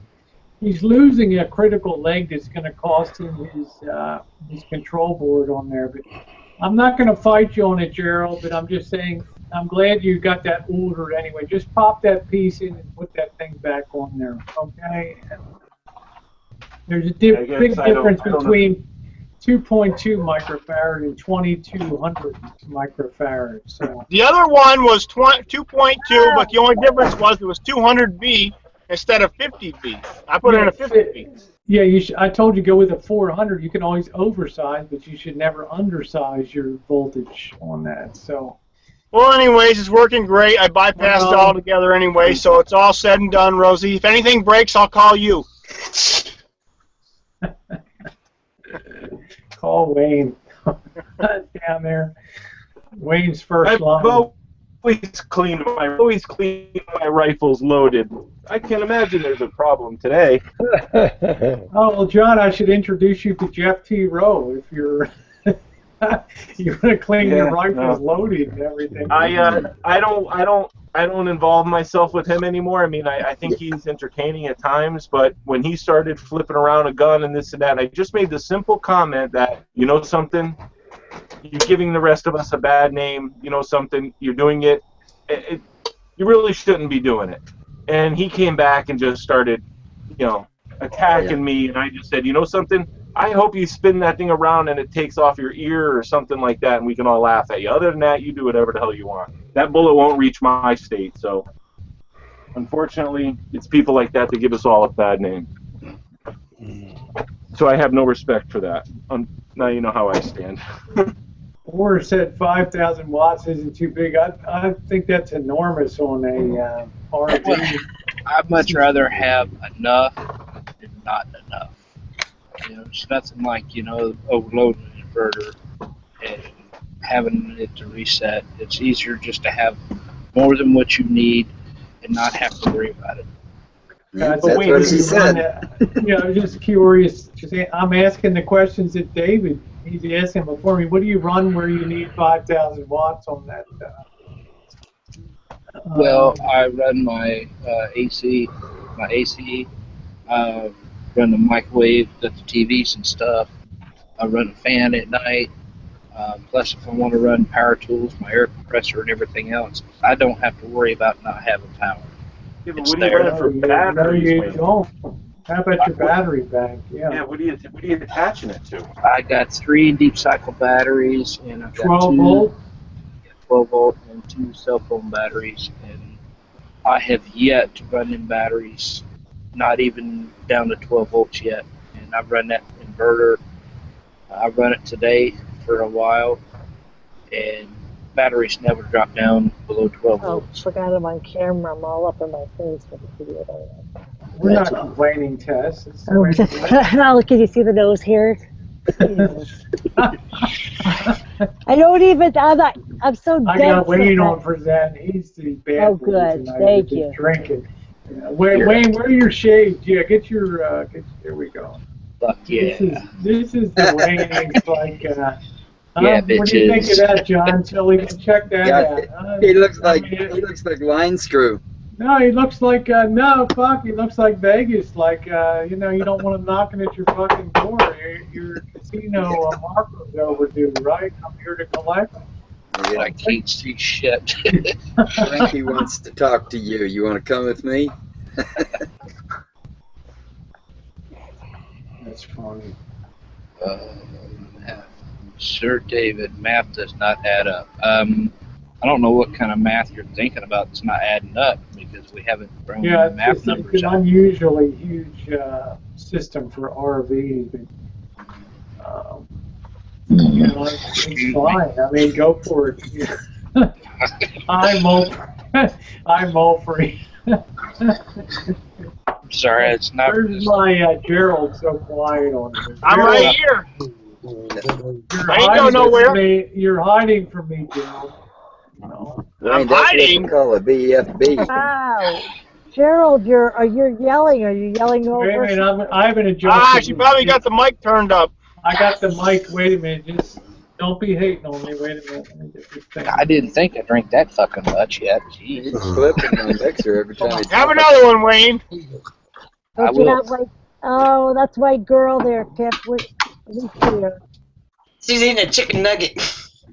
You know what? I'm going to try it, see if these cheese quesadillas rock me now. All right, Gerald, sound check. Testing 1, 2, 3, testing. Sound check. Sound check. I can just barely hear me. Hear about that, No, guys, we huh? hear you just fine. You got a great voice for Radio. There we go. Bye, Corey. Don't work too hard. Which Corey? Cori. Oh, okay. Hi, Corey. So fucking. The pretty one.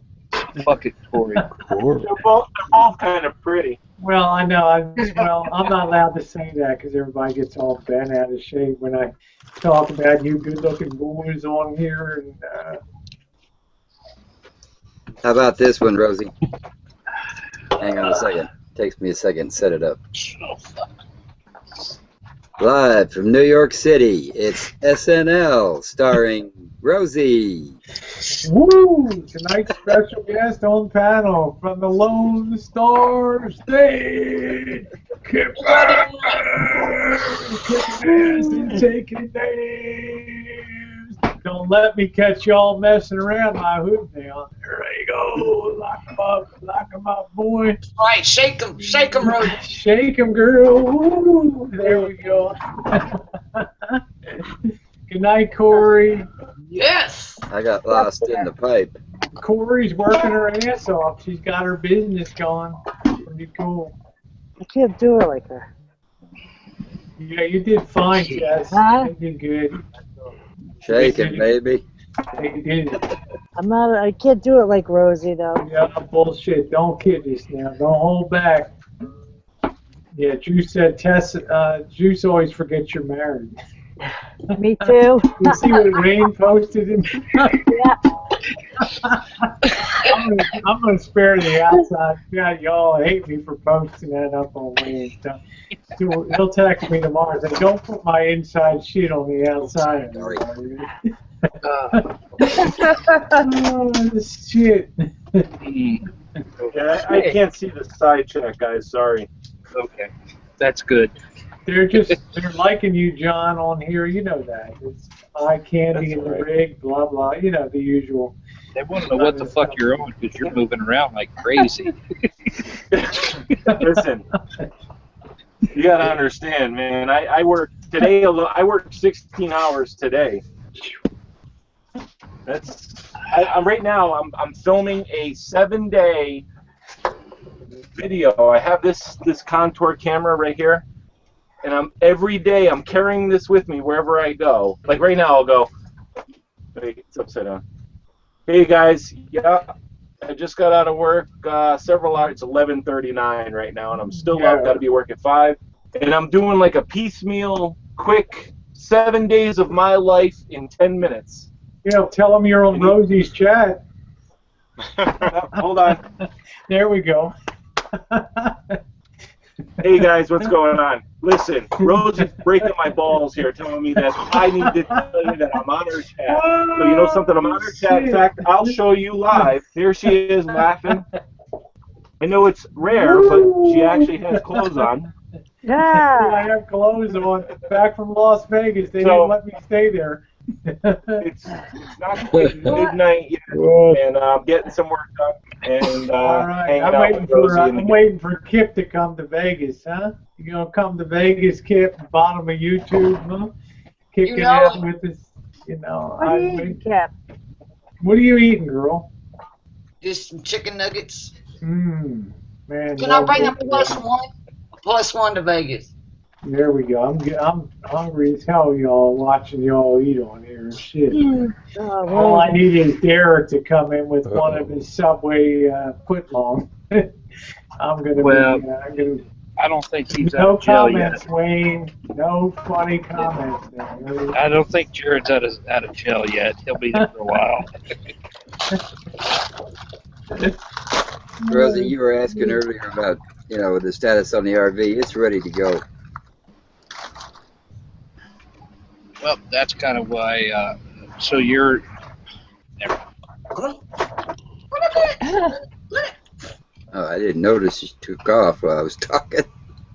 I was just talking to myself there. So, John, you got your you got yours all set up, ready to go? Yeah, I'm ready, man. Hey, just like me, I'm ready to go. My shit's pretty much in order. I'm ready to get the wheels turning.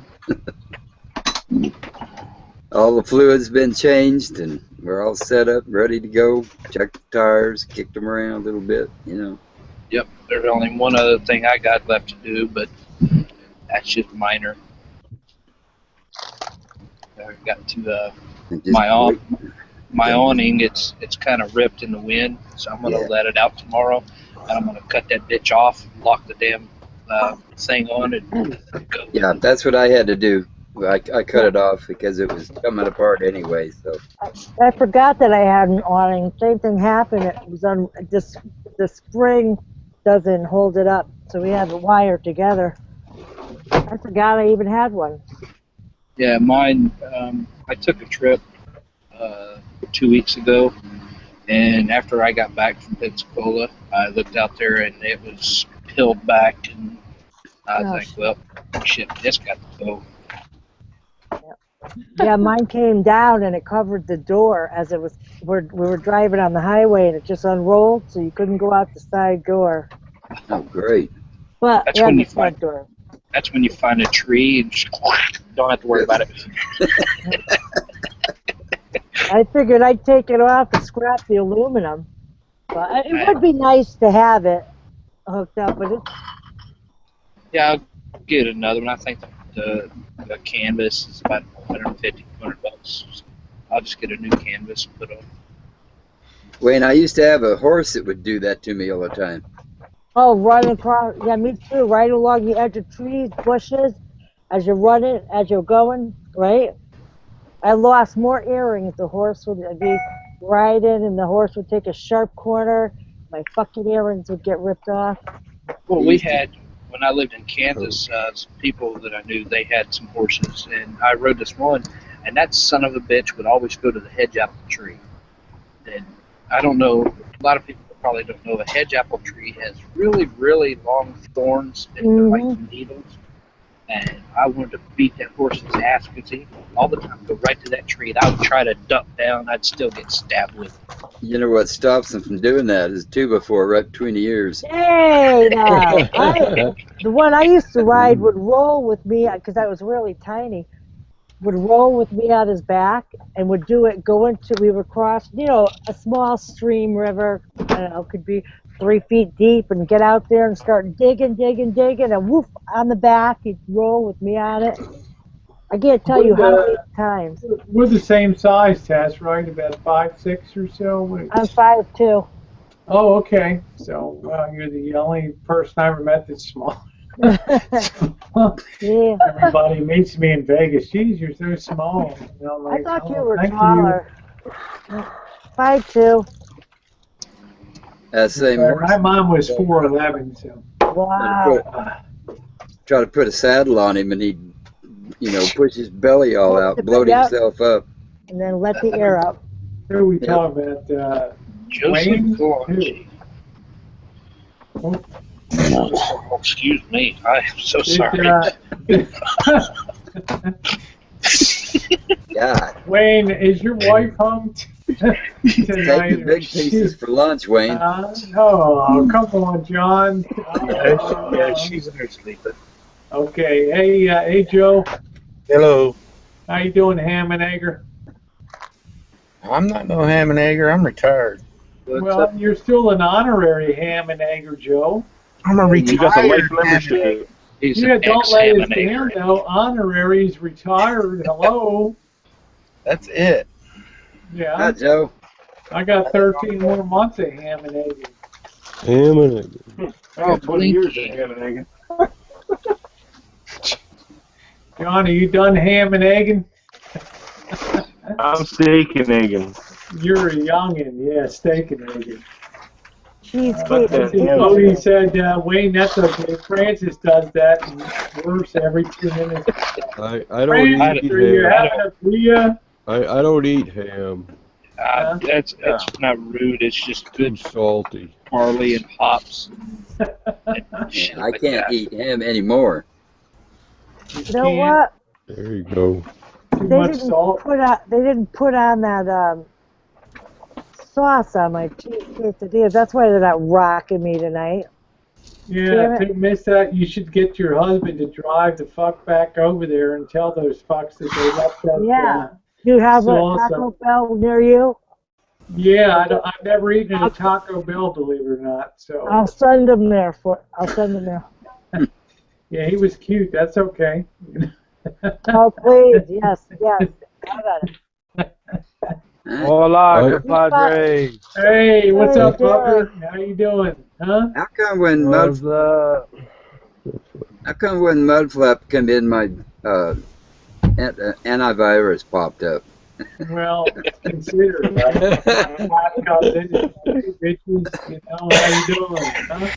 How's everything going? How's everything down in Lubbock? How's everything down in Lubbock? Huh? Oh, it's awesome as always. Burning it up, baby. Burning it up. You got a drought down there? Gerald, welcome back. I got the boot, Rosie. Oh, no. I got to have my Gerald back. Lowe's said you've had enough Wi-Fi. Get the hell out of here. Yeah, Gerald, around here they time you out after 2 hours. Well, it can be anywhere from an hour to 2 hours, and they shut you off. Then you just connect back on. Yep. I just can't have a chat without my Gerald in here.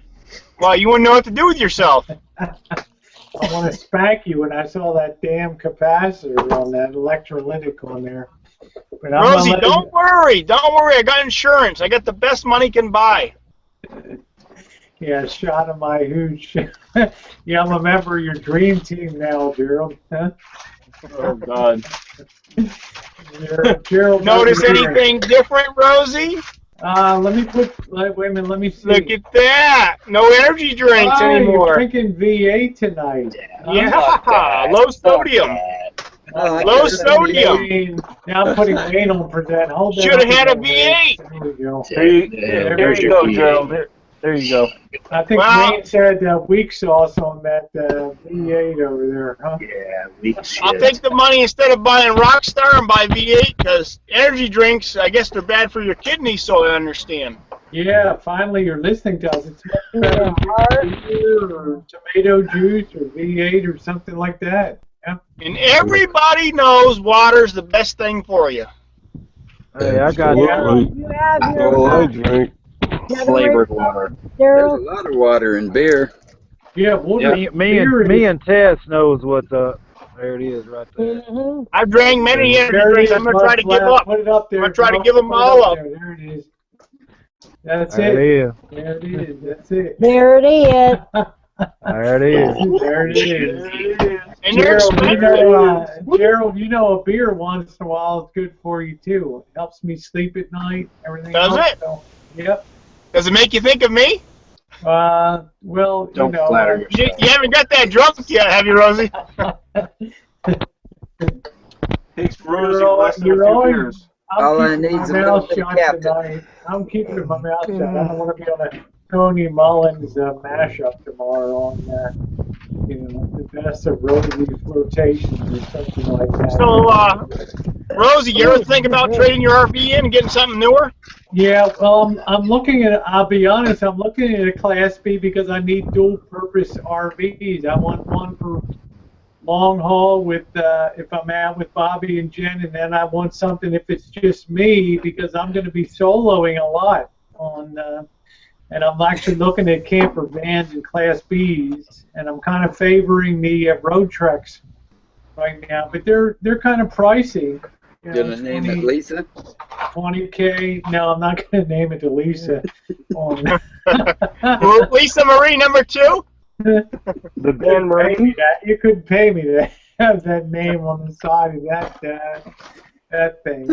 You'd have to pay a lot. So. Well, Rosie, you get the Class B. You can go on the Route 66 tour. It's not too late. It hasn't started yet. You have a ball. You can drink all the beer you like, and you probably need it. Well, none of them are drinkers. The Colonel's not a drinker, and Marshall's not a drinker. Oh, I thought the Colonel drank. Look at the positive. Oh, hell the positive. Look at the positive. Thank You'd God. never run out of beer. You wouldn't have to worry 10 about no minutes, one drinking. 10 minutes, I'd drink both of them under the table. That would be the end of that night. So, no, I'm not going on that tour. So, I don't even know if it's going to go on, to tell you the truth. I'm happy to say I lost contact with all that shit. So. Me too. Oh, man, Loving every minute of it. Forgetting to turn the fucking camera off. Tess, did you send your husband on the run for... No. You know, you're going to make that Taco Bell pay. You're going to take that thing over there tomorrow and drive it up and say, you know what? This is what fucked my night up last night. This quesadilla, right? Yeah, you know. Get some freebies there tomorrow. Hey, John, you going to join us or what? Who, me? Yeah, you. Dude, I got shit to do, okay? I can't just sit here and chat all night. Oh, yeah. Oh, John, yeah. I'm John's just in our company. I'm toasting you guys. I'm de-skinning some venison sausage, some venison pepperoni. John, this shot's for you, my bourbon drinking friend. Here you go. Well, hold on. Wait, Rosie, don't you do that shot. Don't you do that shot. All right. God. Stick it out there again We so I can both grab got it. to There get you up go. at 5 a.m. tomorrow. So I can't get a hold of it. I gotta tell you, Rosie. That's doctor's orders, John. Yeah, but the thing is, I might not get up in the morning. I might just call out tomorrow. I already made that. I already took care of everything I needed to do at work because I knew tonight was going to be a late night. There we go. As the Cheers. Chinese say, ganbei. There we go. Don't be in such a hurry to swallow, Rosie. Oh, I'm single barrel 4 roses. Shut up, Gerald. I want it down quick. Yeah, be quiet, Gerald. Don't. Something just caught my mind when he said that. I just don't know. I was thinking of Las Vegas and Rosie. Oh, shit. Wait till you see me up at the adult pool up there. That shit got Rosie checked out the prices at the Bunny Ranch and said, "Is there a Gopher Ranch around here somewhere?" A GoFundMe ranch? Could you imagine Gopher Ranch. that? Yeah, I'm not thinking. You know, surprisingly, prostitution is legal up in Reno in that county, but it's not legal in Las Vegas and around there. So go figure. No, but they can advertise it, Rosie. I've been to Vegas many times, and oh, well, I mean, of course you can walk down the advertise street and they it. give you a cool. Oh, I know. I'm just saying, though, for legal prostitution, for They have guys on the street handing out flyers. not anymore, John. That's Oh, gone really? now. There's no more porn poppers on. No shit. On the strip, they're gone. Yep, the ordinance did away with them. People on the overpass playing plastic drums and selling glasses and all that shit. All gone. It's all been sterile. All the fun shit moved downtown now. Down there. So, yep, the porn poppers are gone. I stay at the Riviera every time I go. It's closed now. Thank you for 60 wonderful years. The Riviera is now Seriously? closed. Yep. Wow. Thank you, the brass ladies outside. I got pictures. Yeah, and you pictures rub the butts on them. Yeah. Absolutely. They had a great show there too. They had a female impersonator show. This and that. If you stayed there. Yeah, it was called Legends. Yeah. Well, it's closed now. The Riviera is one of the last of the old school. That just leaves the El Cortez as the last of the last of the last, and that's where we're going to be for our bottom of YouTube meetup number 2, our second annual with the El Cortez. That pisses me off. John Chilliman will be there this year. So. Yeah. Circus right across the street. You had the Slots of Fun. Yeah, right Slots of Fun was great. Great pay Yeah. tables, great everything. Yep. They're still going strong, John. Slots of Awesome. Fun. See now the big difference, like going to the casinos here, is there they pay 3 to 1 on a lot of the odds. I play a lot of craps and roulette, and they pay 3 to 1 odds. Where around here they pay 1 to 1 odds. Yeah, I play. Well, you could put triple odds down and go up to 10 times on some of the places on The flamingo is still pretty good. I put up a video tonight about the flamingo when we went through there, Jen's first trip on the strip. But John, you know, 6 for 5 is starting to push out 3 for 2 for blackjack too. So, but I can't get people to understand the math on that. So.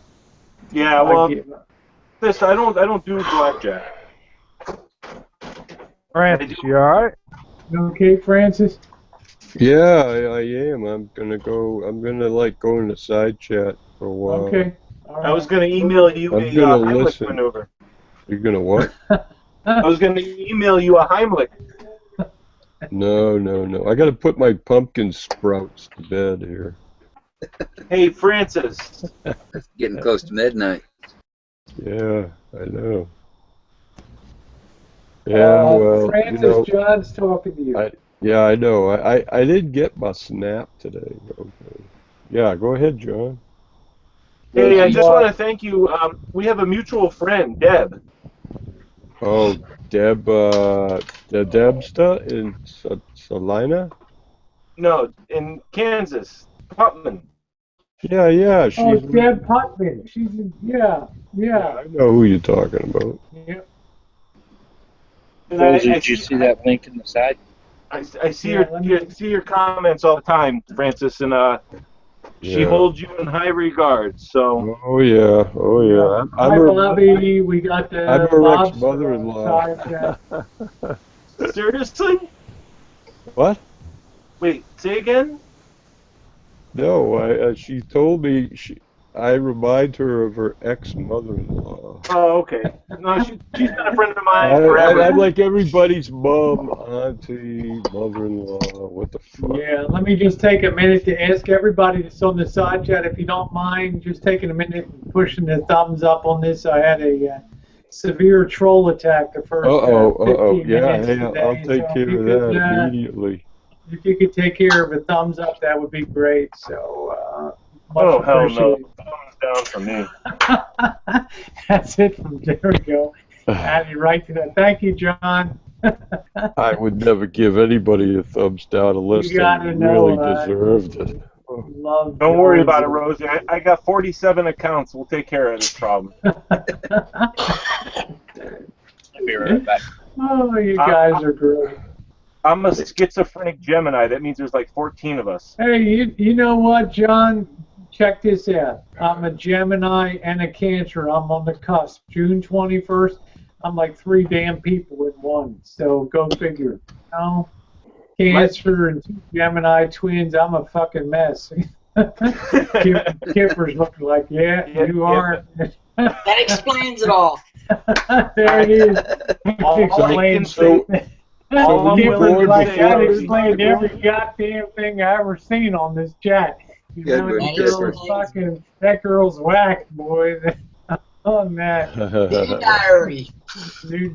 Dear Diary. It all came clear tonight after a year watching this on the chat. Well, Rosie, you got to be a Gemini because there's Rosie Murphy and Rosie O'Kelly. That's it. Rosie Murphy, Rosie O'Kelly. I got Big Bobby in the side chat. I'm going to get another beer, Wayne. So I know you're out there. I got 3 left. I'm getting drunk just watching Rosie.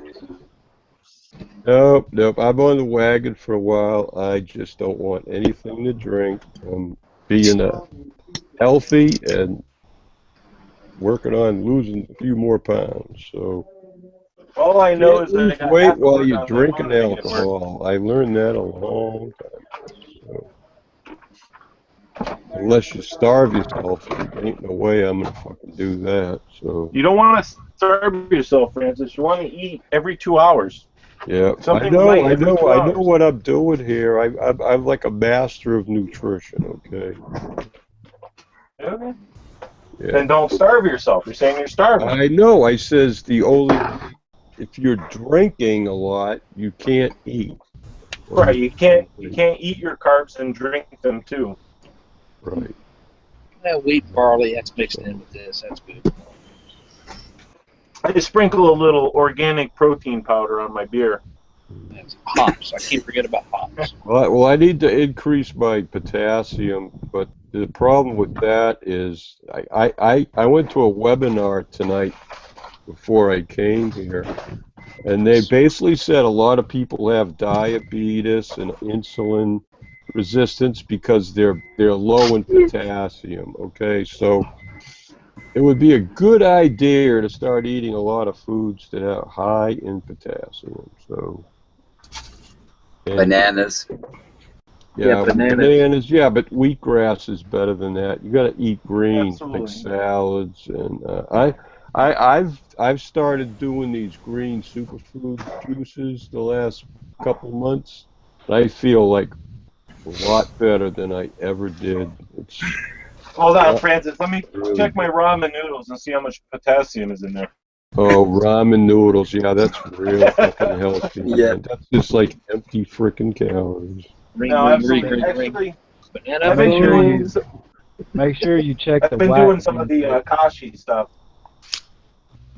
Kashi. Make sure you Yeah, check how 70 much milligrams wax a is day on for- it. Yeah, that's breakfast cereal, right? Yeah, I do that in the morning. I like hot The cereal. only breakfast cereal I eat is grits or jasmine rice. Grits? I eat rice every day, so usually for breakfast. Wayne, the best beer is other people's beer. This is Bobby's beer. Yeah. Oh, you're whacking into Bobby's beer. Yeah, I know.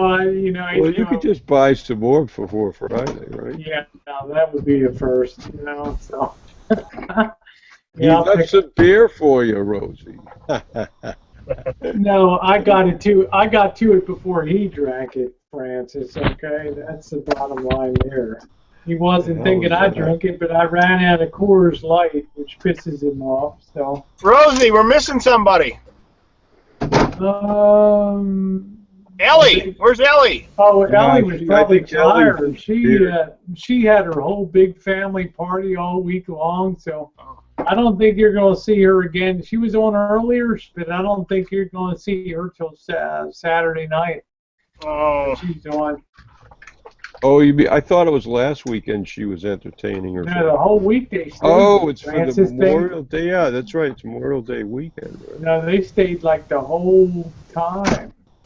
She had house guests and stuff. But Yeah. on the bright side, I got Kip here tonight. I don't usually have her on Wednesday nights, so yeehaw. And I got Derek. How you doing, fucker? Yeah? I'm here smoking my cigar. Smoking his cigar there. My cigar. The big operator there. All right, peeps, I'm out of here. All right, John. Thanks for coming in. Stop by Saturday night if you get a chance. Okay. I will. Take it easy, Take John. care. Get that drone. Get that drone. Bye. flying. Here. Night, everyone. Night. Boy, it's nice to see John looking good, huh? Yeah. Stronger. Yeah. Uh-oh, wait a minute. Hi, Diesel. Yeah, it's a long weekend coming up. I can't wait. 3-day weekend. Of course, it's Memorial Day, so take a minute to remember those who died in the line of service. Remember, I said there's 340,000 vets have died waiting to get that VA care. So Yeah, I also remember the ones that's still in service too. Yep. Well, this is Memorial Day for those who died. So.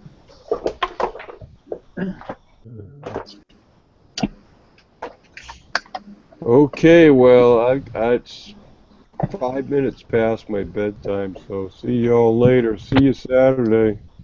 See you later. Bye, Francis. Bye. Hi, Francis. Have a good one. See you, Gerald, John, and Mudflap, Wayne, Take it easy, Francis. and Tess. Good night, Tess. And Kipper. Bye, Good night, Kipper. Francis. Good night, Francis. Good night. Get some rest, woman.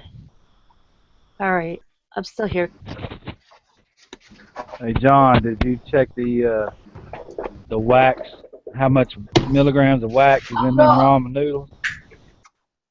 No, you talking to me? Yeah. Did Francis leave? Good night, Francis. about here. No, I didn't. Well, you know, that's Is there the a lot thing of that's wax going and ramen around. noodles?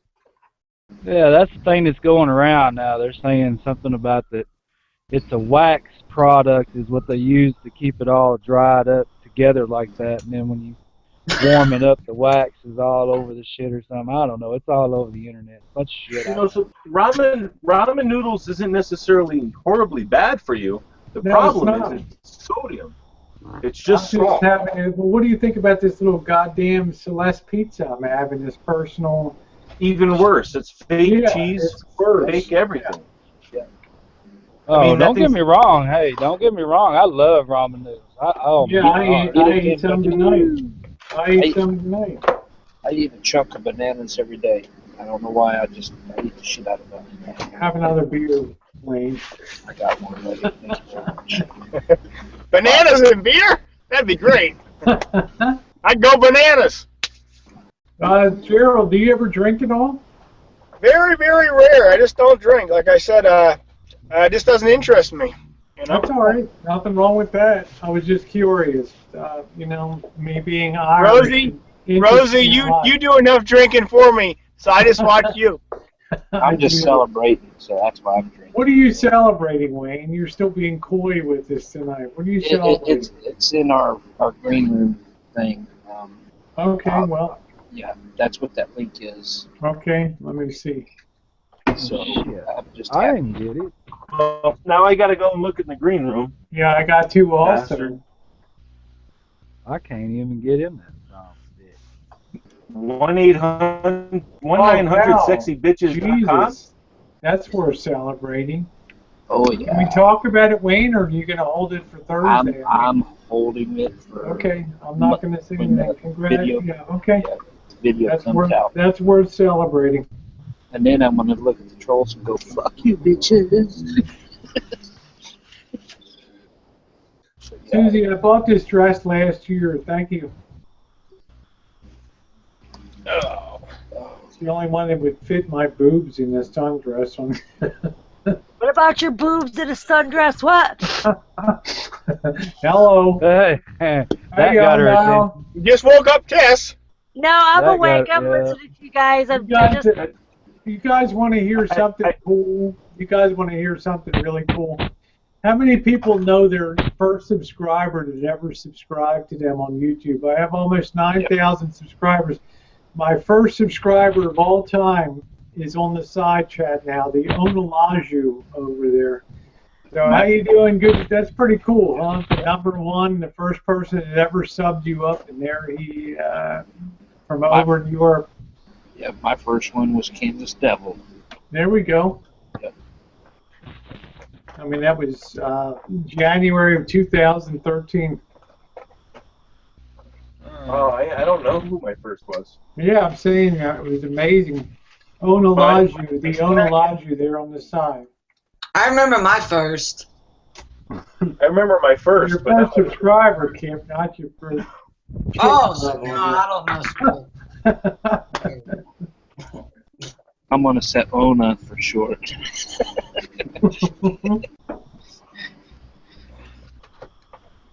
He's a very sweet person. Marcel likes his shirataki noodle. I think that's a thicker noodle. More of a Japanese as opposed to a Chinese variation on that. But true fact to that, I mean, you know, the rice noodle, the dry rice noodle is a very good noodle. Mm-hmm. Well, keep talking, John. You're making me feel better by the minute about my diet. Oh, I mean, unfortunately, noodles. You know something? Rosie, you lived over there. What is the #1 reason why they live so long? Well, they have a very moderated diet. That's for one thing. Their calorie intake is very low. I find it's because they eat and drink a lot of fermented vegetables and fish. They do. And, I mean, that's huge. I'm a big. I would agree with that, John. But I also think you never really see a fat Chinese over in like Hong Kong, but everybody's just eating enough to get by. So, yeah, but they're not eating like the processed. No, they're not. Everything is all made every day. Hi, Jimmy. Everything is all made every single day. You have to go out. Everybody shops fresh every day. The supermarkets are still rare over there. Everybody goes out and buys fresh ingredients every day to make their meals. So very little stuff is processed correct. Well, that's my big complaint here, Rosie, is every time I talk about politics and stuff like that and processed foods, everybody says it's because they're low income, they have to eat McDonald's and Taco Bell and everything every day. And I think that's just people being lazy, because for what I can spend at McDonald's, I can go to the grocery store and eat for 3 days. Yeah. If I cook it myself. I think it's just, a lot of people are too lazy or don't know, have not been brought up to know how to cook a piece of chicken. Well, I think it's the latter, John. I really do. Hey, Vegas, I'm going to midnight. I still got 2 hours and 48 minutes to go tonight. Midnight here, Rosie. I do the whole ride here on Wednesdays, so, yeah. Rosie, I'm going to get out of here. You can have the whole ride. I got to go take a nice shower. Is that the golden one, Joe? Take. Just kidding. Nothing. Wow. It's called Planet Fitness. Hello. Take video. No, I know that. All right, Gerald. I'll see you Saturday. Yep. Bye. Bye.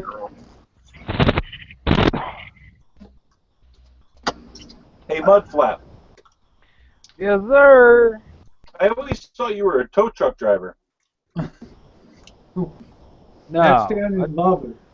No, I drive a tanker truck in the oil field. But right now they got me working on the yard. No, I know that now.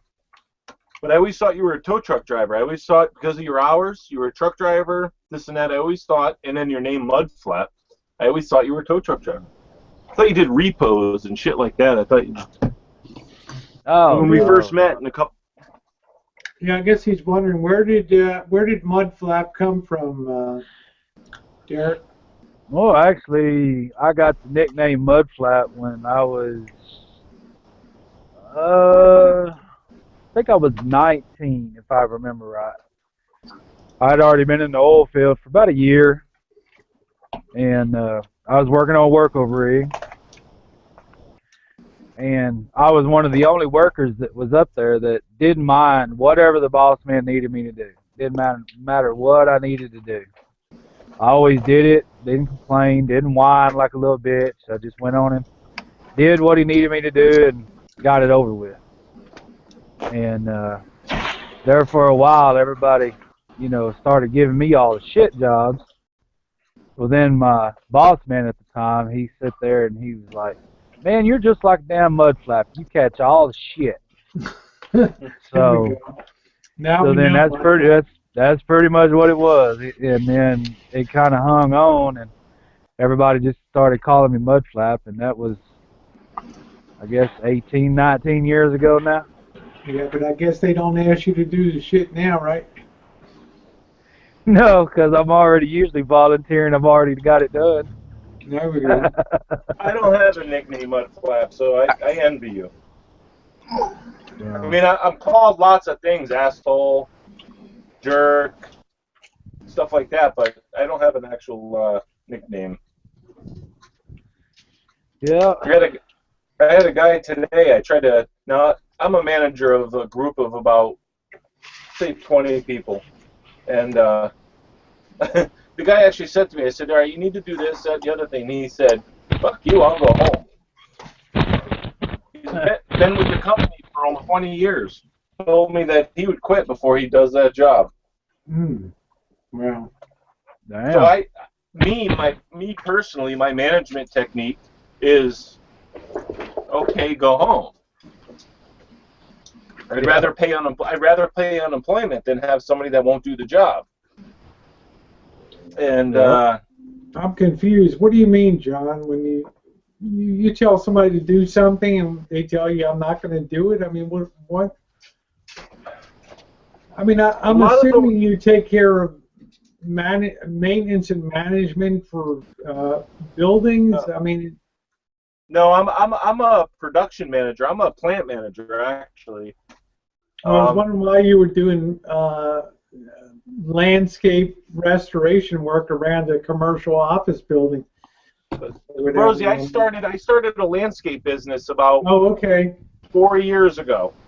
But because of state of Connecticut requiring a license, the government requiring all this other shit, quarterly taxes and everything else, I was out there busting my ass for like $9 an hour. So what I did is I switched to commercial. Well, my boss says to me, I have a couple buildings. Will you do the maintenance on the few buildings? And I said, yes. I said, but there's a stipulation. Everything I make goes into an HSA. Okay. So a medical health savings account for those of you who don't know. So when I do the lawn and you see the videos, I don't make any of that right now. It gets direct deposited as an employer contribution into my HSA. Yeah, that rolls over, John. That never disappears, correct? Correct. That rolls over every year until age 65, and then you can take it tax-free.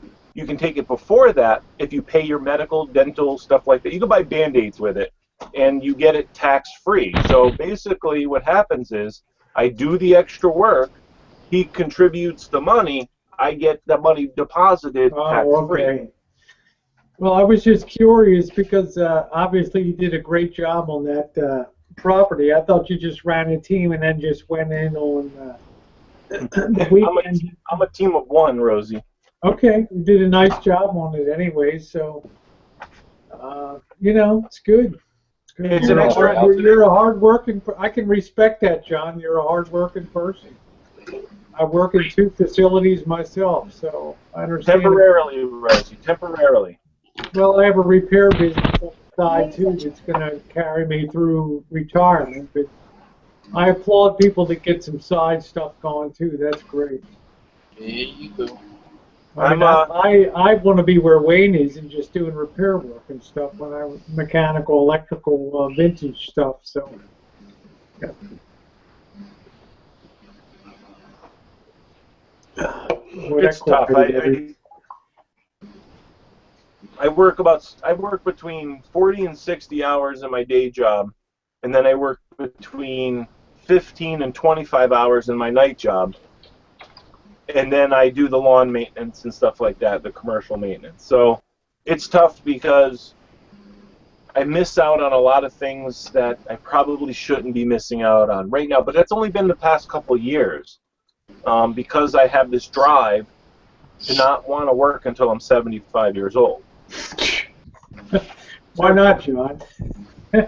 So if I'm maxing out my retirement and I'm maxing out my 401k, what else can I put money into? And HSA is the only logical other, avenue. I mean, from the Rosie Murphy channel, I watch all those vids, by the way. Yeah, Rosie. I mean, I'm just saying, I finally understand. I have a better idea, John. I was just confused because I thought you were like the overseer of the whole crew that was coming in on weekends. But now I understand your production and you do that on the side. Well, good for you. I admire people that work their ass off. And, chief cook and bottle washer, as they would say.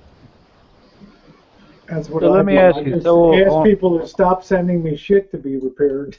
That's what I need right now. So like on that, so the HSC or whatever, or HCS or whatever y'all call it. Go ahead, Mud. If the business goes, if the business you're working for, let's say, for some catastrophic reason went out of business, would you lose all of that, or is it like a separate savings account, like an insurance? Yeah, you can't lose it, or it's impounded somewhere else. No, this is what an HSA is. HSA was created by the government that said anybody that had a high deductible health insurance plan, which if you go to like the Obamacare type stuff, you'll see what they call an HSA plan. If you have one of those, which is a high deductible, $1,500, $2,000 deductible plan, you are now eligible for an HSA savings account, which is like an IRA, okay, in the fact that it basically, you put money in tax-free, okay? You get a discount on that. It's different than an FSA, okay, or the old school HSA, in the fact that it doesn't expire. Back in the day, a health savings account, you lost the money. If you put money into John, it... I think he's saying, does that go with you if you change jobs? I mean, is that... So yeah, you get it from your own bank. Okay, you get it. I'm saying. Oh, okay. That's what he was looking to understand, the portability of the... Yeah, that's what I was wondering. Yeah, that's what I was wondering. Is it connected to the job that you're working at, where if they went out of business? Does it go with you? No, Thank no. you for taking your shirt off, Wayne. They direct deposit it directly into your account, and you own that no matter what. The government, it's protected by the government. I was curious too because I have company-paid insurance. I was just curious about for HSAs and that kind of stuff. So that's actually a pretty good little idea, because then if something happens, then they can buy high deductible. Yeah, they can buy high deductible insurance, and then you can fill the gap with your health savings account. So yeah, I like that. Rosie, let me tell you what I did. You pull that out. You pull that out to pay your deductible. Pretty much, you could. Correct. It's a way to become self-insured. I'm all about reducing your overhead per month. Okay, that's what I do. I don't like John, help me reduce my earthquake insurance bill. I just paid $1,600 a year for that earthquake insurance bill. Well, the only way to reduce that is to downsize or move. Don't insure so much personal property. The good news is if the big one hits, we have $100,000 of hotel and meal. So they'll put us up in feed us to the tune of $100,000 while everything's gone to hell around us here. The good news is I own property on the fault line that I'm hoping becomes beachfront property. Hey, there you go. There you go. There it is. One flap. There it is. There it is. There it is. There it is. That's it. Yeah. I will name a little park that says Rosie's Square. Kelly Something Square, like that. right there. Exactly. You know, a tribute to classic, stereo equipment and the sound. You know, the wall of sound. Well, I got tired of just freewheeling, and I read the, I read the paper, and they're talking about pressures building on the fault lines, and I'm like, oh shit, here we go, there it is, and I'm thinking, I've already been rocking and rolling 4 times over the last 20 years here, so. Yeah, but Rosie, I'm right on the East Coast, and we get hurricanes, we get blizzards, we get everything. Everybody's always panicking about everything.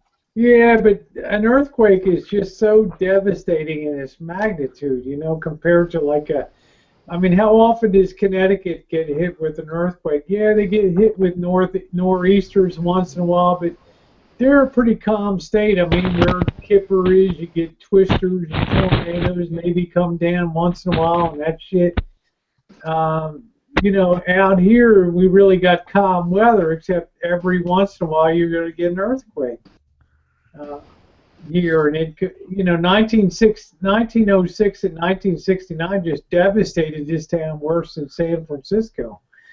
So I feel like with Jen, I got to kind of be ready, be ready if we need shelter and all that we're pretty much protected for that. Because John, face it, I mean, if the big one hits, it's going to be a long time before they get around to rebuilding a rancho. You know what I'm saying? They'll have many higher priority projects. Yeah, but that's material. That's property. Where are you going to be? How are you going to protect now yourself? We got the insurance that pays. We've got we got aHEAD here, and we got our married courtyard within a mile or so. So I would imagine they're a little better built than our 1956 California home here. So I'd hope so, anyway. You know something? A lot of people ask me, John, are you a prepper? Jimmy Rance actually asked me that exact question. Yeah, I but said, Jimmy didn't have insurance. I mean, come on. but Wife? yes, I am a prepper in a way of the fact that I calculate my risk, whether it be financial, property, catastrophic, whatever the case may be, and I prepare the best that I can. I have thousands of rounds of ammunition. I have food stores. I have what I believe to be at least a month's worth to survive without power, and also to protect what I have. But other than that, anything more than a month, you need to move. You need to go. You need to be prepared to relocate. Absolutely. I'm not going to be able to stay here a month. Are you kidding? With gangbangers and everything else running around here, I'll be lucky to stay here for 3 or 4 days. I got to get the hell out of here. You know? Absolutely. I mean, Rosie, my channel, I have not done anything with prepping at all, but I have like paintball guns loaded with tear gas, 68 caliber tear gas, rubber bullets, fully automatic. Because you can get super excited now over here, you know. Well, seriously, I mean, fucking Armageddon here, you know. The zombie apocalypse is upon us. What do you Rosie, think, Kipper? Huh? The zombie apocalypse is here. Shit. No, zombie apocalypse is bullshit. 90% of all zombies will kill themselves by falling off of bridges. I mean, who teaches a zombie how to walk down stairs? They're gonna fall and break their own necks. I mean, that's a proven fact.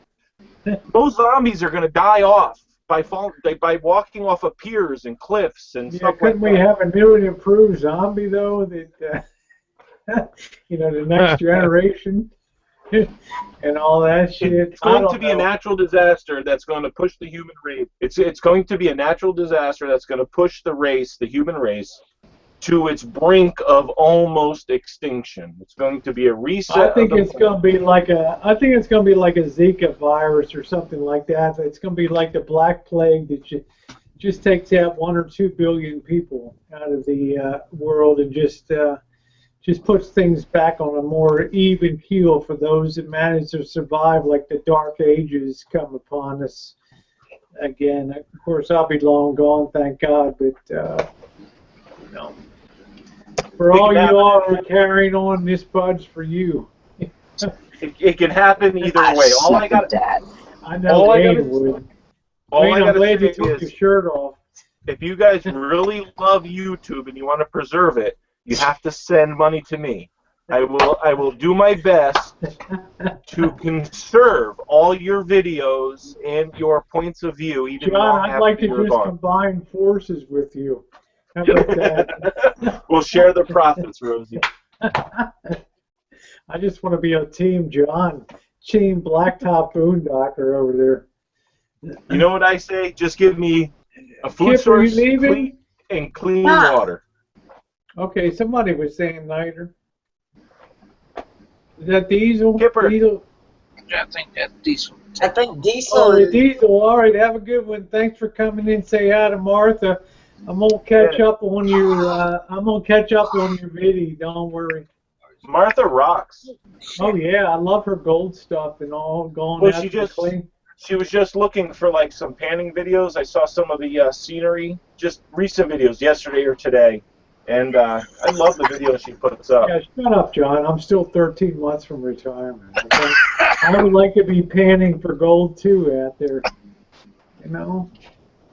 I do the metal detecting. Actually, I do, too. I got metal detecting vids. I got a macro. I just bought a new pointer, pinpointer. Here it is. I got a Garrett underwater probe and all that shit. Well, I got the new one. The is this the one you got, the orange one? Yeah, that's it, the underwater and all that, yep. And I got a macro, the Turkish made that can go down 2.5 feet in the ground. I use the Garrett. That's what I have, Garrett. Pro. I use the macro, the Turkish made. It doesn't have any gauges or idiot things. It just goes deep, that's all. I use Scott tissue. What are we talking about? I use Trojan rib condoms, Taz. Don't worry. There you go. Well, if we're gonna go there, I use the ultra thin Extreme sensitivity. By the way, Rosie, thank you very Oh, much. there you go, babe. Ooh, the 90, it's on now. There you go, mudflap.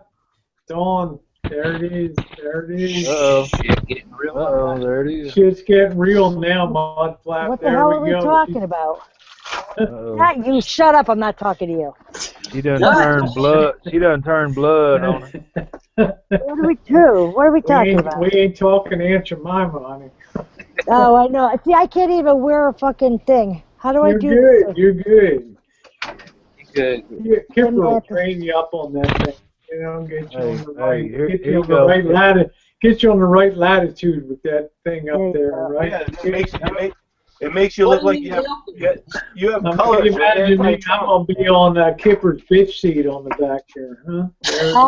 Hey, yeah, we'll take turns. I'll ride her, bitch. You're gonna hit that on ramp. No. I do not ride bitch. You can with me. I didn't think he did, honey. I didn't imagine he did.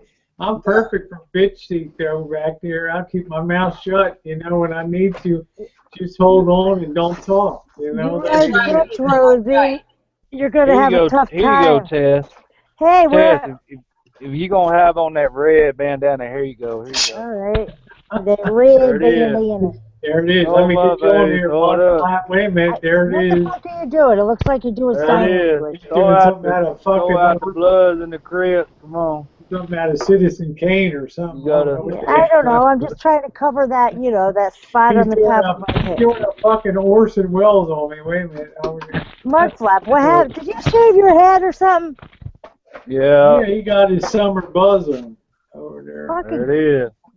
There it is. There it is. How's your workout been going, Derek? Huh? Derek, where'd you It's get going that pretty good. fish in your tank? I've been going pretty much every single night. You were up over 3 bills, weren't you? Before? Holy shit. Oh, yeah. I couldn't believe you carried it so well over 3 bills. If I agree.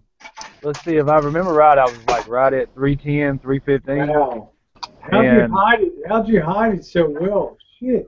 I didn't. I guess I've seen you for a year. I didn't see you carry. I guess it was all just There you muscle go, or something. Tess. How do I do it? Like that? You're doing Oh, good. yeah, I can't do it. I'm like stiff like a... You got to ask Kipper to show you how to do that. There you go. Something about tie-dye doesn't work. Shake my teeth. You out of your goddamn mind, Rosie. That's your job. Rosie, how do I do it? Show me. How do I do it? I can't even do it. Okay, honey. Here's what you got to do, all right? You raise them fucking hands up a little bit, okay? Yeah. And then you just get them moving. There you go, huh? They don't There you go, shake perfect. You know, you Yeah. raise them bad boys up and keep them things moving and put that slow motion video, render that slow-mo. Those things going back and forth, them boys are digging that thing on the Man, big. you gotta lower your shirt a little bit, Tess. There you go, girl. That's it. Now squeeze them together. Got the test school of T-Zominy here right there and get it. Showing them my cleavage, Phil. There it is. There it is. Tell them, Derek. Huh? There it is. There you right go. there. Rosie's got nice. There it is. What did you just say? He says yours are better. There you go. Just lean over, Phil, girl. she's got cleavage. Check out those titties on that. Lean over and say, "How y'all doing there?" Oh, yeah. Yeah, they look like old lady tits. I can't do it. Sorry, John. Sorry, John just cut us off. He just put us on mute over here. It's like, Well, I'm all for natural titties. I'm sorry. All right, well, okay, so it's my turn. there you go. Oh shit! There we go. Yeah. Rosie is slow with the present switch. Oh, okay. Wait Seriously, a minute. I mean, I'm all for Oh, natural geez, titties. just sorry, John. Give me a redo. Go ahead. Kipper. Go on. Now I'm going to catch you from John. she's Oh, like this. you slow on the present. There you I go. can't do it. I'll have to practice. There you go. Get a tank top to do it. Oh God, I don't even think I own one. Look at Wayne's getting No, I ready got to to tell you that Wayne's Tesla's getting in ready to take his drawers off. I know he's already half naked. You better hurry up and fix this 5,000-watt inverter so we can have some AC, or we're going to see a whole lot of thing. Or we're going to see a whole lot of Wayne. Damn. My hands are above the table. Hey, but Rosie, since you asked a while ago, yeah, I started out at like 310, 315, and last night when I checked, I just broke 274. Man, that's amazing. And how long you been doing this now, Derek?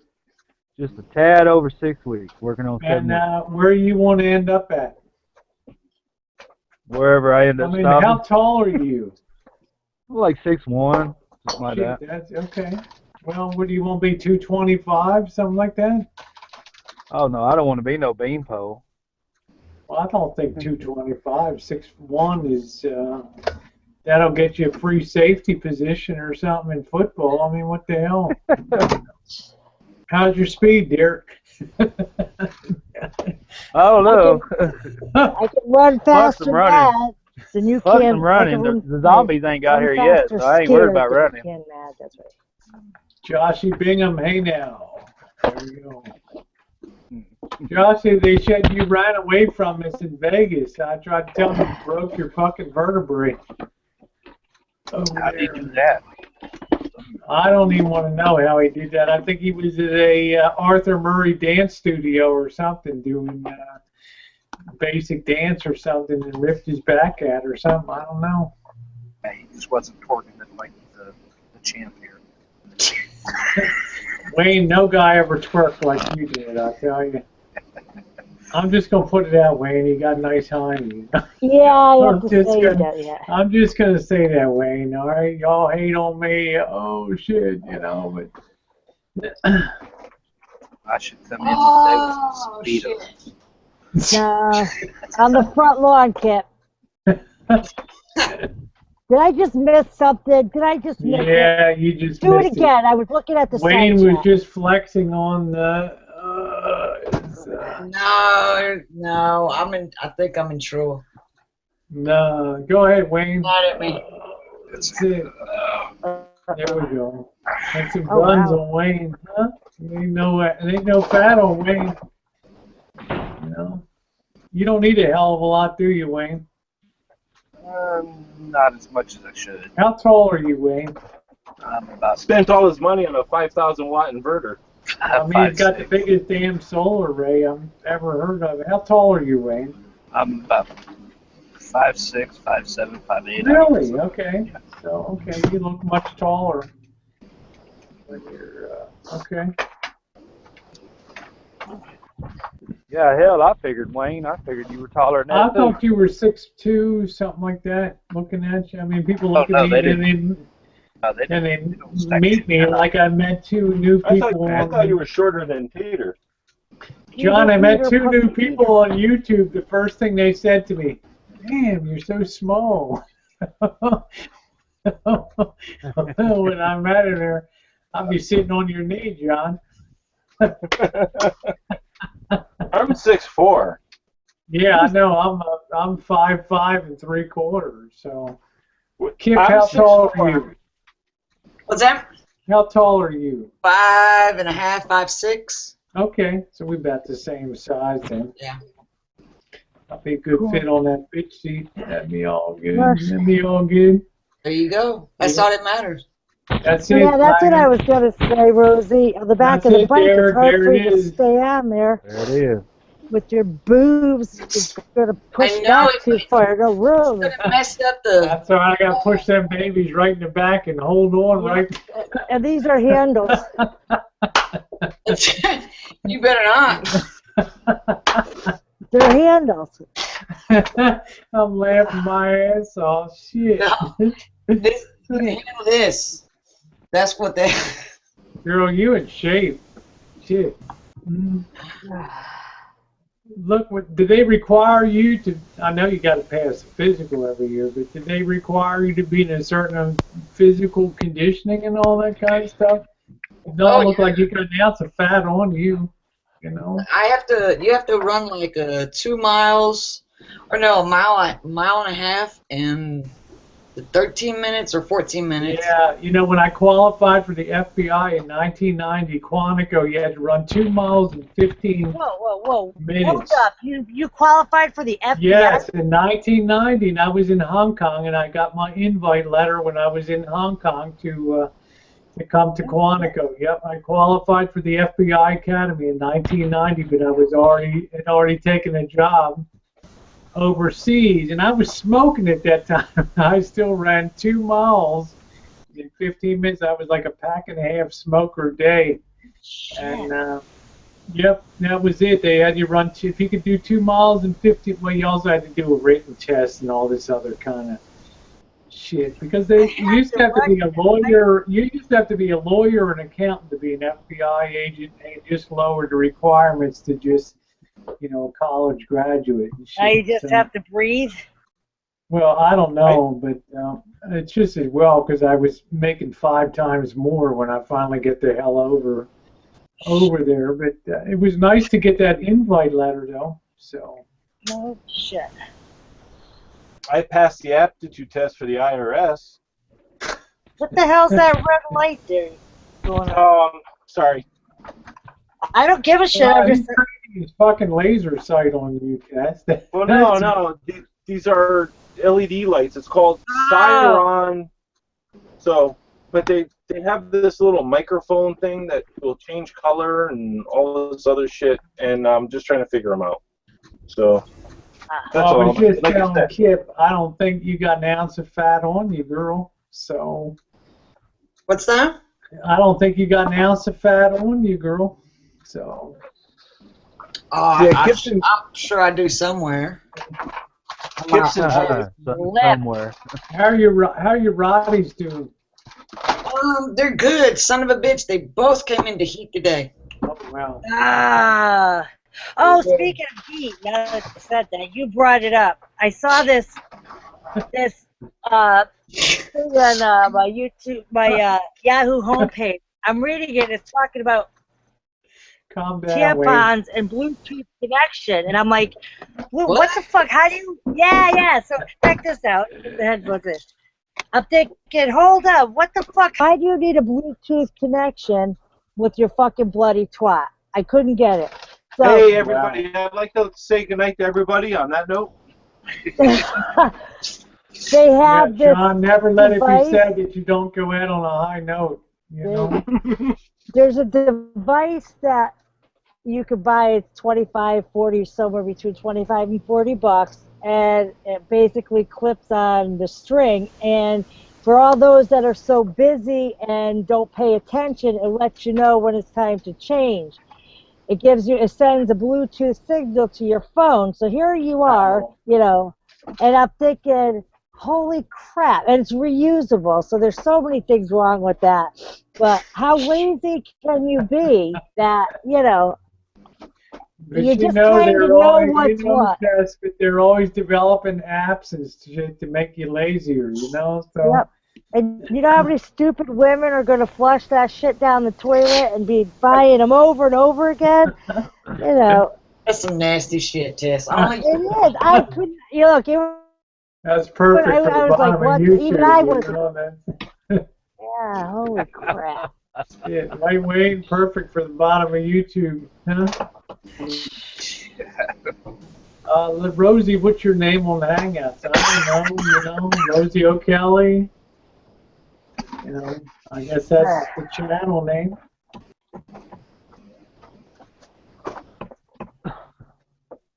I'm trying to catch up. There's lots of room in the bottom of YouTube. Always. We always welcome new members. Yep, that's why some people that are so far low on the ladder, I don't even hear them pay attention to them. I'll tell you, Wayne, we earn our wings on the bottom of YouTube. So we never fly far, but we we do flap around on the bottom of YouTube there. Wayne's like, oh, speak for yourself. Wayne's like, oh no, hell no. I got my Thursday night chat, y'all. So I'm like level 3. Yeah, this is my kind of cut loose night. I'm just wondering, Wayne, if you actually used deodorant today. Oh yeah. Here, you want to smell? Oh, jeez. You know, if I'm watching a cooking channel, I wish there was smell-o-vision. If I'm on like there it is, glad there it I'm is. glad there's not. Huh? Yeah, there it is. I can't Just get messing with you, Wayne. comfortable. Yeah, I know. Yeah. Honey, just shake it out. You know? I know, man. You Shake. stress me out. That's what I tell you. Tell her, Skipper, just shake that shit out, honey. I Just look let like it a go. wet. You know, there you go. Hmm? Wait. Present. Who? Whatever. You're talking about speaking it out. Yeah. Producer. Check it out. It's hot in here. I can't get it to cool down because it's cooler outside. I can't believe it's So that hot and so hot in here. John, what's the temperature outside there? About 85 right now. Wow. Yep. So you're comfortable. You look comfortable as hell in there. So. Oh yeah, I had the fantastic fan on. I mean, Rosie, Tess one is thing having about hot flashes and everything up there. Oh, me? Yeah, that could be the problem. That's because Wayne's got his shirt off. Shit. I Rosie, know if you Wayne listen took to his shirt off tonight. John, is your shirt coming off or? This will be the end of John on my Hangouts. I'm like, what did you say? Yeah. I think it's Tess's turn. Yeah, You know no, that's something? scary. Trust me, it ain't a pretty sight. Honestly, Rosie, I would have no problem taking my shirt off on a hangout, but you know, my heart belongs to somebody else, and I don't think it would be appropriate. I don't think it would be appropriate me online with my shirt off.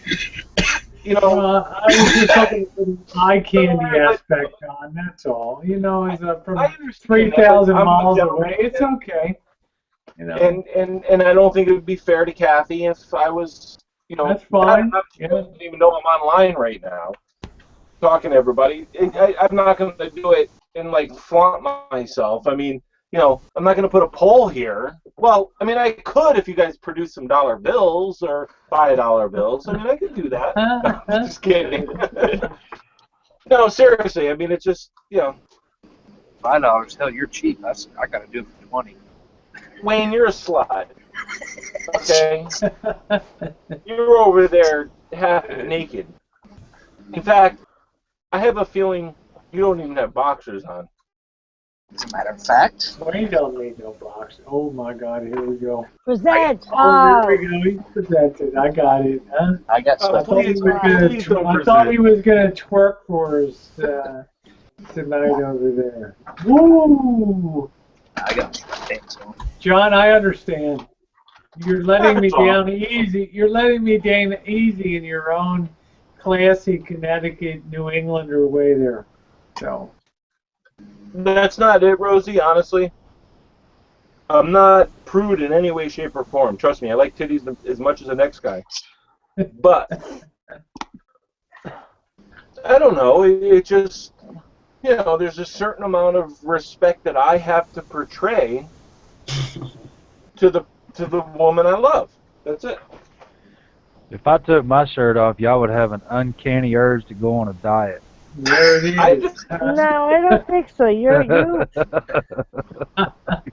Mudflap, what are you trying to say? High-fiving you, Derek, you know? Shit. Y'all be like, damn, I need to go knead some dough or something like that. See what Dave John said, man tits are fun too. I'm not exactly down with that whole man tit idea, you know? I'm still trying to come to grips with that whole situation, you know, and it just ain't quite setting right. All right, John, well, you got off the hook anyway, so. I mean no disrespect. I don't know. My husband's right up there, and he said it was okay for me, so. But he Let likes. me tell you something. Yeah, Jen said she didn't mind, you know.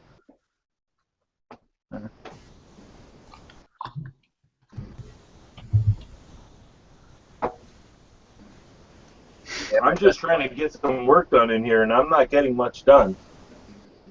Well, it's a lot cleaner than when you start. You packed up a lot of stuff anyway. Yeah, I still have the vents. I got a bunch of vents to replace the sewer vents and stuff on the roof. I did a full cleaning on the roof, Rosie. Wait till you see the video of that. I spent 8 hours one day in the sun. God.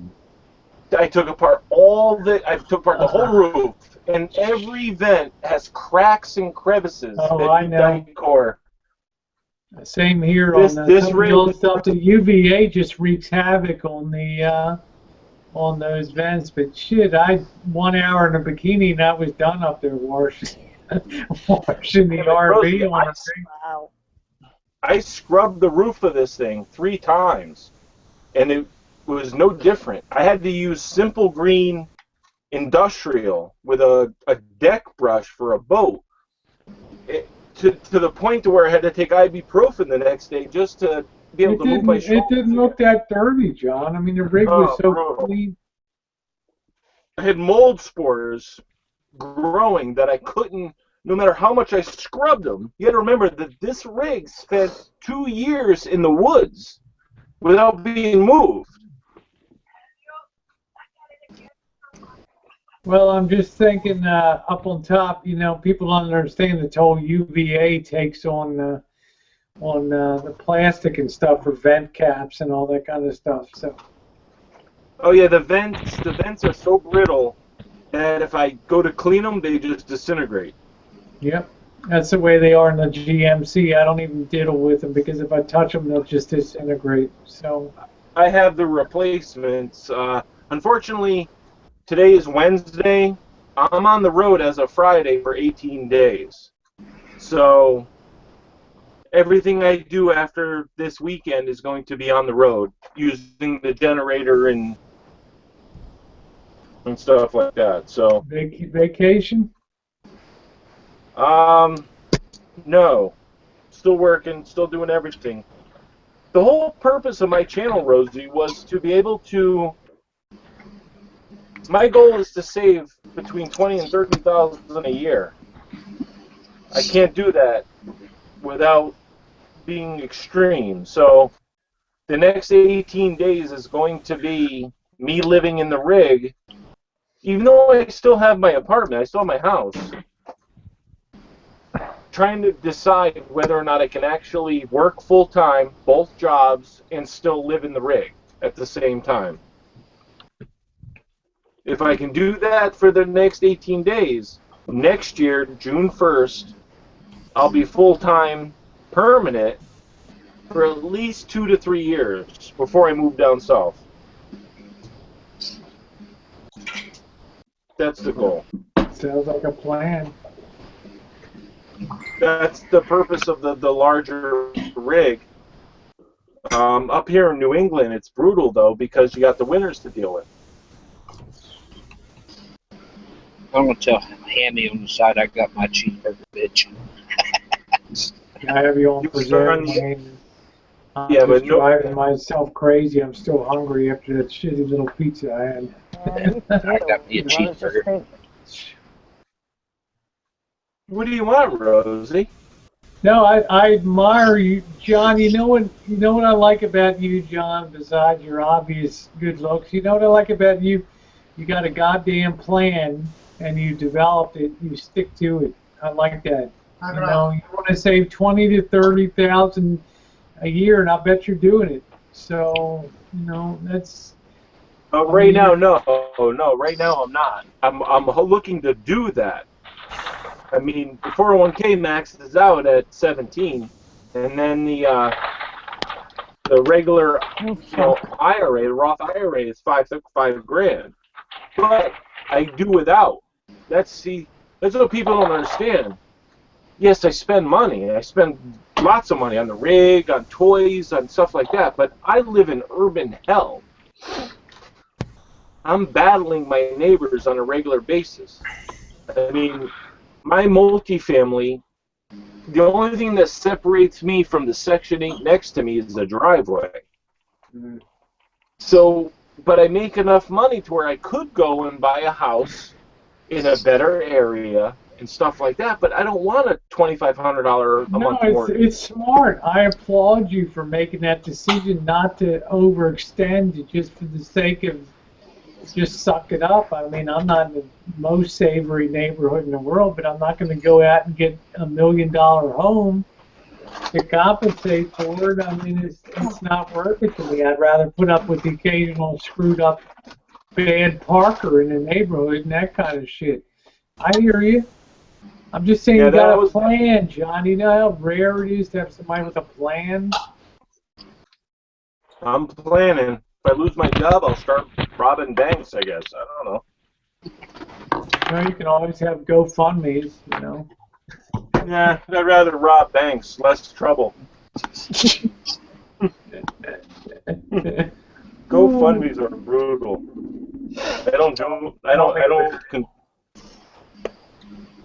The whole, I don't know. It's tough. I don't know how you have done it through the years, but you got to have a very thick skin on YouTube.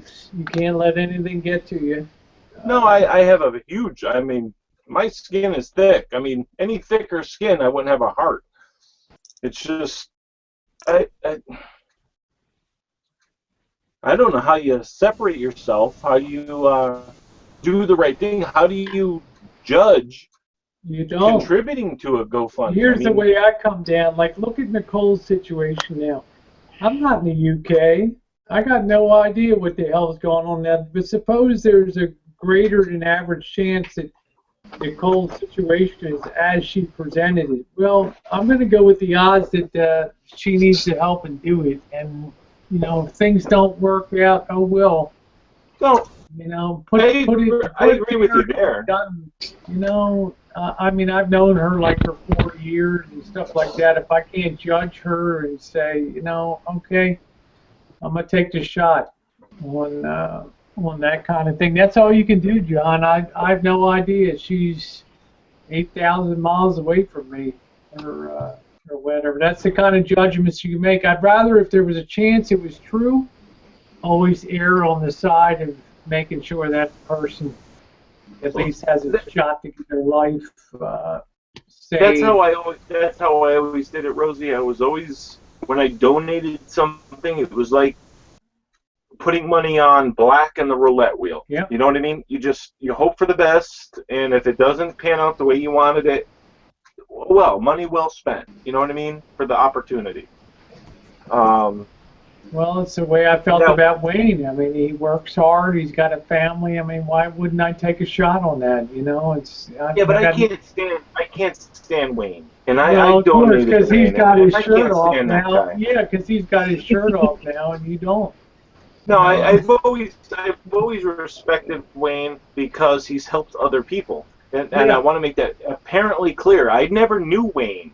It wasn't alcohol influenced donations when Wayne did his thing, or you, or anybody. It was the fact that he helped out Nomadic Fanatic, he helped out other people, and I even sent a message to Wanderlust Estate to say, listen, or to Wayne when he was doing Wanderlust Estate's repair, Wayne, charge what you should be charging for your skill level. Period. You just don't have the management to do that shit. I understand that, but when your living situation is not where you want it to be, you should at least be charging for services with a discount. I mean, you know, these are friends on YouTube, stuff like that. So help them out. Don't get me wrong, but there's a value to your service. That's what I always thought. When you realize that. Wayne needed a strong, silent partner to sitting there and rattle the cage on money shit and say, this is it, you know, and stuff like that. But you know what impressed me also? Exactly what you said, John. He helped everybody that came his way and ate all the shit that came his way too, and didn't be a pussy about it. And that spoke volumes about and that's why the character of Wayne. You know. Yep, that's why I've never regretted. I'd back him to the old. Yeah. I've never regretted any cent that I have ever donated. And it's been appreciated.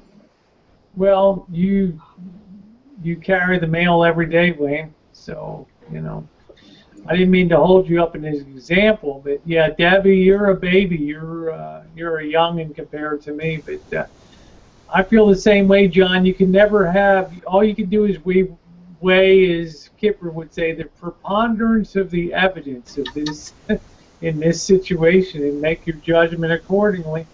You're not always gonna be right, but the odds are always gonna be with you. You know, there's no perfect shit in the world. So exactly. You know. Projects his goodness on others. So not only am I helping Wayne out, but I'm helping every single person that Wayne helps out. Hey, Wayne. Well, I always got Where's pissed at Wayne? Wayne because he wouldn't collect the goddamn value of what the stuff was worth he's doing. You know? I'm here. All right, he's here. He's there. Put a shirt on, bitch. I want to say this in a nice way. He's a nice guy, but he ain't a hard-driving businessman, you know. And Well, I went up on price. No, and that's why a lot of people help him out and like Wayne. Granted, there's a lot of people.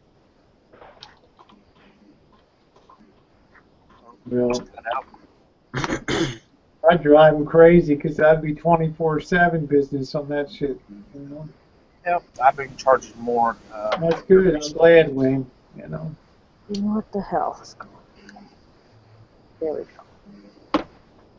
Important things, charging the phone. Wayne, you know. do you have funds overseas? I wish. I wish. Now that's interesting. Hey, Joe. Hey.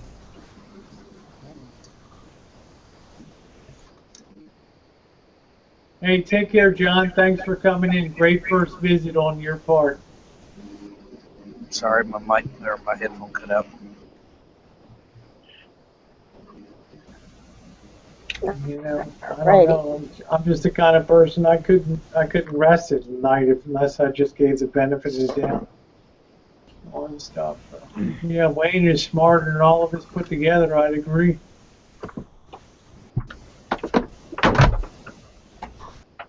Hey. There, Drew. There it is. Here it is. Tell it, Derek. There it is. Drew in the house. There all. it is. Hey, Drew.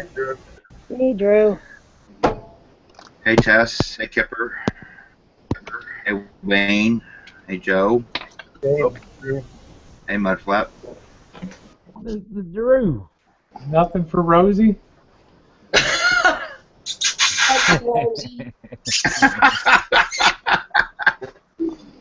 Here it is. There it is. You get There it presents is. from me almost every day. I know. I want to get your phone. That's what the hell I want to do. Oh boy. It's a shitty Lumina 521. So why do you want his phone? He sends me the most beautiful pictures of flowers every day, and it's just incredible because I have a 12 megapixel camera, and they just don't have near the rendering that Drew's color. What is that? Nokia, Drew? Yeah, Nokia 521. Yeah. There's just something that they. I mean, I'll hold up one of these. Well, Kipper's gotten a few, and Tess has gotten a few. Yeah, they're beautiful. My camera doesn't render color like that. You know, he's got the. Although one time I must say, I sent Kipper flowers, and I said, porn alert, and she replied, who the fuck is this? I did. It was, there it is now. Yeah. I had changed my phone number, and so this phone number comes across my phone and says incoming porn, and I go, who the fuck is this? Look at that. That's from the Nico hydrangeas right there, the blue mop tops on there. My phone don't put color like that. I mean, it renders it, but my I got this HTC One, this stupid $500 phone's a piece of crap compared to thing. So. I still have my iPhone 4 in 2011. That's all right. So, of course, I like to get that stuff when it comes in. Sometimes you're having a bad day and someone Drew's like he handed you flowers or something. Yeah, I love that. I love that shit. Yeah. See, I ain't what got do, money. what do I give him? I give him buck because I don't have anything. Your friendship is enough, dear. The friendship's enough. Get something to drink. And I don't have none of y'all phone numbers. You want mine, Derek? Yeah. You said yes? I want all of y'all shit. But I don't get it. It's okay. I'll give it to the private message. That'll work. That'll work.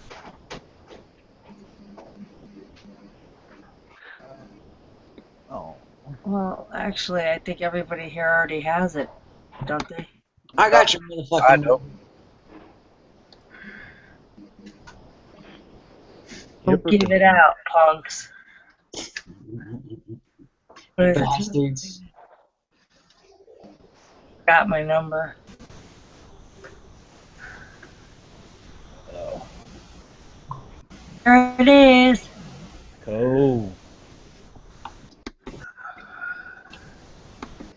Oh, shit. I have not slept yet. I'm feeling like I might have to do that at some point, huh? I didn't get no sleep. Same here. It normally helps, but sometimes I just lay there. I just can't sleep. I didn't sleep at all. I mean, I was up all last night. I've been up, so, all day. Well, I didn't sleep last night, but I fell asleep about 7:30 in the morning. Nice. I haven't yet.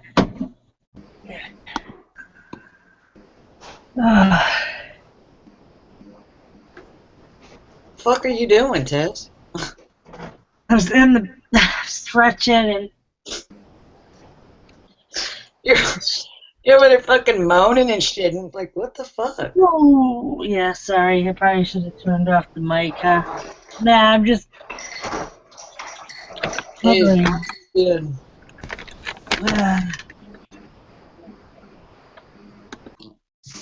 You guys, yeah, you Welcome guys. back there, Boone. Yes, I got the private message. It was signed with a Wayne Prepper nipple, but. Did you get the picture? No, I got with it. I don't know why I don't have it. I tried to log back in and I couldn't. All I could get to was the YouTube side. Hey, Rosie. Yes, John. Welcome back to your channel. Thank you, John. I'm in limbo here. I mean, I feel like You look like you're me, like when I'm missing tools in the middle of a repair job and I'm yelling at Jen, can you help me find, you know where this is? And then she comes out in 3 seconds, puts her hand on it. Is Gerald on? No, Debbie's like was a link. way behind. Oh, okay. You're way behind, honey. Yeah. Hello, Jimmy. Jimmy who? France. Oh. Not fucking the bean either, booger. No John, bean. what are you doing, John? Packing up for the night or getting your shit together? Starting to. I'm rolling out this weekend, Rosie. Yeah, I mean, I know you're doing 18 days. Is it local living that you're doing? So you're still going to your job, or? Yes. I'm relocating. I'm pulling the little trailer with my motorcycle so that I can commute with my motorcycle. You mean you're pulling a little trailer with your motorcycle? Yes, I have a landscape trailer that I have. Oh, okay. You could just put the motorcycle in the back. Okay, all right. Yep. I haven't started getting ready to tow another vehicle yet, whether it be dolly or whatever. My original plan was to tow a 20-foot enclosed trailer. But then I realized that the manual of this rig says do not exceed 350 pounds on the tongue or 3,000 pounds being pulled. So that limited my options. So one big disappointment with this rig. What kind of rig is that? Stayed in the state, or you traveling out of state now? I'm in the state. I actually have 18 days reserved in state parks. But I'm parks are so expensive. Say again, Tess? The state parks are so expensive here. They're ridiculous. I mean, compared to other state and their state parks, that's what I should have said. Yes, but Tess, I do a cross between forests and state parks. So I do Rocky Neck, I do Hammonasset, I do Patchogue State Forest, I do the American Legion State Forest in Barkhamsted. Yep, that's nice there. Oh yeah, they have a drive-in right there, which is awesome. You get a double feature drive-in, which is like ridiculously cool. Really? Oh yeah, Barkhamsted. Huh? You gotta be the last in the state. Oh yeah, no, I you know something? Maybe I'll do a video on the history of the Barkhamsted drive-in, but they were close to being shut down, and they were doing a fundraiser because I want to say it's Sony. There's a Japanese company doing a fundraiser competition for a new projector. And the one in Barkhamsted, actually the projector came off of an old World War II destroyer. So Really? so it was like ancient. So they would only charge like $10 for a double feature. You park, you drink, you have cheese, wine. You know, it was just totally off the hook. But the problem is a lot of the movies now are being released in digital. So the old projector can't do it. So this Japanese company did a fundraiser to offer one of the drive-ins this new projector and this and that. They lost. But another company came in and funded it, and they have their new projector now. So if you look up, I want to say it's Paradise Drive-In, Barkhamsted, Connecticut. You'll be able to read up on it, and it's an awesome place because the whole thing is staggered up. It's like on a hill. They have the food court and all this stuff, but it's all done like back in the day when, you know, the like in The Outsiders, where, you know, Ponyboy and them would jump the fence and try to get in and all this stuff. I mean, it's like totally just a little booth when you pull in. You could have people in your trunk. It doesn't matter. You back in, you set up tables, chairs, wine, cheese, coolers, hang out, watch the 2 movies, and then drive away. And it's right on the Farmington River, which is awesome. That's nice. Awesome. I have a question That's really for you. great. But John, what is your? I'm still not clear.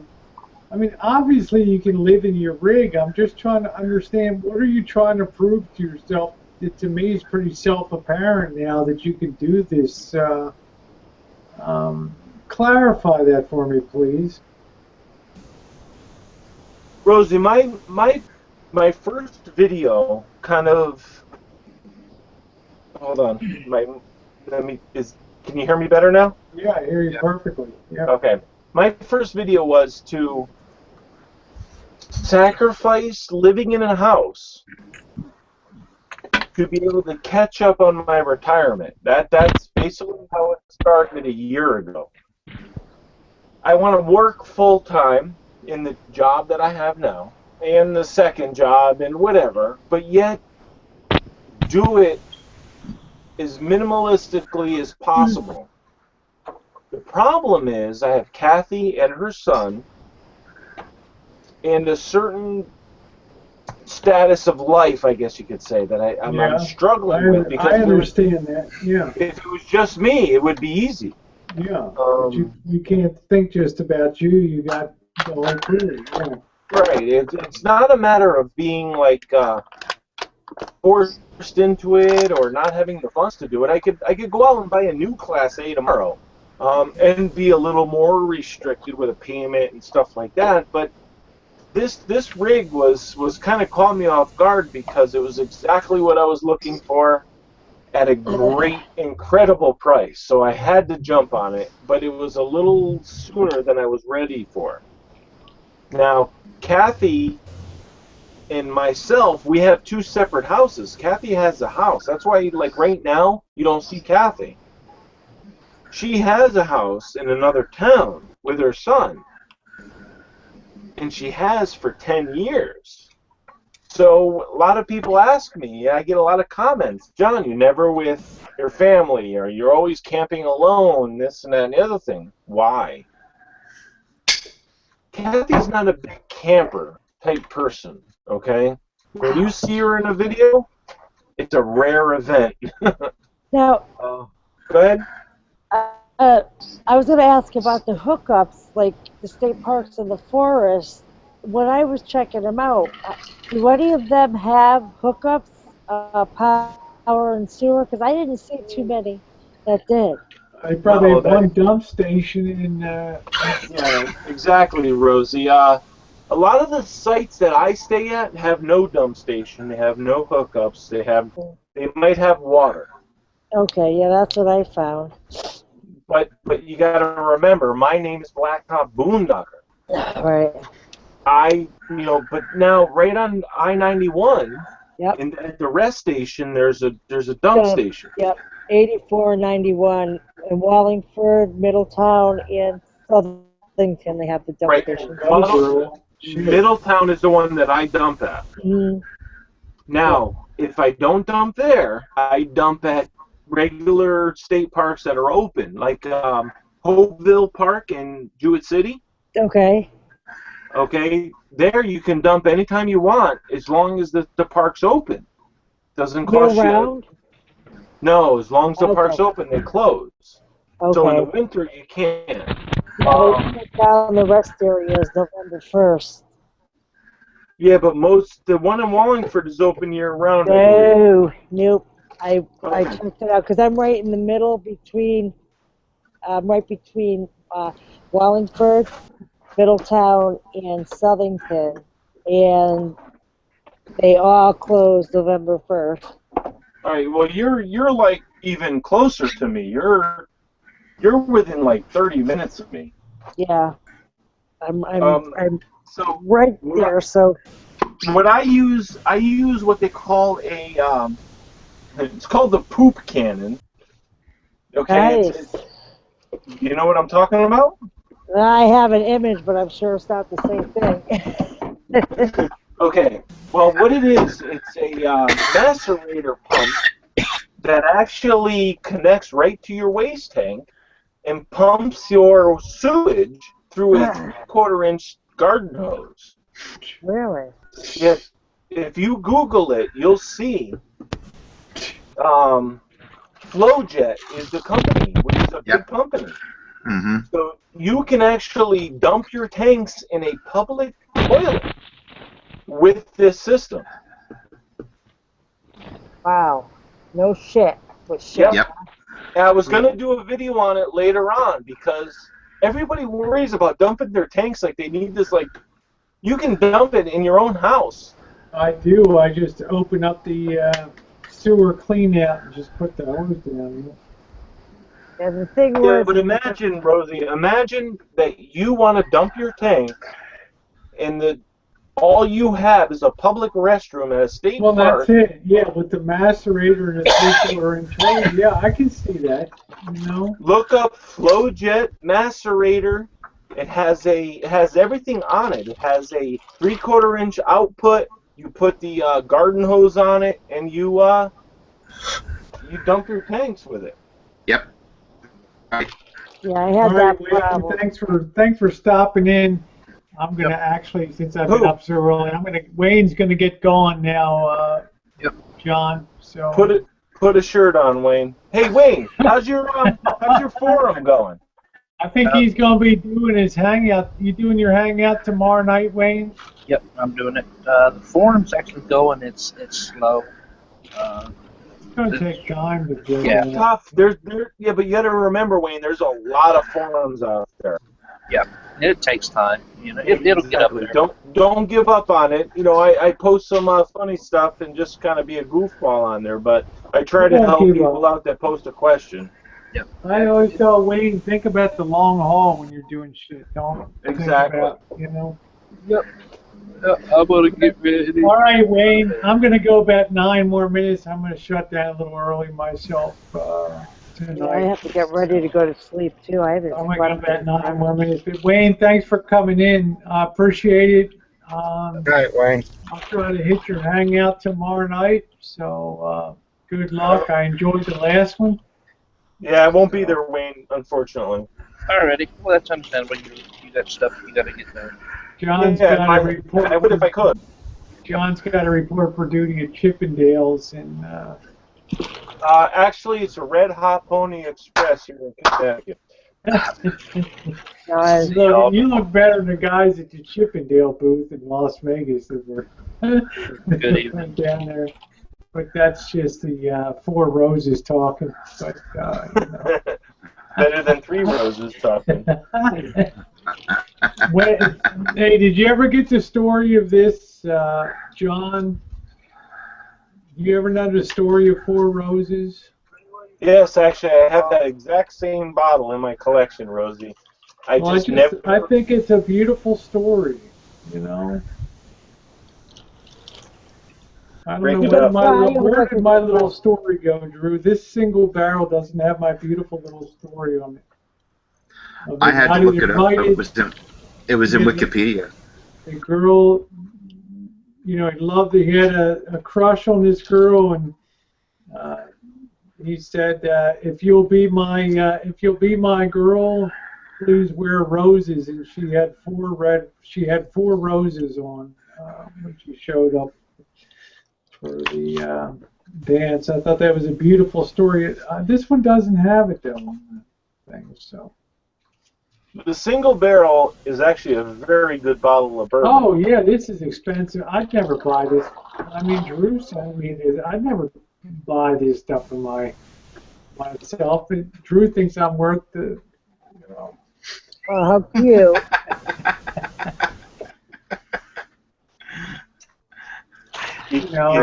Rosie, you're worth more than your weight in gold. Exactly. You can't put I'm always appreciative, aren't I, Wayne? Aren't I, Drew, appreciative too? You can't put a price on friendship.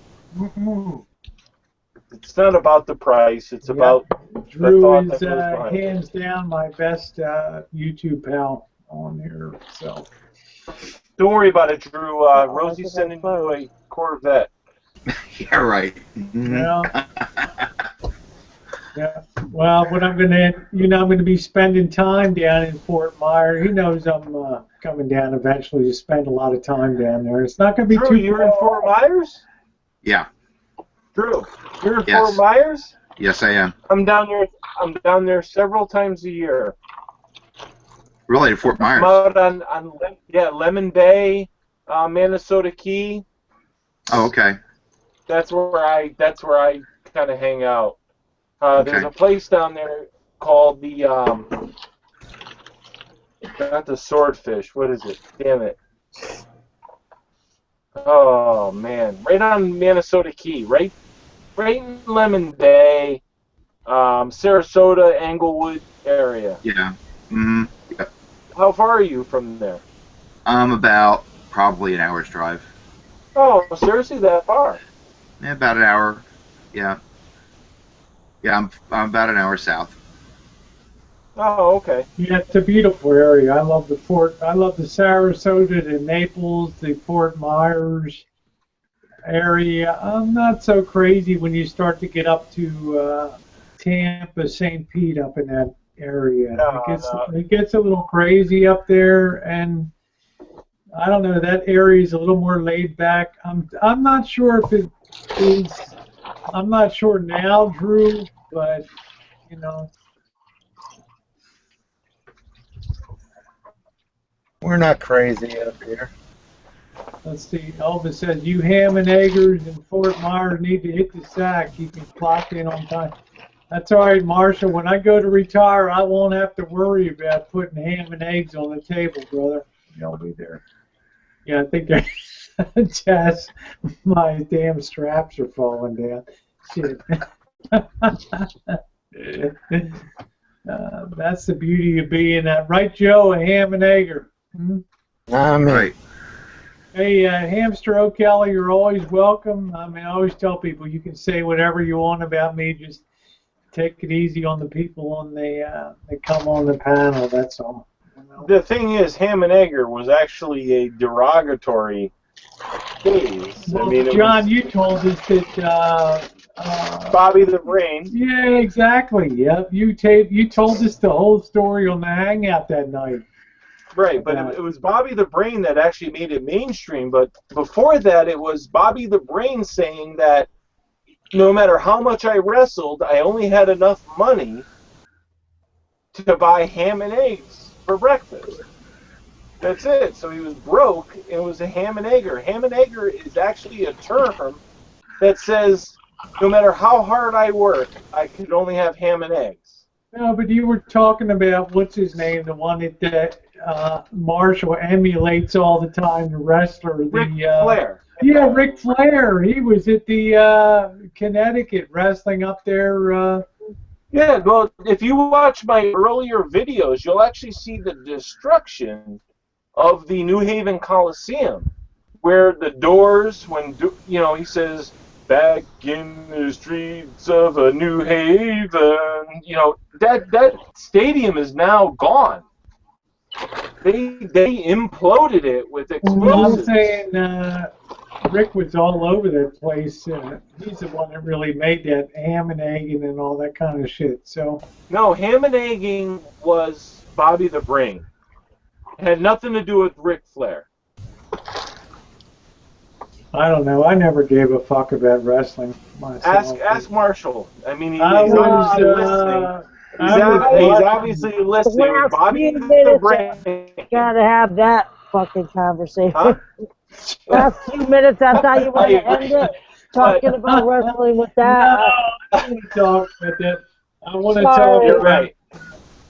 You're right. You're right. My bad. I want to talk about Tessa's titties. But we can talk about Tessa's natural. We can talk about Tessa's natural titties. I'd like to see them. Yeah, me too, but I can't. Yeah, 2-minute warning. Let me thank my moderator, Aaron, the best in the biz. Oh, absolutely. Always there, always low-key. Let everybody have their say. Hamster O'Kelly. Like I say, everybody's always welcome on here. Some of us can take the hits, and so. It was a nice hangout. Yeah, Tess, you went the whole ride with me tonight, Tess. I appreciate that, honey. I know. Thanks for having me. I'm going to pass out shortly. I love being on a hangout. I will say this: if anybody wants, you better make sure you're rested on Saturday. What were you saying, John? I will start another hangout. Yep. No, I agree. Rosie, thank you. You always do the scheduled hangouts, which is nice because people like myself, we can't just pop in at any given hangout. We have to actually plan for it. So. Well, normally I run to midnight here, but there's so much to do with Jen with the doctoring and blood drawing and all that shit today. I'm pretty ragged out. Kip, thanks for coming on tonight, honey. You're beautiful.